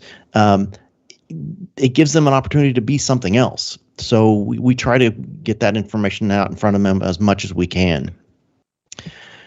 This is what our typical booth looks like, and what we've been trying to just promote when we're there and let them know what surveying is all about. All right, well, let's talk about women in surveying. This is one of my normal slides. It says, yes, we're advocates for the surveying profession in the United States. The only thing I see wrong with there is a bunch of old white men. And unfortunately, that's the bulk of surveyors in the United States. And unfortunately, we don't do enough. Really getting kind of a census of what the population of surveyors are. the modern days, there's so many privacy laws. You can't ask this question, you can't ask that question. So we don't have real good minorities, number of disadvantaged people that are in the profession. But bottom line is, everybody that is surveyors are, by best count, we are somewhere between 90 and 95% white male. That's just the way it's always been. Does it? And they're doing the adult white males doing a lot of this work. Well, fast forward to the end of the 20th century, into the 21st century, and there's so much more opportunity now that it needs to be broadcast more and more. And really, to follow up with Karen's point, that we need to find people that are complementary. That yes, it is diversity, but bottom line is everybody has to be able to work together, be on the same page, talk the same language, and basically doing similar things. Maybe not exactly the same way, but they complement each other. I threw this slide in here to also recognize that back in late 2018, we had this competition with the Chinese. Once again, no women. And it's very, very disheartening that we couldn't get any women to be able to help with this competition. How are we going to do this? Well, it's got to be through social media. I mean, that's where the younger generation obviously is doing all their communications. I still can't quite pull the trigger on seeing a surveyor actually with a TikTok account, but we'll figure it out as we go along. But bottom line is, we need to figure out how to communicate with that younger generation, and especially those young women. One thing that it was really tough following all of these great women today, and the topics and the content they were providing, especially when we're talking about teachers as well, that there aren't that many older female surveyors that younger women can look up to and say, yes, that's, there's just not enough of them out there. So we've got to find ways to make sure that these young women have mentors, have people to look up to, and be able to do these things, because what I've been trying to publicize the last couple of years in speaking to groups about surveying.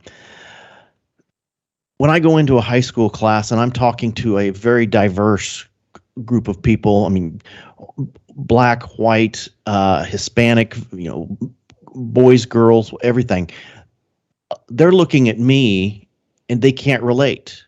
And there again, I'm looking at them as a middle-aged white man. I can't relate to a Hispanic culture or to a black culture or to even a female culture.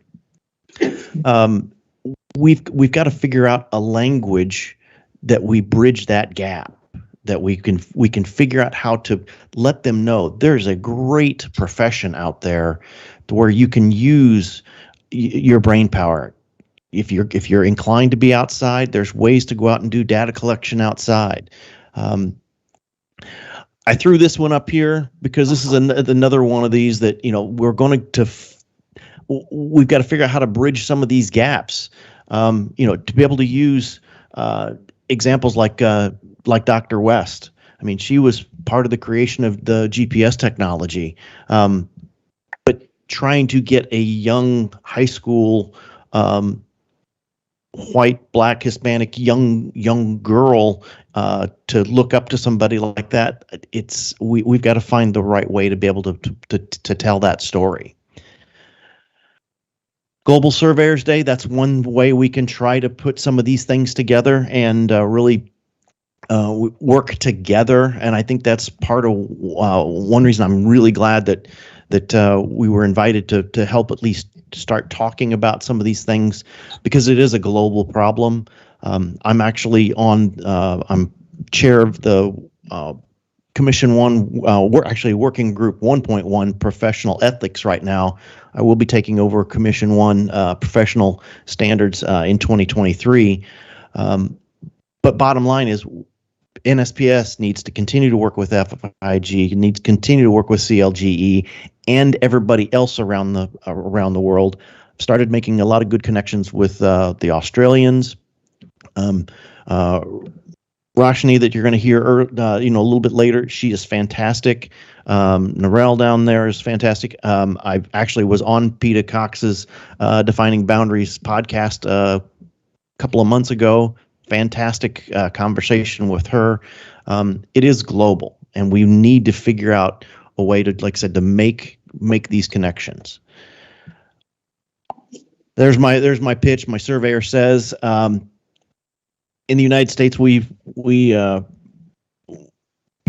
celebrate March as Women's History Month, and this last March we had 4 phenomenal women for each of our weekly episodes. And the one right here, Sarah Walker, newly licensed, just a brilliant mind.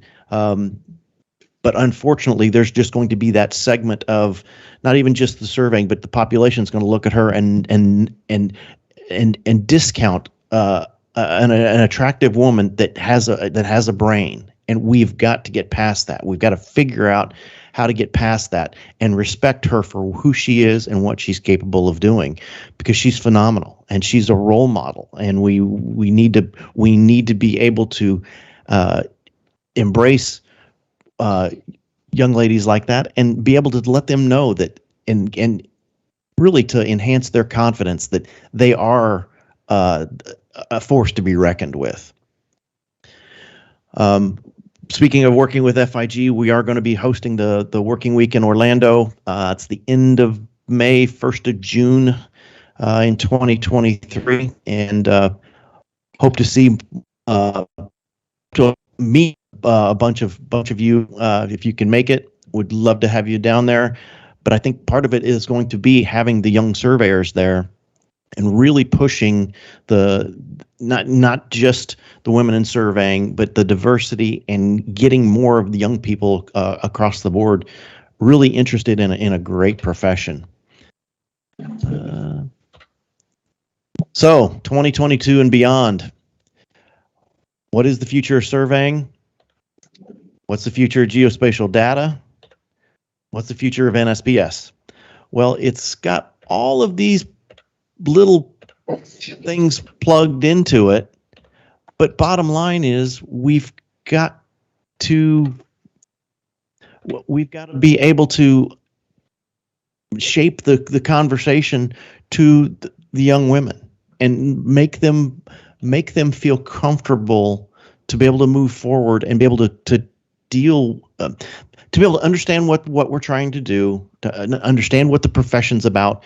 Because full disclosure, I run a 22-person surveying department here outside of Chicago, and my direct office, I've got right now I've got 11 people in there, and 5 of them are women. And if there was a way I could get rid of the rest of the men and fill it back in with women, I would do that. And that's the honest truth, because of what several of them are professionally licensed. I've got one young Hispanic lady, Christina. She actually came out of the mechanical engineering program out of a local community college. She sees things in 3D, and being able to teach her now what that's all about in the surveying world, because like I said, my father's surveying, it was two-dimensional. He was laying on a drafting table, plotting out points on a piece of paper or whatever. Those days are gone. This is now in computers. We're seeing it in 3D. We're spinning point clouds. We're building BIM models. We're just all kinds of things. She can see that, and we've been able to really capitalize on what she sees and how she can shape this data that we're collecting. So that's part of what lies ahead, is finding new and different and unique ways to be able to talk to the younger generation, especially women, to make them feel comfortable. Yeah, this was a couple of years ago in Boston at the school counselors. Sorry, this isn't the future surveying. This is a bunch of old men that they're good at their jobs, but it's hard. It cannot be expected that a young woman can look at any of us and go, yeah, I can relate to you. We need to be able to figure out how to relate to them, because this is the future of surveying. The picture on the left is the actual young surveyors group that was at one of our NSPS business meetings, and the one on the right is the ladies that were. That's actually the FIG young surveyors group. The ladies out of it from all around the globe. I've now been able to. Let's see, I think I've interviewed 3 of them, and they're all just phenomenal, brilliant people, young people, and they need an opportunity to shine. So, it's up to us to make sure that we somehow, some way, get them that opportunity. We've got to tackle this. The future surveying is going to really come down to how we move forward and how we promote women, minorities, and other opportunities in surveying. So, any questions?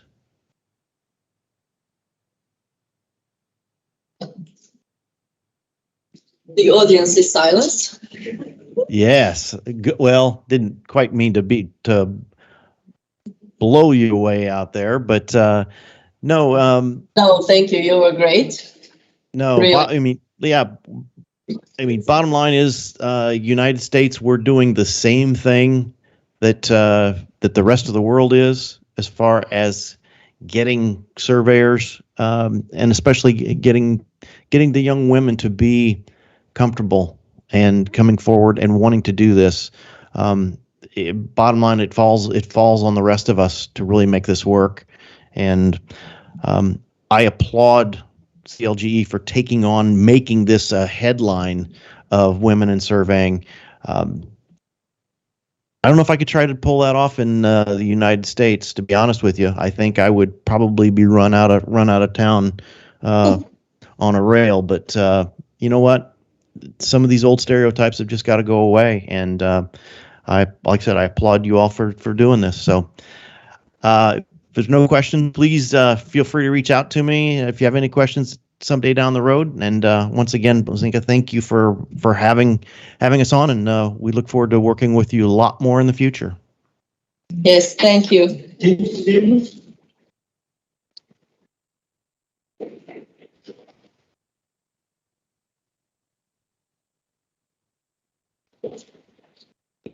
Talk to you.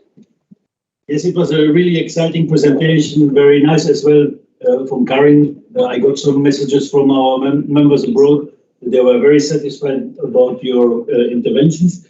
And as you are speaking to Tim, I have the impression that this is a very nice subject for our Forum of Regional during all the FIG working weeks. And maybe we could start from now on some sessions, some meetings, online meetings, to prepare this and to be ready in Orlando to have this as one of the major topics of the Forum of Regional Bodies within FIG, of course.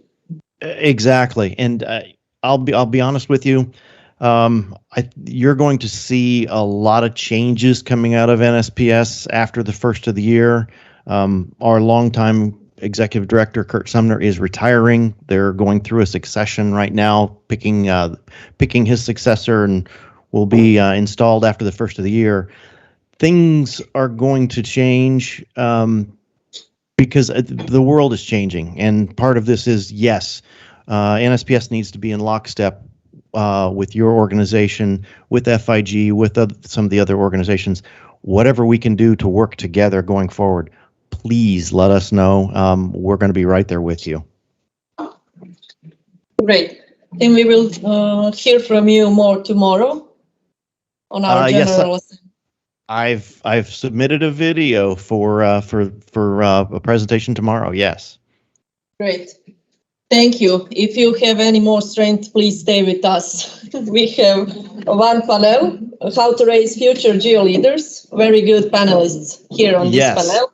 And after that, we have gender equality in surveying experience from Asia Pacific from Ms. Roshni Sharma, and then gender equality experience from Africa. So please stay with us to hear those experiences. I will. Thank you again. So for you who are here, we have now a coffee break, but we will have a 5-minute coffee break just for you to go out and take the coffee, and please come back. So we are not delaying the program anymore. So I'm expecting you here in 5 minutes. Please.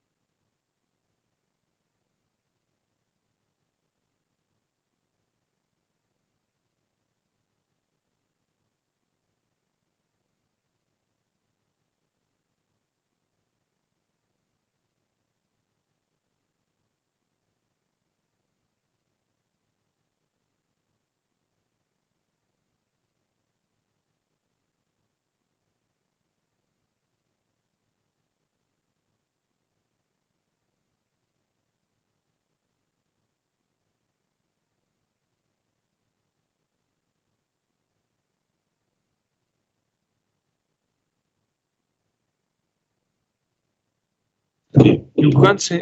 Alors, qu'est-ce que notre test Close it.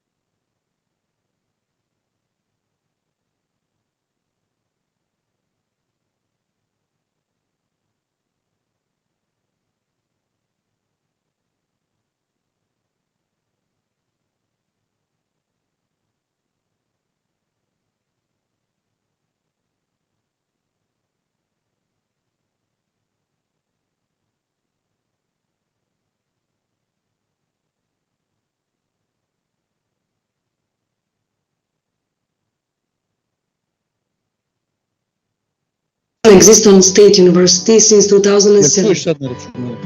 Sad radi kod mene. Zato što je Few years ago,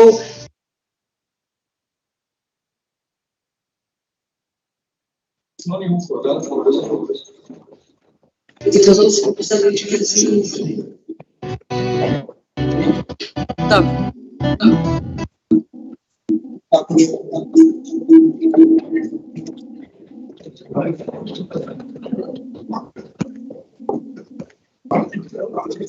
Dobra, imate mi to sad, da. Treba mi panelisti.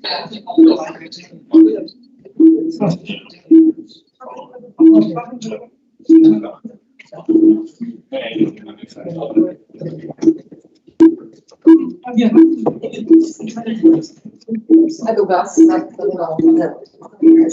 Ja, Halo?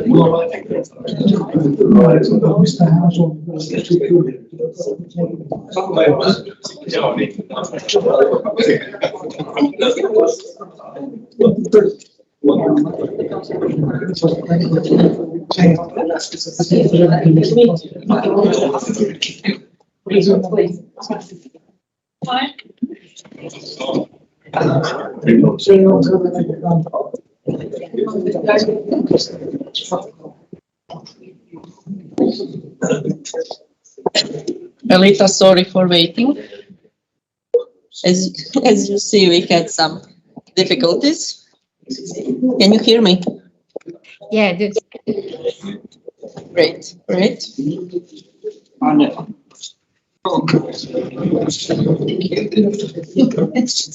Ellie, Paul, are you with us?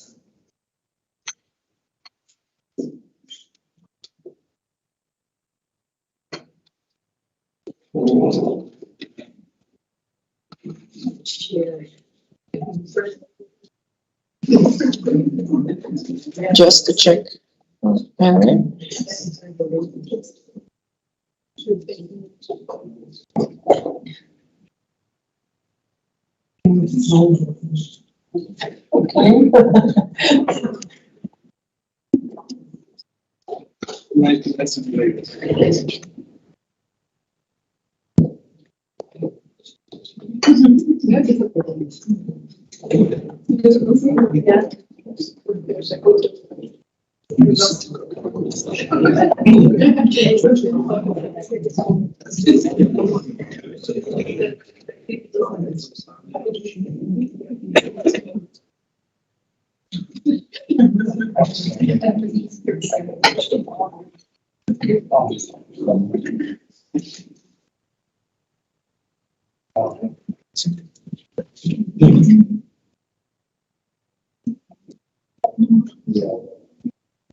Sure, yeah.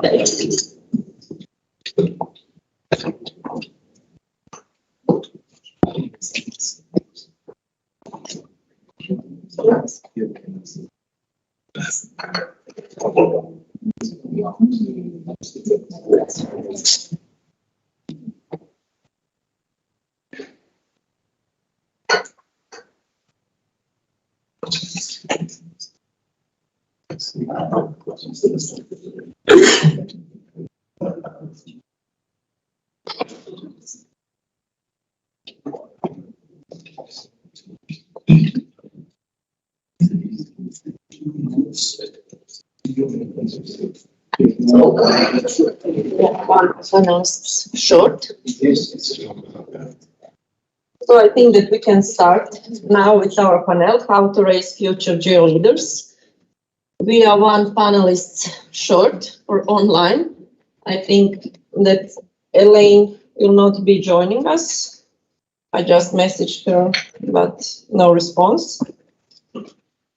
So on panel here today, on how to raise future geo leaders, we have Elita Baklana-Ansberga online. Thank you for joining us again. We have here Karin, that we heard earlier, Ivana Racetin, professor from University of Split from Croatia. Hello, Ivana. And Torben Julsager. Did I pronounce it good? Yes, great. President of the Danish Association of Chartered Surveyors. Is that right? Thank you. Please welcome my guests. So,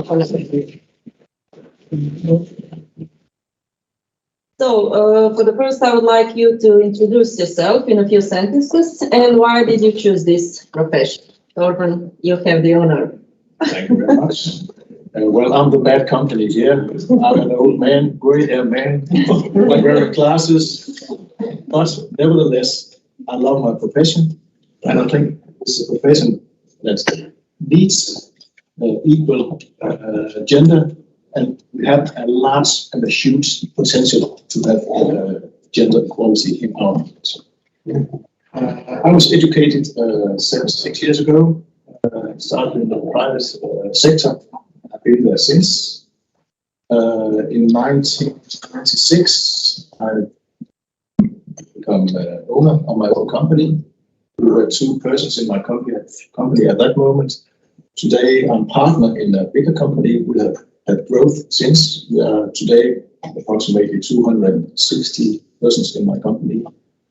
And for several years, I have been active in the Professional Association of Surveyors. I've been president for 2 different associations for at least 12 years, perhaps more. I've been practicing in the association since 1966. In fact, so yes, that's my background. What are the numbers in? What are the numbers of women surveyors in Danish association? Well, I don't know the number exactly, but when we look at the education at the moment, there are approximately 40% women starting on the education. Great. Yeah. Do you have a private sector and public sector also in Denmark? Or yes. Yes. Approximately, we have 1,000 surveyors in job at the moment. I think approximately half of us, 600 of us are employed in the private sector and 400 in the public sector. Okay, thank you. Ivana, your first time with us here. Tell us something about yourself. Thank you. I'm a professor at the University of Split for the last 11 years. Before that, I was working in the private sector.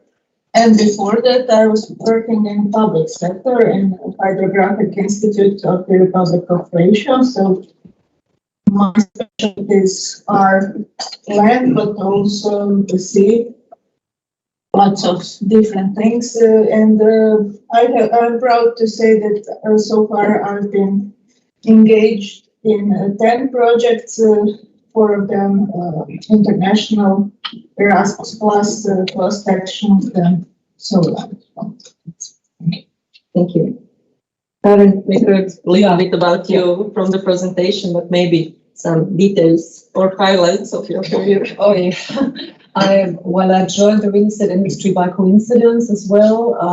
The image, at least in Germany, was and is really bad. So I would never have dreamed of becoming part of this industry, really. But the task of building up this institute, this think and do tank for good governance and for leadership, really was something I thought was worthwhile, and I think we have shared our part in making this profession really better during the past 20 years. Yes, thank you. Alita. Hello to everybody. Again, I can continue the story about coincidence, I think, how I joined the surveying profession. But I'm a professional manager, senior level manager with experience more than 20 years in management, and about 10 of them are in surveying and cadastral field. At the moment, I'm Director General of State Environmental Service, but for 4 years, I was chairman of the board of a big surveying company, which was privatized surveying company at the beginning, owned by state, and I was managing about 200 surveyors. Later, I continued my career in this field as Director General of State Land Service, which is responsible about cadastral surveying as well, about cadastral management. So I always actively participated in all NGOs locally and internationally, and my great experience was also to be a part of CLGE, and as Director General of State Land Service, I was also member of the board of Geodetic's cadastral mapping organization in Europe, as I believe many of you know. So that's how I'm here, but at the moment I'm not in this surveying industry anymore. But I can say that my heart is still with cadastre, and I think the most beautiful map in the world is the map of cadastre. Yes, thank you. So the main question of the panel: do we have geo-leaders or role models in our industry? You're looking at me. Well, I'm from a different line of profession, so we are pretty much related. We are related, though you're part of real estate, and so if I take on a broader perspective, maybe, I think there are role models, but not enough. And those women who could be role models often don't come forward. I know that when I originally did real estate conference management, that's how I started out my career after my studies. And when looking for women speakers, it's always hard to find them because you ask 10 women and 9 say, no, I don't want to do it. It's not really my expertise or whatever. You ask 10 men and 9 say, yeah, sure, I'm coming. So this is connected to what I said earlier. You really have to, even if you don't feel like it, if you think, oh, I really want to.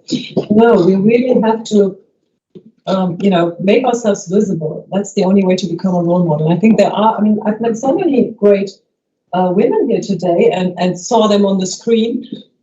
So I'm wondering really why there aren't more women in your life. So the only advice I would have is move forward, come forward, do more conferences, as I said before. Ivan, what do you think? I believe we have a very strong geoleaders. I also agree that there could be more of them.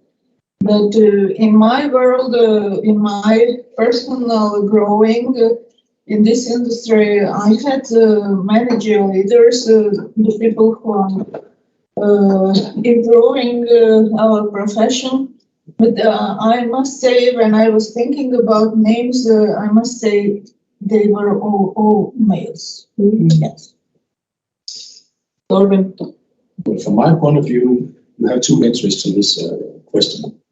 Are we looking for leaders from our own society? Are we going to make our profession attractive from people outside to get leaders into our profession? I think if I was asked, if I will answer the last question, I think we have to highlight our profession in general. I think we underestimate our profession and our contribution to society. When we talk about the surveying profession in Denmark, we always say we are dealing with infrastructure, basically components of society.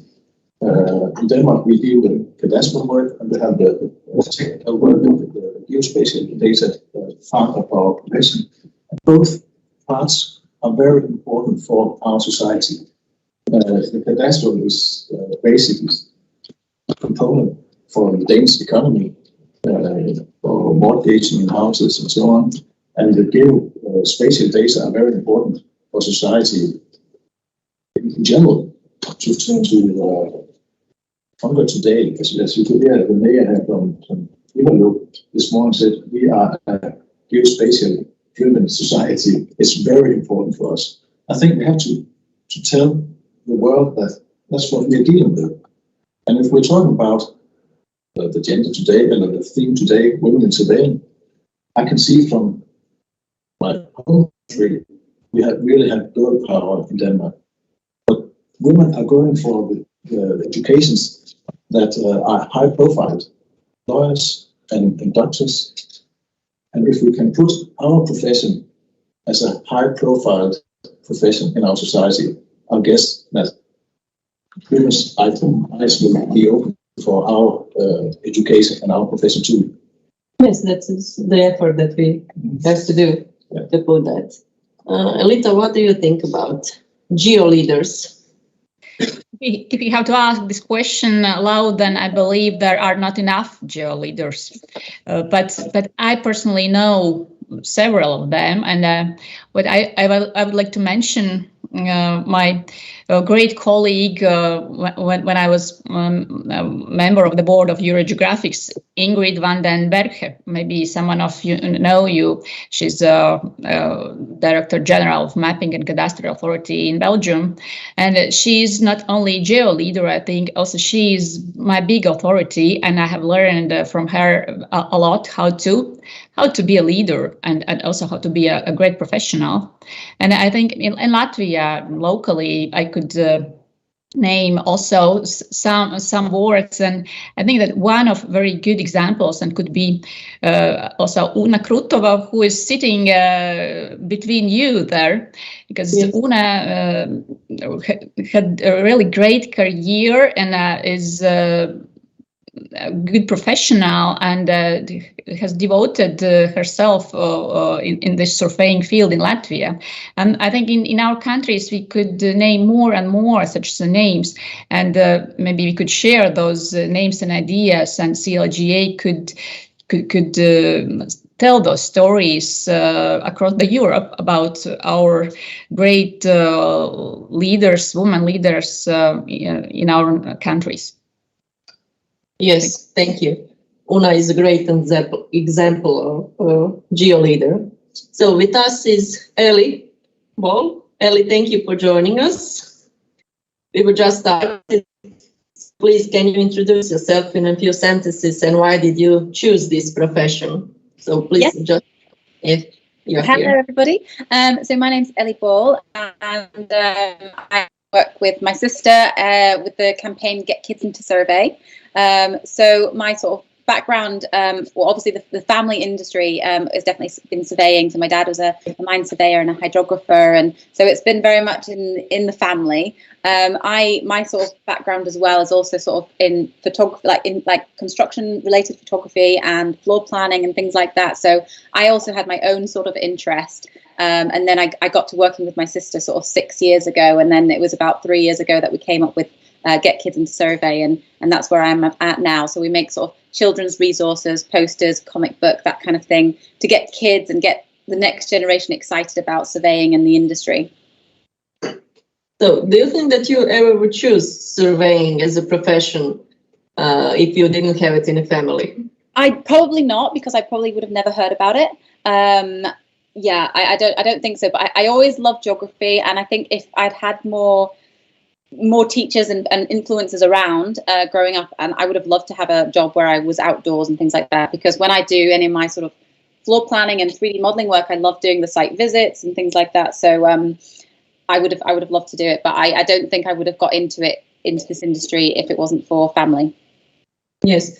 What are your experience about awareness and visibility of surveying with Get Kids into Survey? So what's my visibility?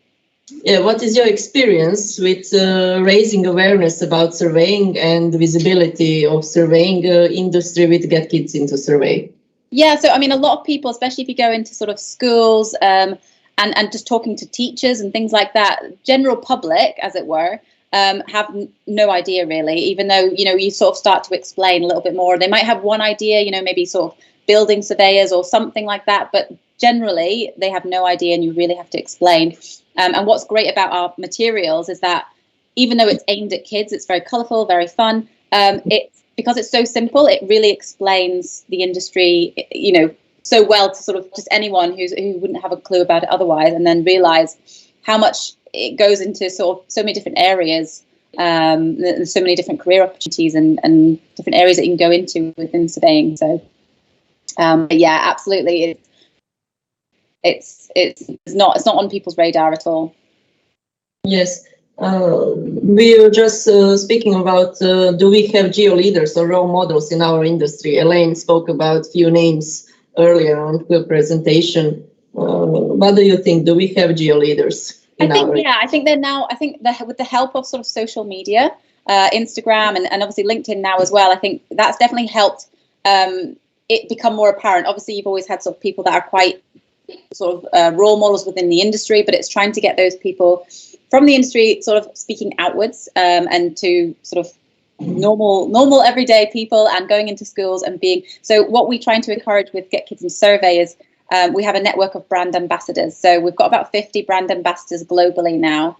And the whole idea is that we provide them with material and sort of inspiration really to use with children and to use with going into schools, their local communities, other sort of, areas that they can go into, like, I think you've got like scouts and things like that for younger kids to become role models in themselves. And I think it's important that we've all got to look at, what we put out online, and when we're talking to friends and families of, friends and family and things like that, is actually, you know, you're also sort of talking. You're also a thought leader, and you're a role model. You don't know who you're speaking to and who you could be inspiring. So it's sort of always being aware of that, and actually, yeah, I think that's the importance, and that we sort of encourage as well with the brand ambassadors, is that we want to keep growing that globally, and how we can all help each other and collaborate and really get the word out about the profession. Yes, really. So is it possible at all to raise leaders? If yes, what can be done to increase the number of female leaders? Do you want me to start? Yeah, please. I think I already raised one, a future female leader. I think it's about showing that, again, I cannot speak how to do that in your line of profession, but generally speaking, I think it's showing that you love your job as a woman, you're good in what you're doing, to be a role model, to show to the kids or the younger girls, the younger generation, that it's completely normal and great for a woman to have a career just as a man has. I think we women tend to, to not really celebrate our successes in a way men do, to speak about them the way men do. We always, when someone says that's a great job you did there, great success, congratulations, we tend to say, yeah, well, it was a team effort. We tend to not show what we can do and how good we are. And I think to raise future young women in all professions, we really have to overcome that and we become more self-confident in what we do. Raising a leader, I believe everyone starts from himself. It is the question of what is that someone wants. And I believe that then they will find their role models. I want that. Our job is just to be those role models, and then they will choose. They want to be someone like you or like him, and they will go for that. They will go for the result. Publicity is another component that is extremely important. Look, for instance, the architecture. So the role model for surveying would be, from my point of view, to go after what architectures did. I would like my profession to be as highly percepted as they are, or doctors or something like that. From my point of view, I think it's very important to be a leader is to have personal skills. And of course, you also have to have professional skills. And I think if we look on our profession, we can start at the education. As mentioned here in the morning, you said it's necessary to know something about project management, leadership, entrepreneurship, and so on. And I think if we got these professional skills into our education, we have a better potential to raise the geospatialists. We are, in general, specialists. We go into the substance in our professional way. We are nerds. We're learning around, and the business professional skills just lying behind. I think we have to put these skills into the education. And it's also very important to show that it's possible to have a career as surveyor. For instance, in Denmark, we have many very small companies, and the last point of your career was when you get owned of this company, when it stops. And it's also important to say that being a surveyor is not just measuring from 8 to 4 every day in 40 years. No, you have a career way in the profession. And I think from, again, Danish point of view and the development in Denmark, we have bigger companies where it's much easier to find career in these bigger companies. Yes. When you say education, do you think that we need it in schools or colleges, or as an educational thing after you get your degree? I think during the education, but our education in Denmark is very compact, so us and the semester to put these skills in, but then we can take it afterwards. Do you have some programs through your association about mentoring? We heard earlier that Ireland has a good mentoring program with association.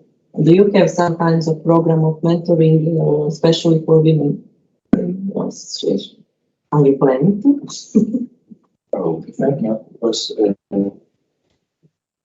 yes, now I'm the bad guy again. I don't. No, I don't want you to be the bad guy. Just make the connection. I have so many problems with in our association. I think it's we have found a very good way to we are very legal. In fact, when it is never discussed if we bought a male or female surveyor or our company. We say before after the skills, it fits into the team and where you're working. So it does not depend on your sex. It depends on your skills. Skills. Yes. You're avant-garde. No, I'm a Dane. No, but really, the Nordic countries are. Yes, yes. Well, because of that, you maybe didn't understand my question, because that is normal for you. You know, if you're living in Denmark, we have a lot of girl power. We have a queen, we have a female prime minister, and so on. So, yeah. Oh, it's a good way. Yes. Alita, you are a leader, a woman on a position, high-ranking position. How was your path in career? Have you met the glass lid of career development because you're a woman? Can you tell us and share with us some of your experience? I can say that I didn't met this lead because I think I have to thank my father a lot, because I was raised to be a leader. I believe I don't have any brother. I have a sister, and I always, in some 40 years ago, it was popular to say in some family parties. I hear that someone say to my father, "Oh, poor, you don't have a son." But my father always told that I am so proud. I have two very smart daughters, and they will rule the world. And from the childhood, I hear this, and this was very important to me. So I believe you can rise a leader, and to give the self-confidence to a girl or to a woman in any age. It's possible, or it's in family, or in primary school, in secondary school, or in university, and also even later in companies. We can raise the leaders. Yeah, sometimes there will be more encouragement necessary, but it's very important that there is this support of in your family or in your company, that someone trusts in you, and this is very important to form a leader. And for me, it was, I think, really important. But I recognize this only now, and I didn't understand it in some 20 or 30 years ago. And I'm trying to raise my children the same way, and I'm trying to work with my team and with young girls, and to encourage them I'm helping them to get this self-awareness and self-confidence, and it works, and they are starting to believe more and more in their own, and they can become great leaders, great managers. And but the first time I recognized that there's maybe something not normally, like it was when I first came to CLGE meeting. I was then some 26, I believe, or 27, young blonde girl, and at that time I remember those surprised faces when I told that I'm manager of a company and I have 200 surveyors. That was interesting, and then I thought, oh, but I tried always to have fun from those situations. I'm Director General and I was of State Land Service, I was 33. In Latvia, it was normally actually a young people and also young women had high positions because we were like country in this transition period, and then. Yeah, I faced those strange situations. Then maybe some very experienced colleagues, when saw me first time, started to flirt, kind of. But when they get know my position, they were shocked, and that was interesting. I never took it very seriously, and always the first thing what I'm trying to show is that I'm professional and that I feel equal. And if I feel equal, then all other people also take me as equal. Yes. Do you have some kind of mentorship or networking program for your agency? We don't have such special program, but we trying to work with our talents and key people, and also trying to show the possibilities how to develop career. And I personally like this coaching leadership style, and maybe I'm visionarist, but coaching is the way how I work with my employees, both women or men, and in this coaching leadership style. That's actually the best part of my world, when I see that someone is growing, and then to see how a person is happy to grow. And coaching is the best method if you can work and support your colleagues and your team. Yes. Ellie, do you think that it's important to network more when you are a woman? So men naturally network and women don't. So can you share us your experience working with your sister and in environment where women predominate? Mm-hmm. I think it's definitely important. I think I had good role models within my family, say with my dad and Elaine as well, very, very confident and sort of going for it and not shying away from just, speaking to anyone, whoever they were, and sort of having the confidence to talk to them. And I think that's the most important thing within the industry. And, you could quite easily, being female in the industry, sort of shy away, it's quite still male dominated. So you might, but I think at the end of the day, I think it is moving forward. And even in the last sort of 5 years, 6 years, that I've been really fully attending the conferences every year, I've definitely seen an increase in women in the industry as well, which is great. But it's, I think, seeing other women as within the industry, seeing them just go for it, that really inspires you as well. Then I've sort of then got the confidence as well, and sort of realize we are all equal and we can speak to anyone of any kind of management level or whatever. And I think it's just you've got to almost think of yourself as a leader, even if you don't, even if it's just inspiring one person or being a leader to one person. But if you just do that one person, then they can carry that on, and we can all sort of grow in the industry. And I think that's important. Thank you. Having also women on a position, also a leader. And did you have some bad experience through your career because you're a woman? Yes, well, I'm working in my day-to-day business. I'm mainly working with top CEOs of really large German real estate companies, investment banks, or whatever. So, and at one point in my career, I realized that I would usually sit in these meetings and be the only woman. And I realized that even though, of course, they probably wouldn't do that consciously, I would, start to always be the one who would hand out the coffee, for example. Taking the notes. Taking the notes, handing out the coffee. So at one point, once I've realized that, I decided I'm not going to do that any longer. When entering the room, I would always sit away from the coffee as far as I could, and then take my cup and say to whoever, could you maybe give me some coffee? You might think this is ridiculous, or it's just a tiny, small thing. But I think all these things amount to the bigger picture. And I think it's important for us to stand our ground as women in an industry that's, dominated by men. But I think it's also very important to speak about all the experience, and good experience and bad experience. So step up and speak up. Yeah, exactly. Ivana, you were in private sector, public sector, now you are at the university. Did you have any bad experiences because you're a woman?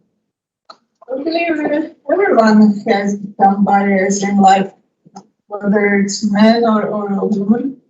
But it's always a good kick to do something different, maybe find another way. I would emphasize also that I believe it was easier to be a woman in public sector than in a private sector. I believe in Croatia it is so. So, but it didn't stop me. So it's just something that happens, and you find a different way to get to your goals, and you move on. It's not. I don't see it as a problem, maybe on a daily basis, but it's not a lifelong problem. Yes.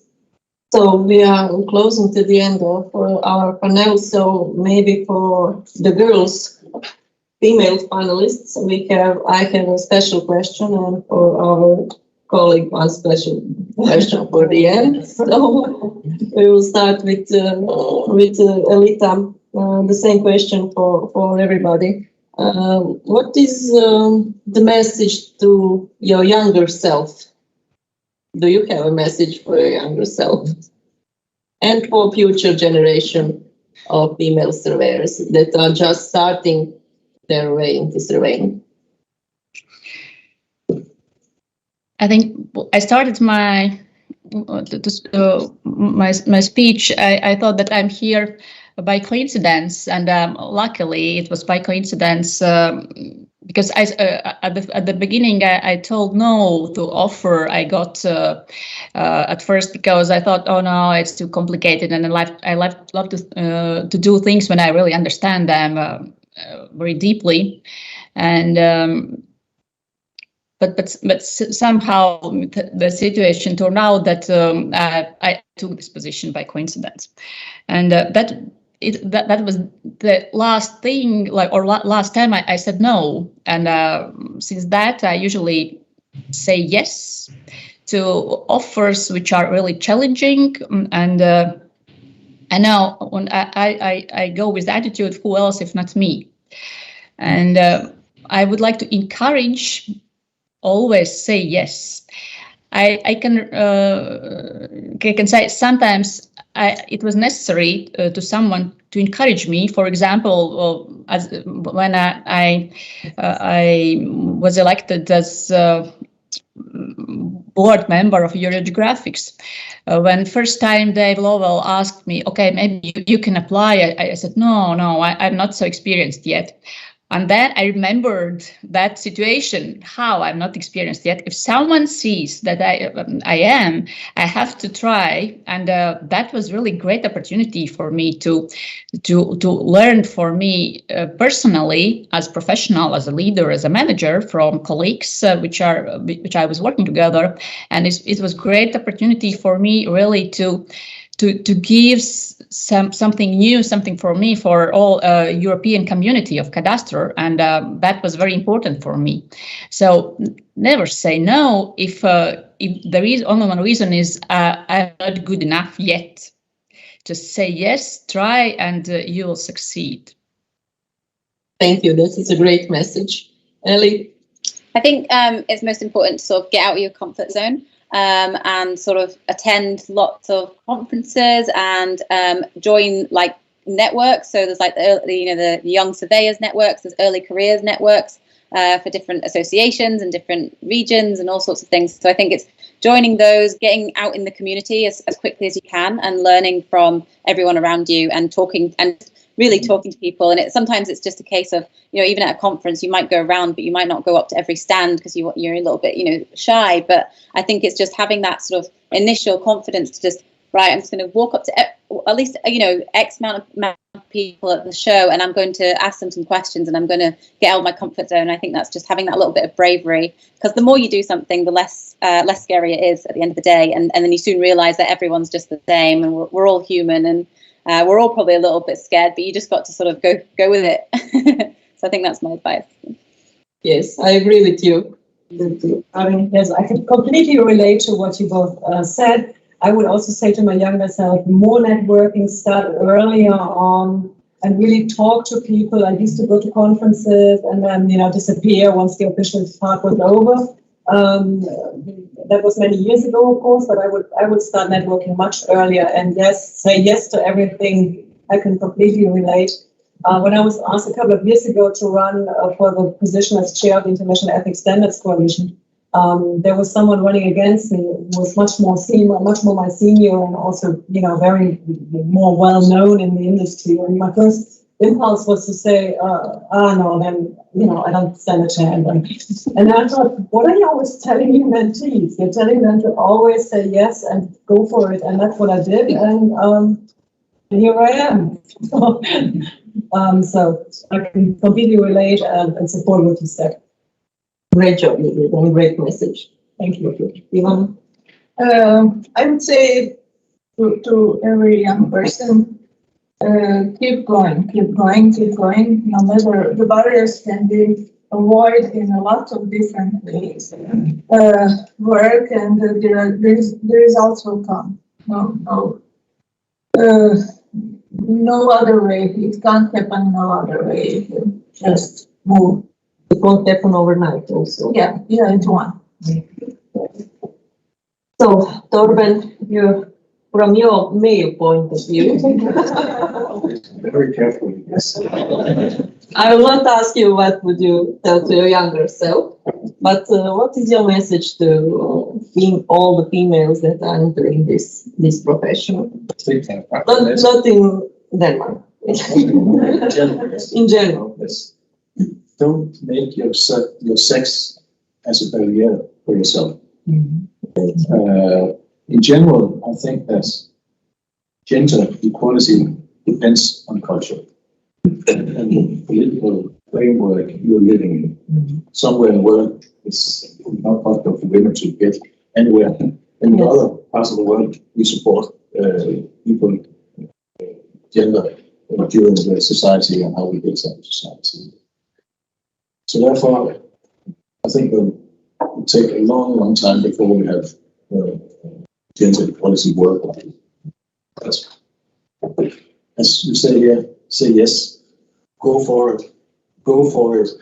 I think it's the best way to show the old man how to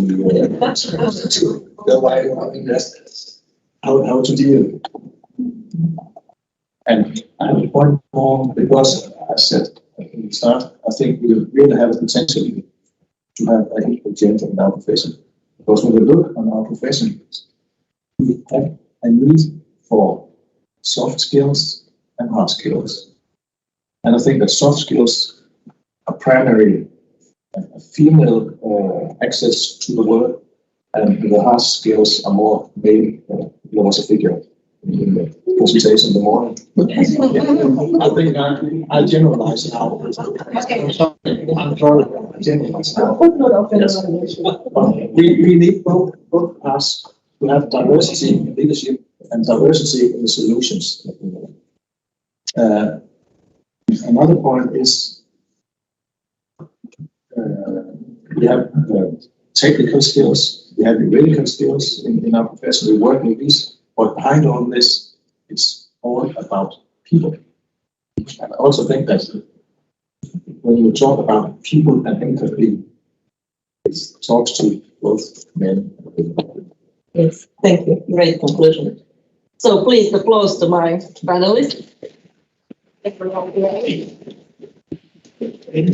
Thank you all for joining me on this panel and us. Thank you online. Thank you, Elita and Ellie. Hope to see you again on some of our conference. Thank you. They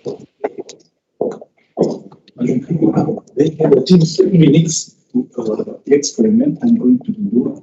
And if they don't succeed, we execute this solution. Okay. So they will try again to change our model of viewing our window. So they need 2 minutes more. Maybe less. Maybe less. Or maybe more if we need to go back. And put this. So for the end, we have 2 videos. First video is gender equality surveying experience from Asia Pacific Oceania. Ms. Roshi Sharma. She is project manager and geospatial analyst Frontiers SI and Board of Surveying and Spatial Information Board member from Australia.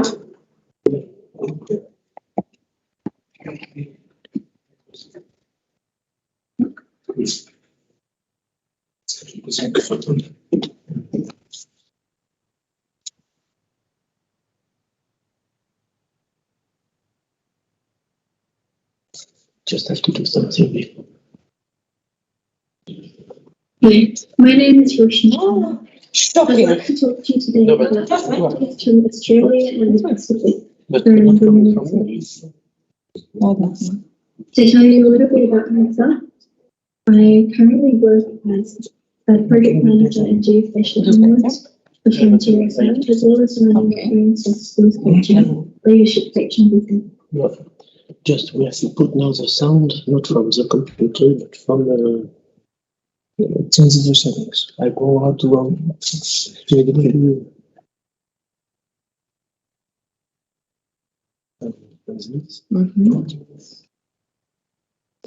From the sound. We want sounds. Yes. So this one. Speakers. It's from the computer. Yes, it's okay. The YouTube. YouTube is okay. No. So if it's okay, it's this one. Okay.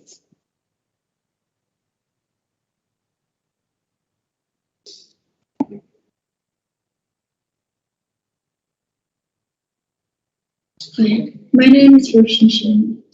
I'd like to talk to you today about perspectives from Australia and the Pacific for environmental surveying. Maybe a little bit. Why? To tell you a little bit about myself, It's interesting. I currently work as a project manager and geospatial analyst for Frontier SI, as well as running my own soft skills coaching, leadership coaching business for this firm. I am involved in FIG and Surveys internationally. I am also a board member of the Surveying and Spatial Science Institute, SSI, with the national body representing our industry nationally here in Australia. And I'm a convener for the Space Station Surveying Diversity Leaders Network. I'm also a graduate of the Leadership of Women in STEM program from Ghana. Before we get started, I would like to acknowledge the traditional custodians of the land that we live, work and play on. It is Indigenous and Aboriginal knowledge about land management practices, and the view of the environment and the systems that make the earth sustainable that will facilitate us to have a good relationship with the planet sustainably as we move into the future. In 2019 in Australia and New Zealand, the SSTLN, the Space Spatial Surveying Diversity Leaders Network, released a document called Thinking Differently About Difference. It's an action plan for boosting innovation and collaboration in the space, spatial and surveying sector through diversity and inclusion. You can read the full report by going to the link in the top right-hand corner. But some of the findings around this, as you can see in the white boxes along the right-hand side of the screen, are that there are significant issues around diversity and inclusion, especially related to age and gender within the surveying and spatial industry in Australia. When it comes down to it, the sector has not explicitly promoted diversity and inclusion as key values And we're coming to a stage now where we can really realise the business case for diversity and inclusion.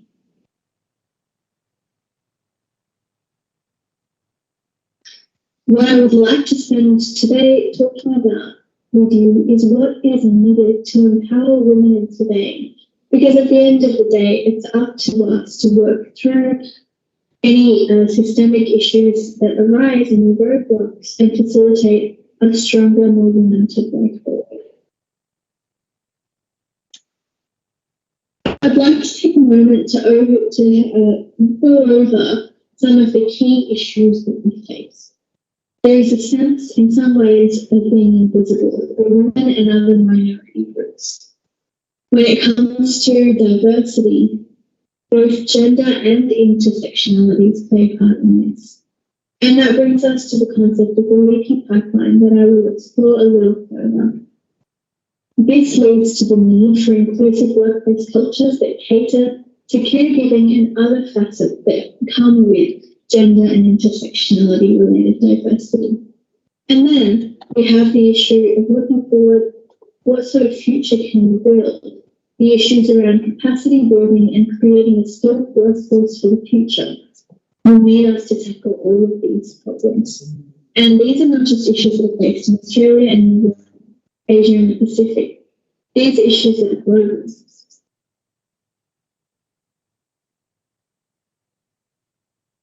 Foundationally, I'd like to introduce the concept of what diversity, inclusion, and belonging are. Diversity is talked about often, and really it just means having a seat at the table or being invited to the party. Inclusion takes diversity one step further and means that we allow the people of different backgrounds who may look and feel and sound different to us, who may put forward different ways of thinking, allowing that voice to be heard. But that doesn't solve the entire problem, because you can still have microaggressions, you can still have unconscious bias that leads to those voices not being heard equally, fairly, justly. And so really the goal is actually belonging.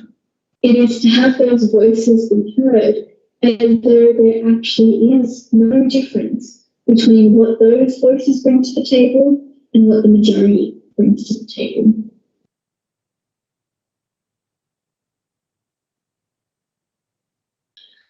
And so to go into this a little bit more, I'd like to introduce the concept of intersectionality. In essence, people are not just two-dimensional beings who we can consider in one particular box or another. Every single one of us has race, different levels of education, sexual orientation, ability, age, gender, ethnicity, culture, language, class. These are all things that come together. And if you tend to look, feel, and sound, whether it's visible or invisible, then when it comes to power, you tend to be part of the majority. People who fall into minorities tend to be marginalised, and that means that they may have difficulty even getting a seat at the table, let alone having a voice or having that voice be heard. The image that you can see on the left-hand side of your screen is focused on gender. However, the wheel does allow us to understand some different aspects of power and disempowerment when it comes to various aspects of intersectionality. When it comes to our surveying and spatial industry here in Australia, we do tend to have an average age of surveyors that is around 55, I think at the moment is the most recent statistics. It might be a couple of years older. And we do tend to lean towards Caucasian males within that. Within the geospatial side of surveying, there does tend to be a lot more cultural diversity, and there are a lot more younger people. There is also a lot more women within the geospatial sector compared to the surveying sector. However, when it comes to all of these things, it's important to realise that there are things that are visible on the surface such as race, age, gender, ethnicity, but then there are some things that are invisible too: sexual orientation, ability, language, and even education. And this may pose barriers because of the systemic way that our organisations and even our industry are set up to accept different types of people more than others. And that brings me to the concept of the leaky pipeline, where in early school, primary school, and even heading into secondary school, we tend to have women choosing subjects that are less likely to lead them into STEM. When they tend to reach university age, they may not feel as competent or confident to be able to step into courses or degrees that will set them up for a career in STEM. Once they get into the workforce, a lack of role models, female role models, or role models who look like them, be it from a cultural perspective, a language perspective, whatever it may happen to be, that links into their personal intersectionalities. And so knowledge and, I guess, experience may not necessarily be retained in the workforce. People may drop out of surveying and spatial and transfer to other industries such as engineering. When women tend to choose to have families, or when they have older parents or other caregiving roles, there may not be as much flexibility offered to be able to allow them to continue their careers in surveying or a relevant STEM industry. And so this means that by the time we get to senior leadership roles, unfortunately, there are very few women left to be able to fill these positions. When we account into that bias, largely unconscious bias, then women taking on senior leadership positions to be able to become role models, it just becomes really difficult to break this cycle. And without role models, we're less likely to have young children in primary school or even high school who look up and go, I could be a surveyor one day. It doesn't matter that I'm a woman.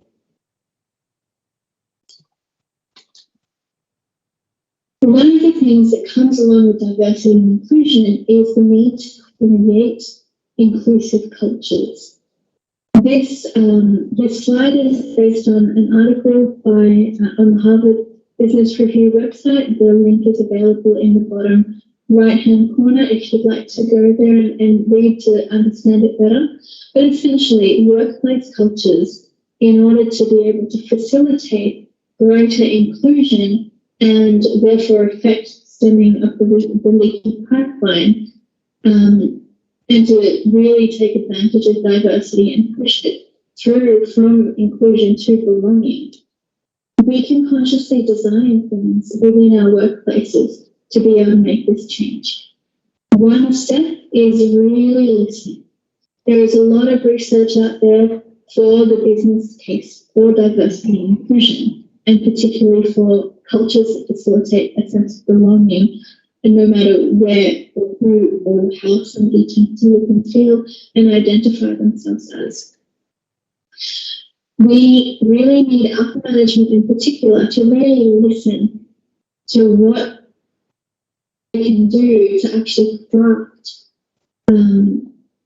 success, whether it be anonymous surveys every quarter that really go and understand how people are feeling in their day-to-day experience, or whether it be to, when it comes to recruitment, to have systems in place of software that you can purchase that allows you to take out identifying pronouns so that you take out or account for unconscious bias when you're recruiting. There's many ways that, focus groups can be run, but really listening and trying to counter unconscious bias is very important when it comes to creating inclusive cultures. Self-reflection, again, is also really important. When it comes to leadership, I'm a firm believer that leadership can have biases. When do they get defensive? How often do they pay attention to gender balanced and other measures of inclusivity when it comes to running events or selecting positions or creating a team. These are all really important things. And it makes a difference if leaders from the top especially are able to role model and encourage self-reflective behaviours to counter unconscious bias. The third metric is vigilance, and so in this instance, it's really important for leaders, both again at the grassroots level and higher up on the top, to be able to call out when there are microaggressions or unconscious bias in a compassionate and empathetic way, and encourage people to be accountable and responsible for positive behavioural changes. And again, as I mentioned, linked to point number 1 here, process changes to undergo an audit of organisational documents, procedures, processes to check for whether they are inclusive or whether they could change to be more inclusive. And so that is a bit of an overview about some of the key issues that we face in surveying in Australia and the Asia Pacific. I'd like to offer, if you'd like to contact me on LinkedIn or reach out to me via email, I'm very open to speaking with anybody who is interested about this. I will make a copy of these slides available so that if anybody is interested, they can explore these resources. And I really hope that this short presentation offers you some insights into some of the key challenges that we experience here that I believe are actually shared globally, and some ideas about how we can move forward and combat these. Thank you very much. Great. Thank you, Roshni. And for the end of our conference,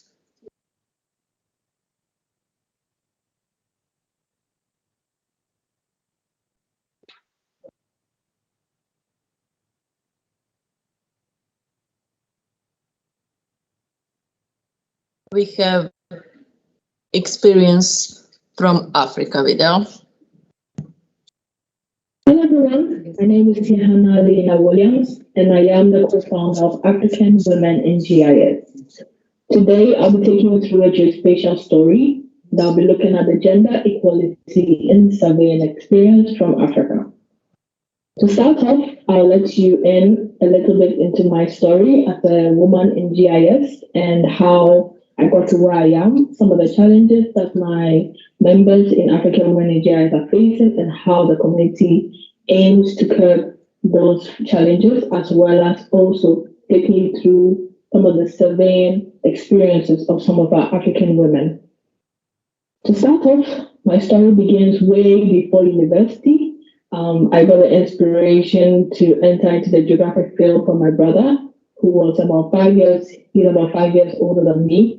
And when he was in high school, I was in primary school, and that was when I started going through his books when he comes from home after school.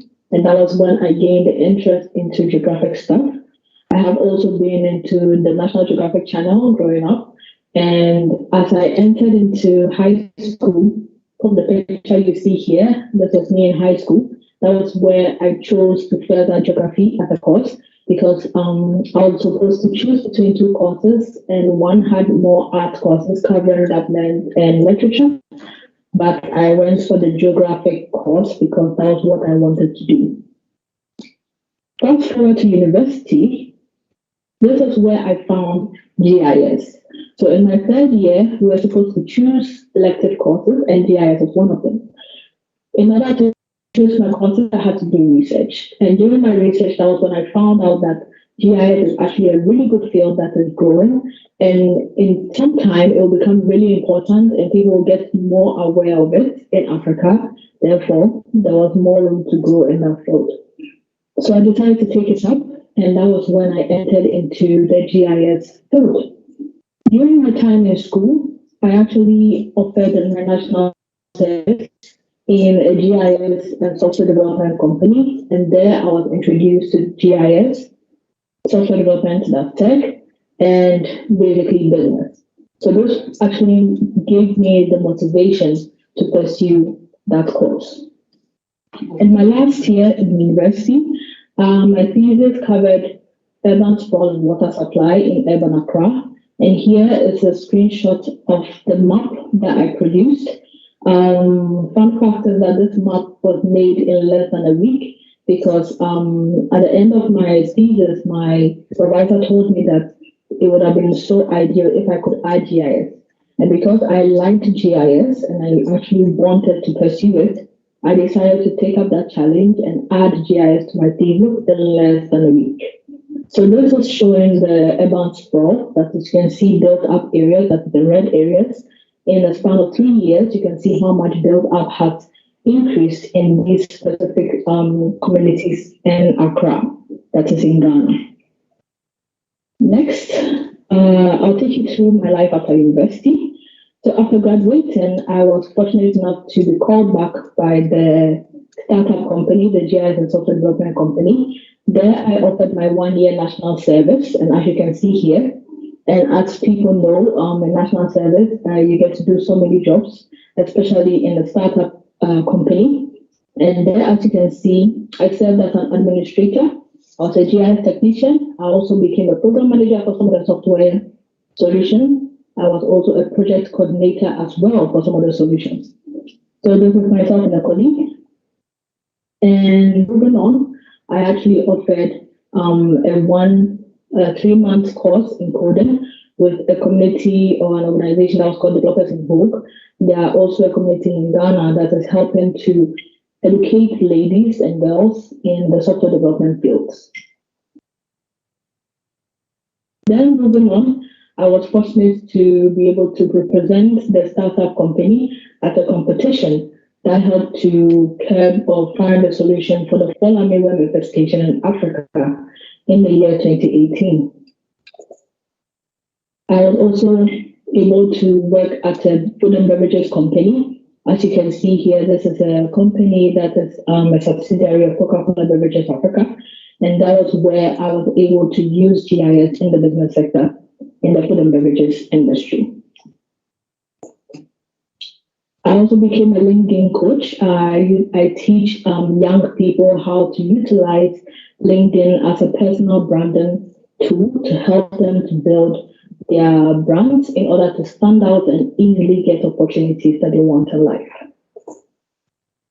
I'm also a speaker, as I'm doing right now. I speak to young ladies, to any audience, to try and put out the importance of self-development, the importance of venturing into STEM, GIS, and also taking up personal branding. Then, in my journey, I co-founded African Women in GIS with my colleague, Chidima Unibu, who's from Nigeria. I'll take you through our story. It's very interesting because we have never ever met physically, but we were able to create this community virtually and has grown with over 400 plus members in the span of 2 years. I was also a member of Women in Geospatial after co-founded African Women in GIS, and there I kind of worked a bit as a LinkedIn content creator and also helped them to create some posts for some other social media sites. But since then, we have grown really strong together. We are a sisterhood community, we are really close, and we have so many programs together, and also we invite our members in each other's programs to help us to get them more holistic and a more rounded representation in our speaker panels. And next, as you all know, I'm working as a UX researcher in Microsoft Norway, and this is something that is my 9 to 5, and GIS has now become my passion that I do on the side to support the ladies in Africa to pursue that field. So to take you through a bit about what I did as a GIS specialist in the food and beverages company, there I helped them to use their geo customer data to visualize it, how they would like to visualize it. So usually before you start a project with a company, you have to ask them what they want and the series of questions that follow.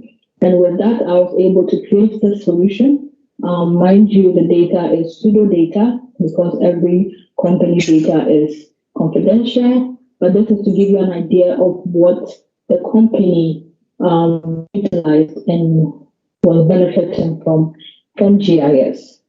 So here you can see the locations of some of the customers.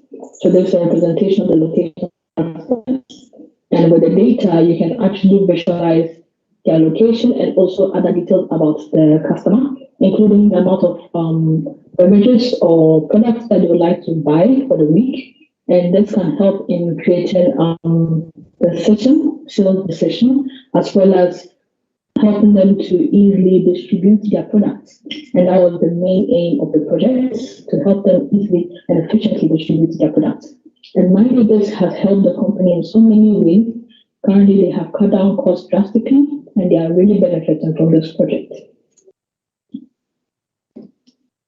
Now, next, I'll take you through African Women in GIS.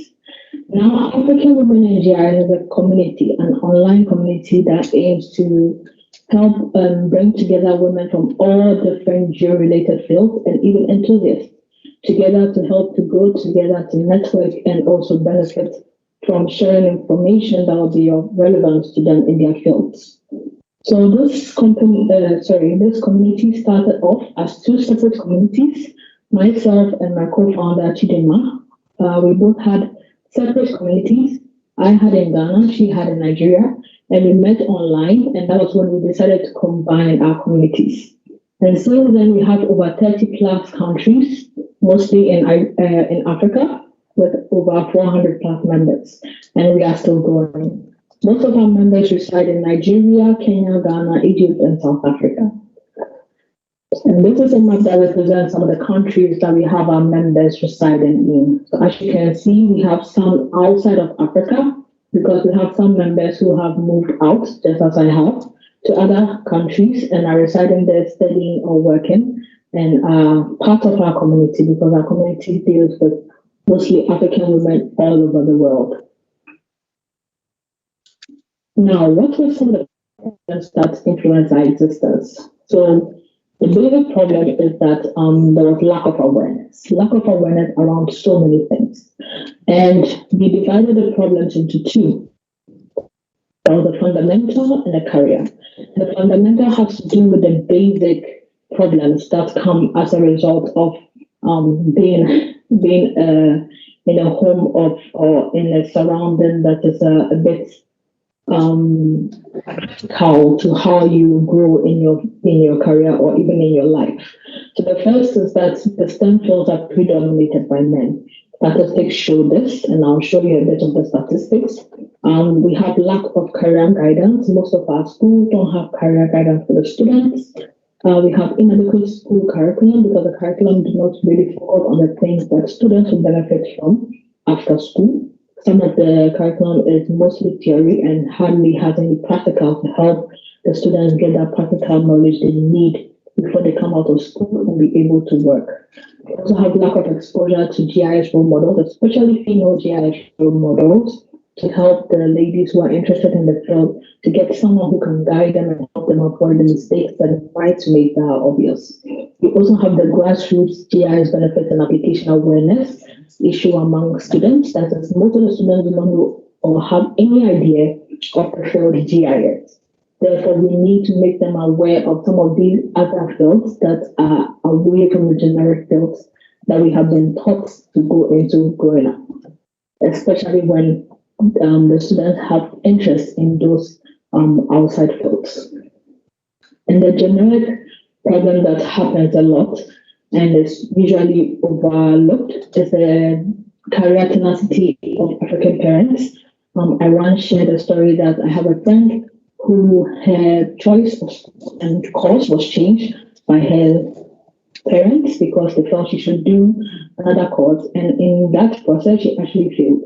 So it's very important that whatever outreaches or whatever programs that we have with the students, we should also involve the parents, because at a very early stage, African parents especially have the right of say in the child's life. It's usually common. So you have to be able to communicate with the parent and help them understand that they need to invest in the interests of the child, especially as the child is grown, and help them to make the right decisions, because at the end of the day, it's their life that they will have to live. Next are the career problems, and these are ongoing. We have limited number of GIS-related jobs in Africa. It's a bit difficult to get access to those jobs information as well. Usually, if you don't have a circle of friends who are in the same field, it's so difficult to get access to these kind of information. We also have the lack of GIS mentors, as mentioned before, for career guidance for those who are in the field, who are students actually learning about GIS, or those who are in their first year or second years of work, or those who just need that career guidance to grow. We also have inaccessible and unaffordable GIS events and skills upgrade courses, because most of them are so expensive and it's difficult to upgrade yourself to be able to make yourself valuable for the job market. So it's very difficult, and therefore it's kind of discourages a lot of ladies to go into the field. We also have no knowledge of community membership. Some of the people who are in the field in Africa have no idea that there are others like them. I, for one, had no idea that there were more women in GIS. Growing up and being in my university class, I saw most of my classmates drop the course, especially the ladies. The first semester looked at remote sensing, the second semester looked at GIS. And in the second semester, a lot of the ladies dropped from the course. So this is an example of how we need to do more to encourage the ladies who are interested but are scared or have these problems to overcome them and then further the field. Now, our community tries to create activities or provide activities that will curb the following problems that we mentioned. And one of them is mentorship. As mentioned, most of the members need career guidance. Therefore, we have created a mentorship, and this is an example of some of the members who have benefited in their stories from how they have benefited from the mentorship program. This is one lady from Ghana, and she has learned a lot, and she was able to be paired with someone who had a similar interest as her. Therefore, she was introduced to so many training programs by her mentor to help her grow in her interest field. So these are some of the ways that we hope to help our members. Now we have other events. We have collaborated with so many organizations to help our members. We have International Women's Day webinars. We have collaborations with organizations that provide our members with projects to work on to build their portfolio. An example is Visa, that is an insurance company. So some of our members are helping them to process satellite images in order to provide farmers who might have issues with their farmland to be able to get insurance covers. And we also have member speaking profile. That is, we have a list of our members who are willing to be speakers in international organizations or any programs that you might need a speaker from Africa. So we have that list on our website. You go to the membership page, and most of those who have added their names have given consent to be able to be invited as speakers. We also have YouTube channel that we have created to add tutorials made by our members. We consistently organize training programs as well as awareness webinars to create this sense of updates and providing our members as well as the general public of more awareness about the trends in the geospatial industry, to keep specialists up to date and also to help them to know where to focus on to build their skills, as well as to teach the upcoming GIS people the practicalities and how they can actively use GIS in their everyday work. Then we also have so many upcoming webinars and events with other organizations that we are hoping to collaborate with and also help the members benefit more from it. Now, A bit about African women in surveying. Some of our members are active surveyors, and from what I have seen and from their experiences that they have shared, there are quite a number of similar issues that they are facing as well as GIS specialists. In some of the statistics and studies, you can see that women in tech industry, and this is because there's no specific statistic for surveyors, but most of those who do surveying were in the science fields, therefore in the STEM fields. And you can see that even with tech, we have only 30% in sub-Saharan in Africa, being women in tech. Therefore, it is definitely an issue. And from the United Nations Development Programme 2019 statistics, you can see that in some of these key African countries, these are the African countries that have prominent members in our organization. Therefore, we wanted to show the statistic. You can see that the number of graduates, female graduates in the STEM fields, as against the number of male graduates in the STEM fields, are really, really wide. The gap is really wide. You can see with Egypt, you can see with Ghana, my country, that is so serious. And this time period is between 2009 and 2019, that is about 10 years. And here you can see that it's definitely, we have a lot of work to do. So this goes on to show that there's a huge gender gap in the STEM fields. Now, some of the issues that were mentioned by some of the members include being underestimated by the male colleagues, the pressure to prove yourself more than your male colleagues, some clients' preference for male surveyors, as well as field accidents and conflicts with landowners that might discourage you to even further the field. So here's a video that shows some of the members sharing their experiences and some of the things that they have experienced or some of the advice they might have for upcoming women who want to enter into the surveying field.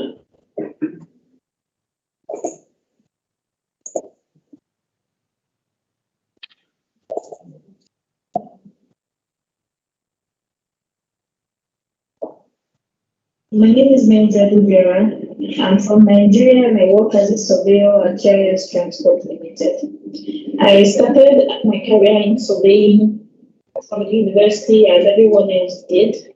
My journey so far hasn't been easy. There has been challenges. There has been need for me to catch up. There has been a lot of learning and growing so far.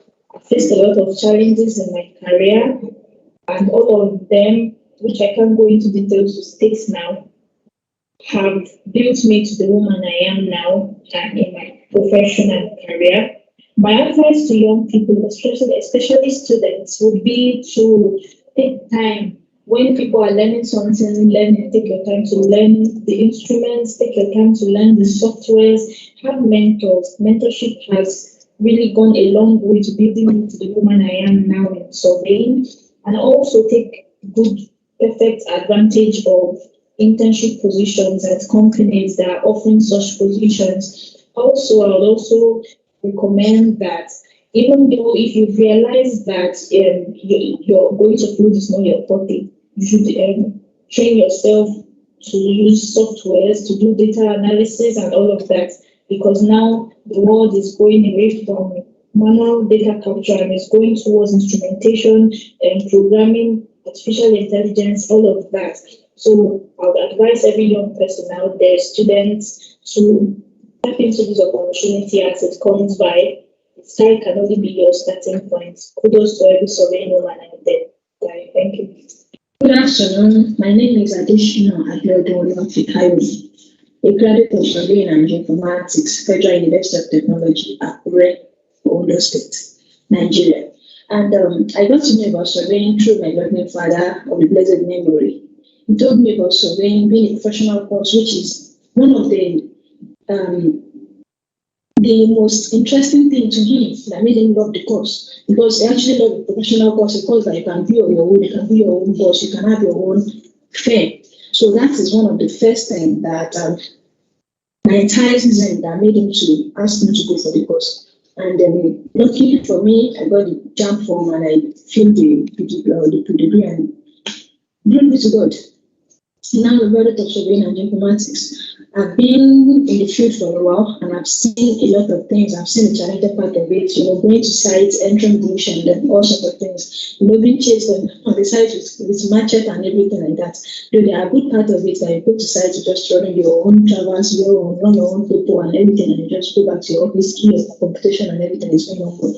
So, but the main thing I can say is that if you are determined in the field, like what a man can do, a man can do better. And when you see all these women in the field, the women in surveyors, when you see them in the field and you are seeing the greater things they are doing, you also don't be discouraged. They are actually my own encouragement. They are the examples that I look up to, that what Mrs. is doing, I can also do better.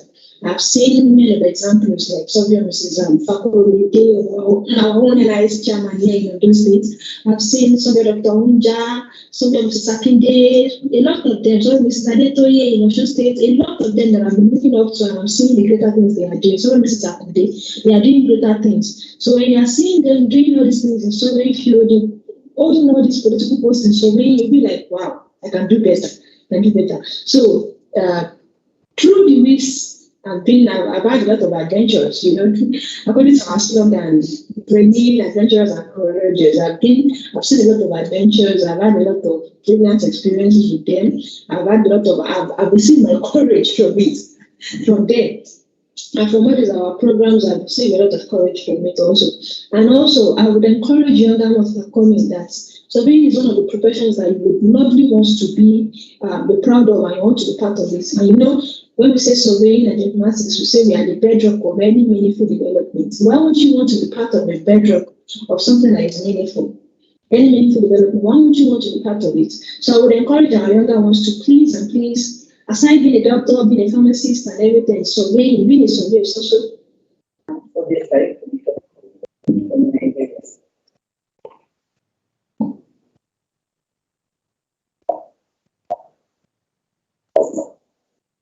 Yes, so due to that, to time constraints, I will not be able to share the full video, but I encourage everyone to go and watch the video that will show us more testimonies or more experiences from some of our members. That'll be really good to watch and learn from them, as well as for those who are new in the field in Africa.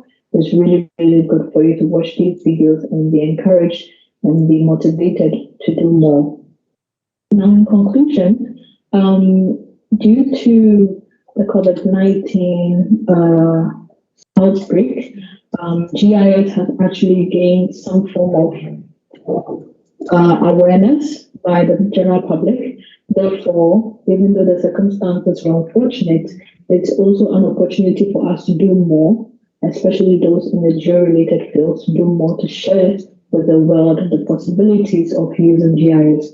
Therefore, African women in GIS, we are aware that we have a lot to do in order to help to push that agenda. And that's would like to request other organizations that if you want to be you want to have collaborations so that we are open to it. We want to create more opportunities, especially job opportunities for GIS graduates in Africa. And also, we are open to encouraging any other African woman around the world, no matter where you are, to join our organization. We have our website where you can get access to the details, add your profile as well if you want to be called upon as a speaker or you want some form of exposure. And we also have a YouTube channel. We are on LinkedIn and Twitter. If you want to join our organization, just go to LinkedIn and Twitter. You'll find a pinned post that will have the link to join in our organization. So please go ahead and read more about us.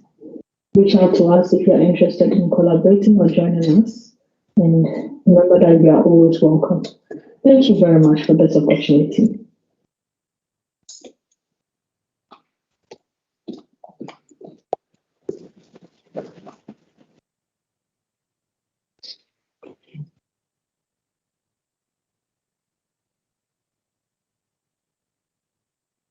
So I thank to you all for being here today and to having the patience and will for the whole day of conference and our technical problems. Thank you for that.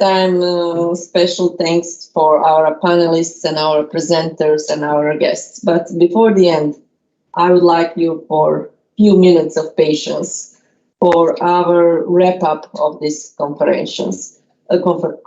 Please, President of CLGE, join me here so we can wrap up this conference together with preparation of the Sariselka Declaration.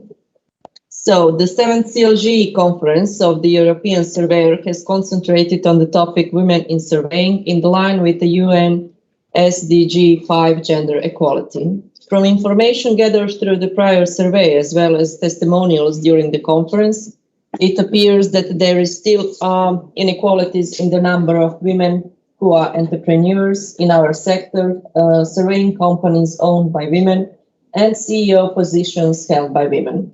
However, there are no hard figures about these inequities and therefore no metrics to measure any progress.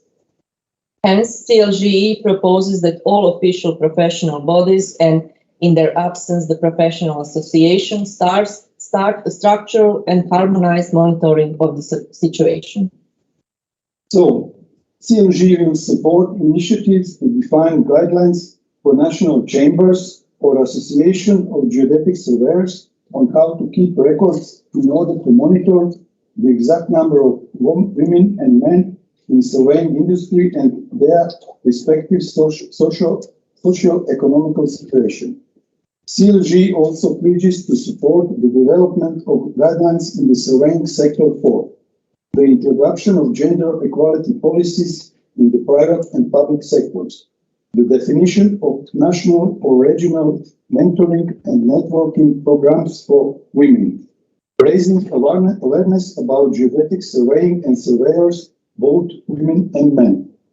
CLGE recognized that gender equality is part of a broader topic related to diversity, equity, and inclusion.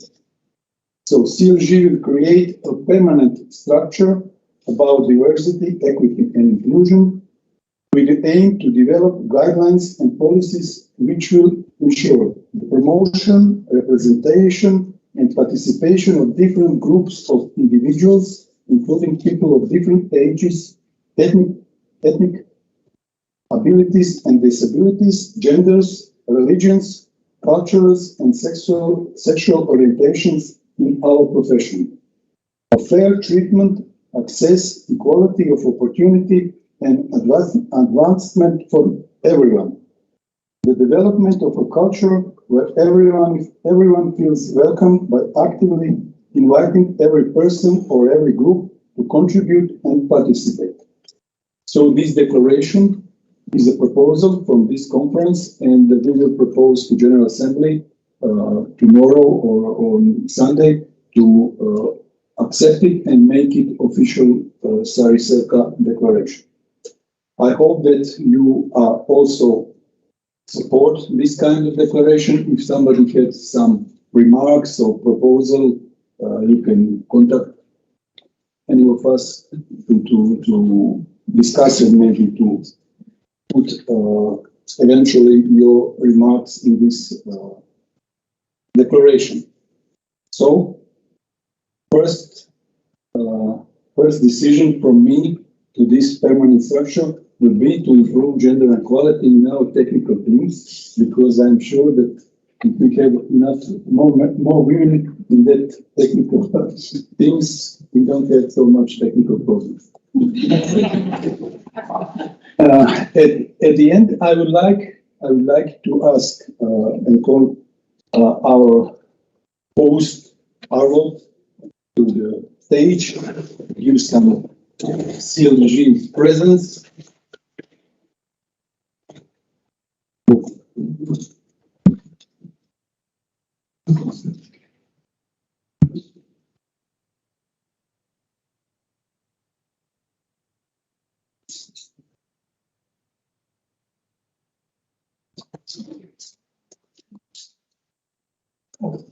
So, Mr. Director General, thank you for your hospitality. Thank you for your support for this conference. We really enjoyed your beautiful country, and to remember this conference, this is a small CLGE cube That's a gift for our hosts. Usually we can see. Thank you. Oh, that's very nice. Thank you so much.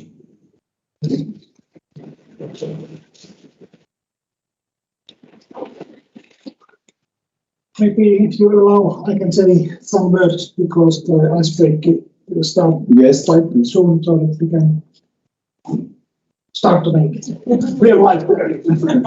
But I would like to congratulate organizers that you have chosen this item for this conference. The connection to SDGs 2030 is very important and very useful.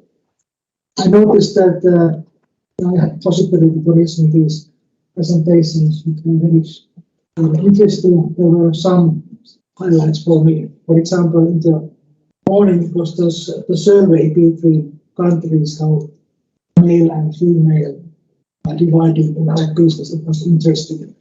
I have never seen this kind of survey.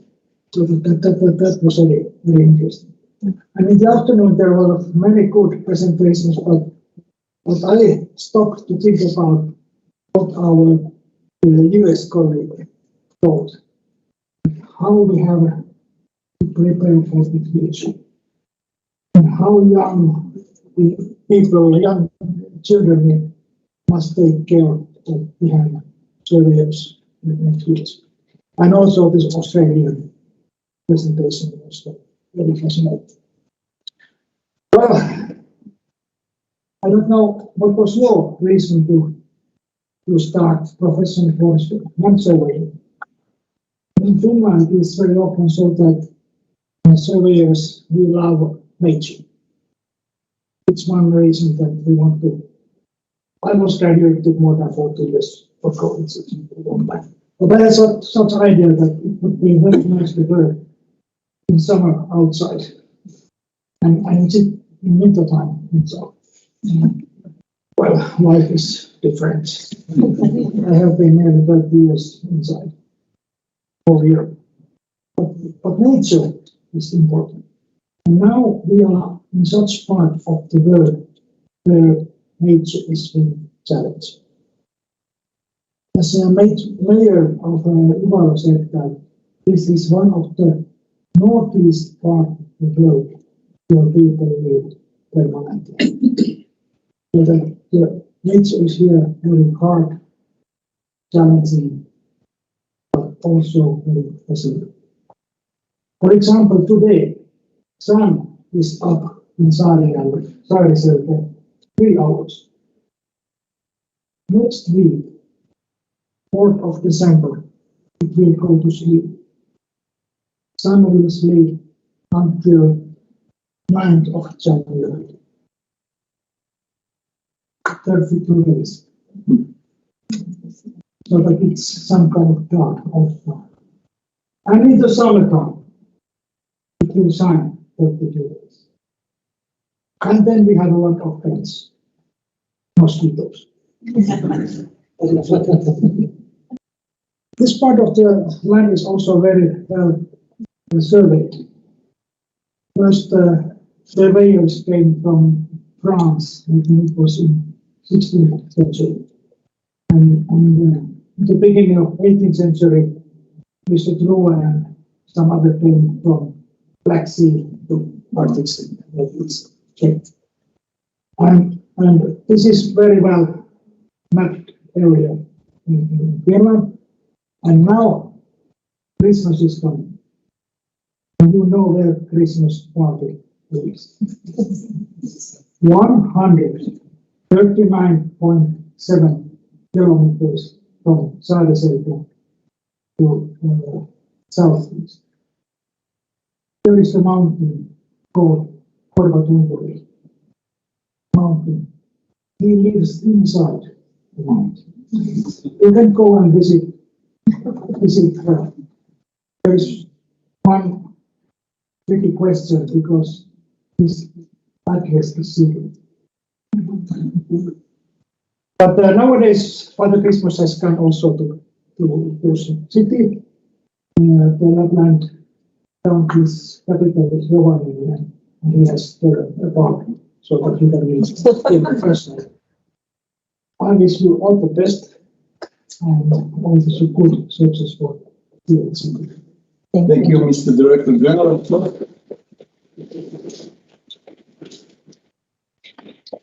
So the secret address of Santa Claus is known only to Director General. Maybe agency. My lips are. Thank you. Thank you. And I must inform you that the host of next icebreaker is Finnish National Land Agency, and thank you, Mr. Director, for that once again. Thank you. No question. Good job. Thank you. And the second person who will get ice cube, not ice cube, CLGE cube is, try to guess. Blaženka, yes. I think that it's really well deserved cube for you, Blaženka. You live in this project probably for 1 year, I'm sure, but maybe before that, because Blaženka make this initiative even before in Croatia. So thank you for your efforts. Thank you for your hard work in this project. CLGE was, I think, the choice that CLGE make to announce you as a leader of this working group was one of the best decisions of CLGE. So thank you, and thank you. CLGE Cube is yours as a reminder of this great day for you and for CLGE.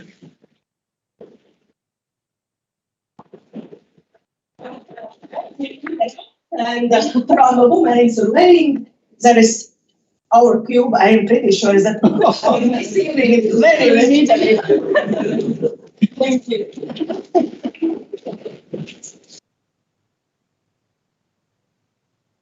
Thank you all.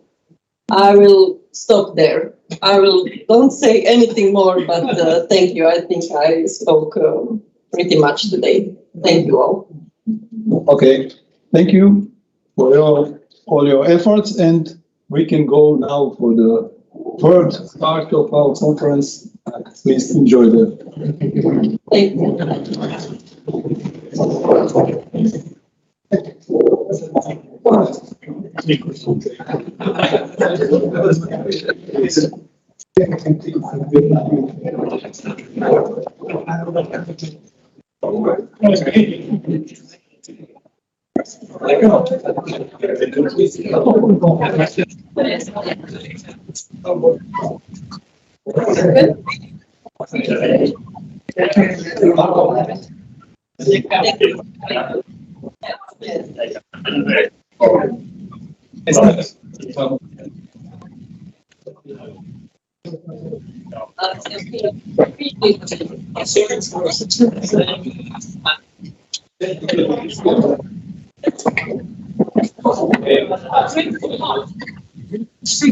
Yes, I'm going to do this.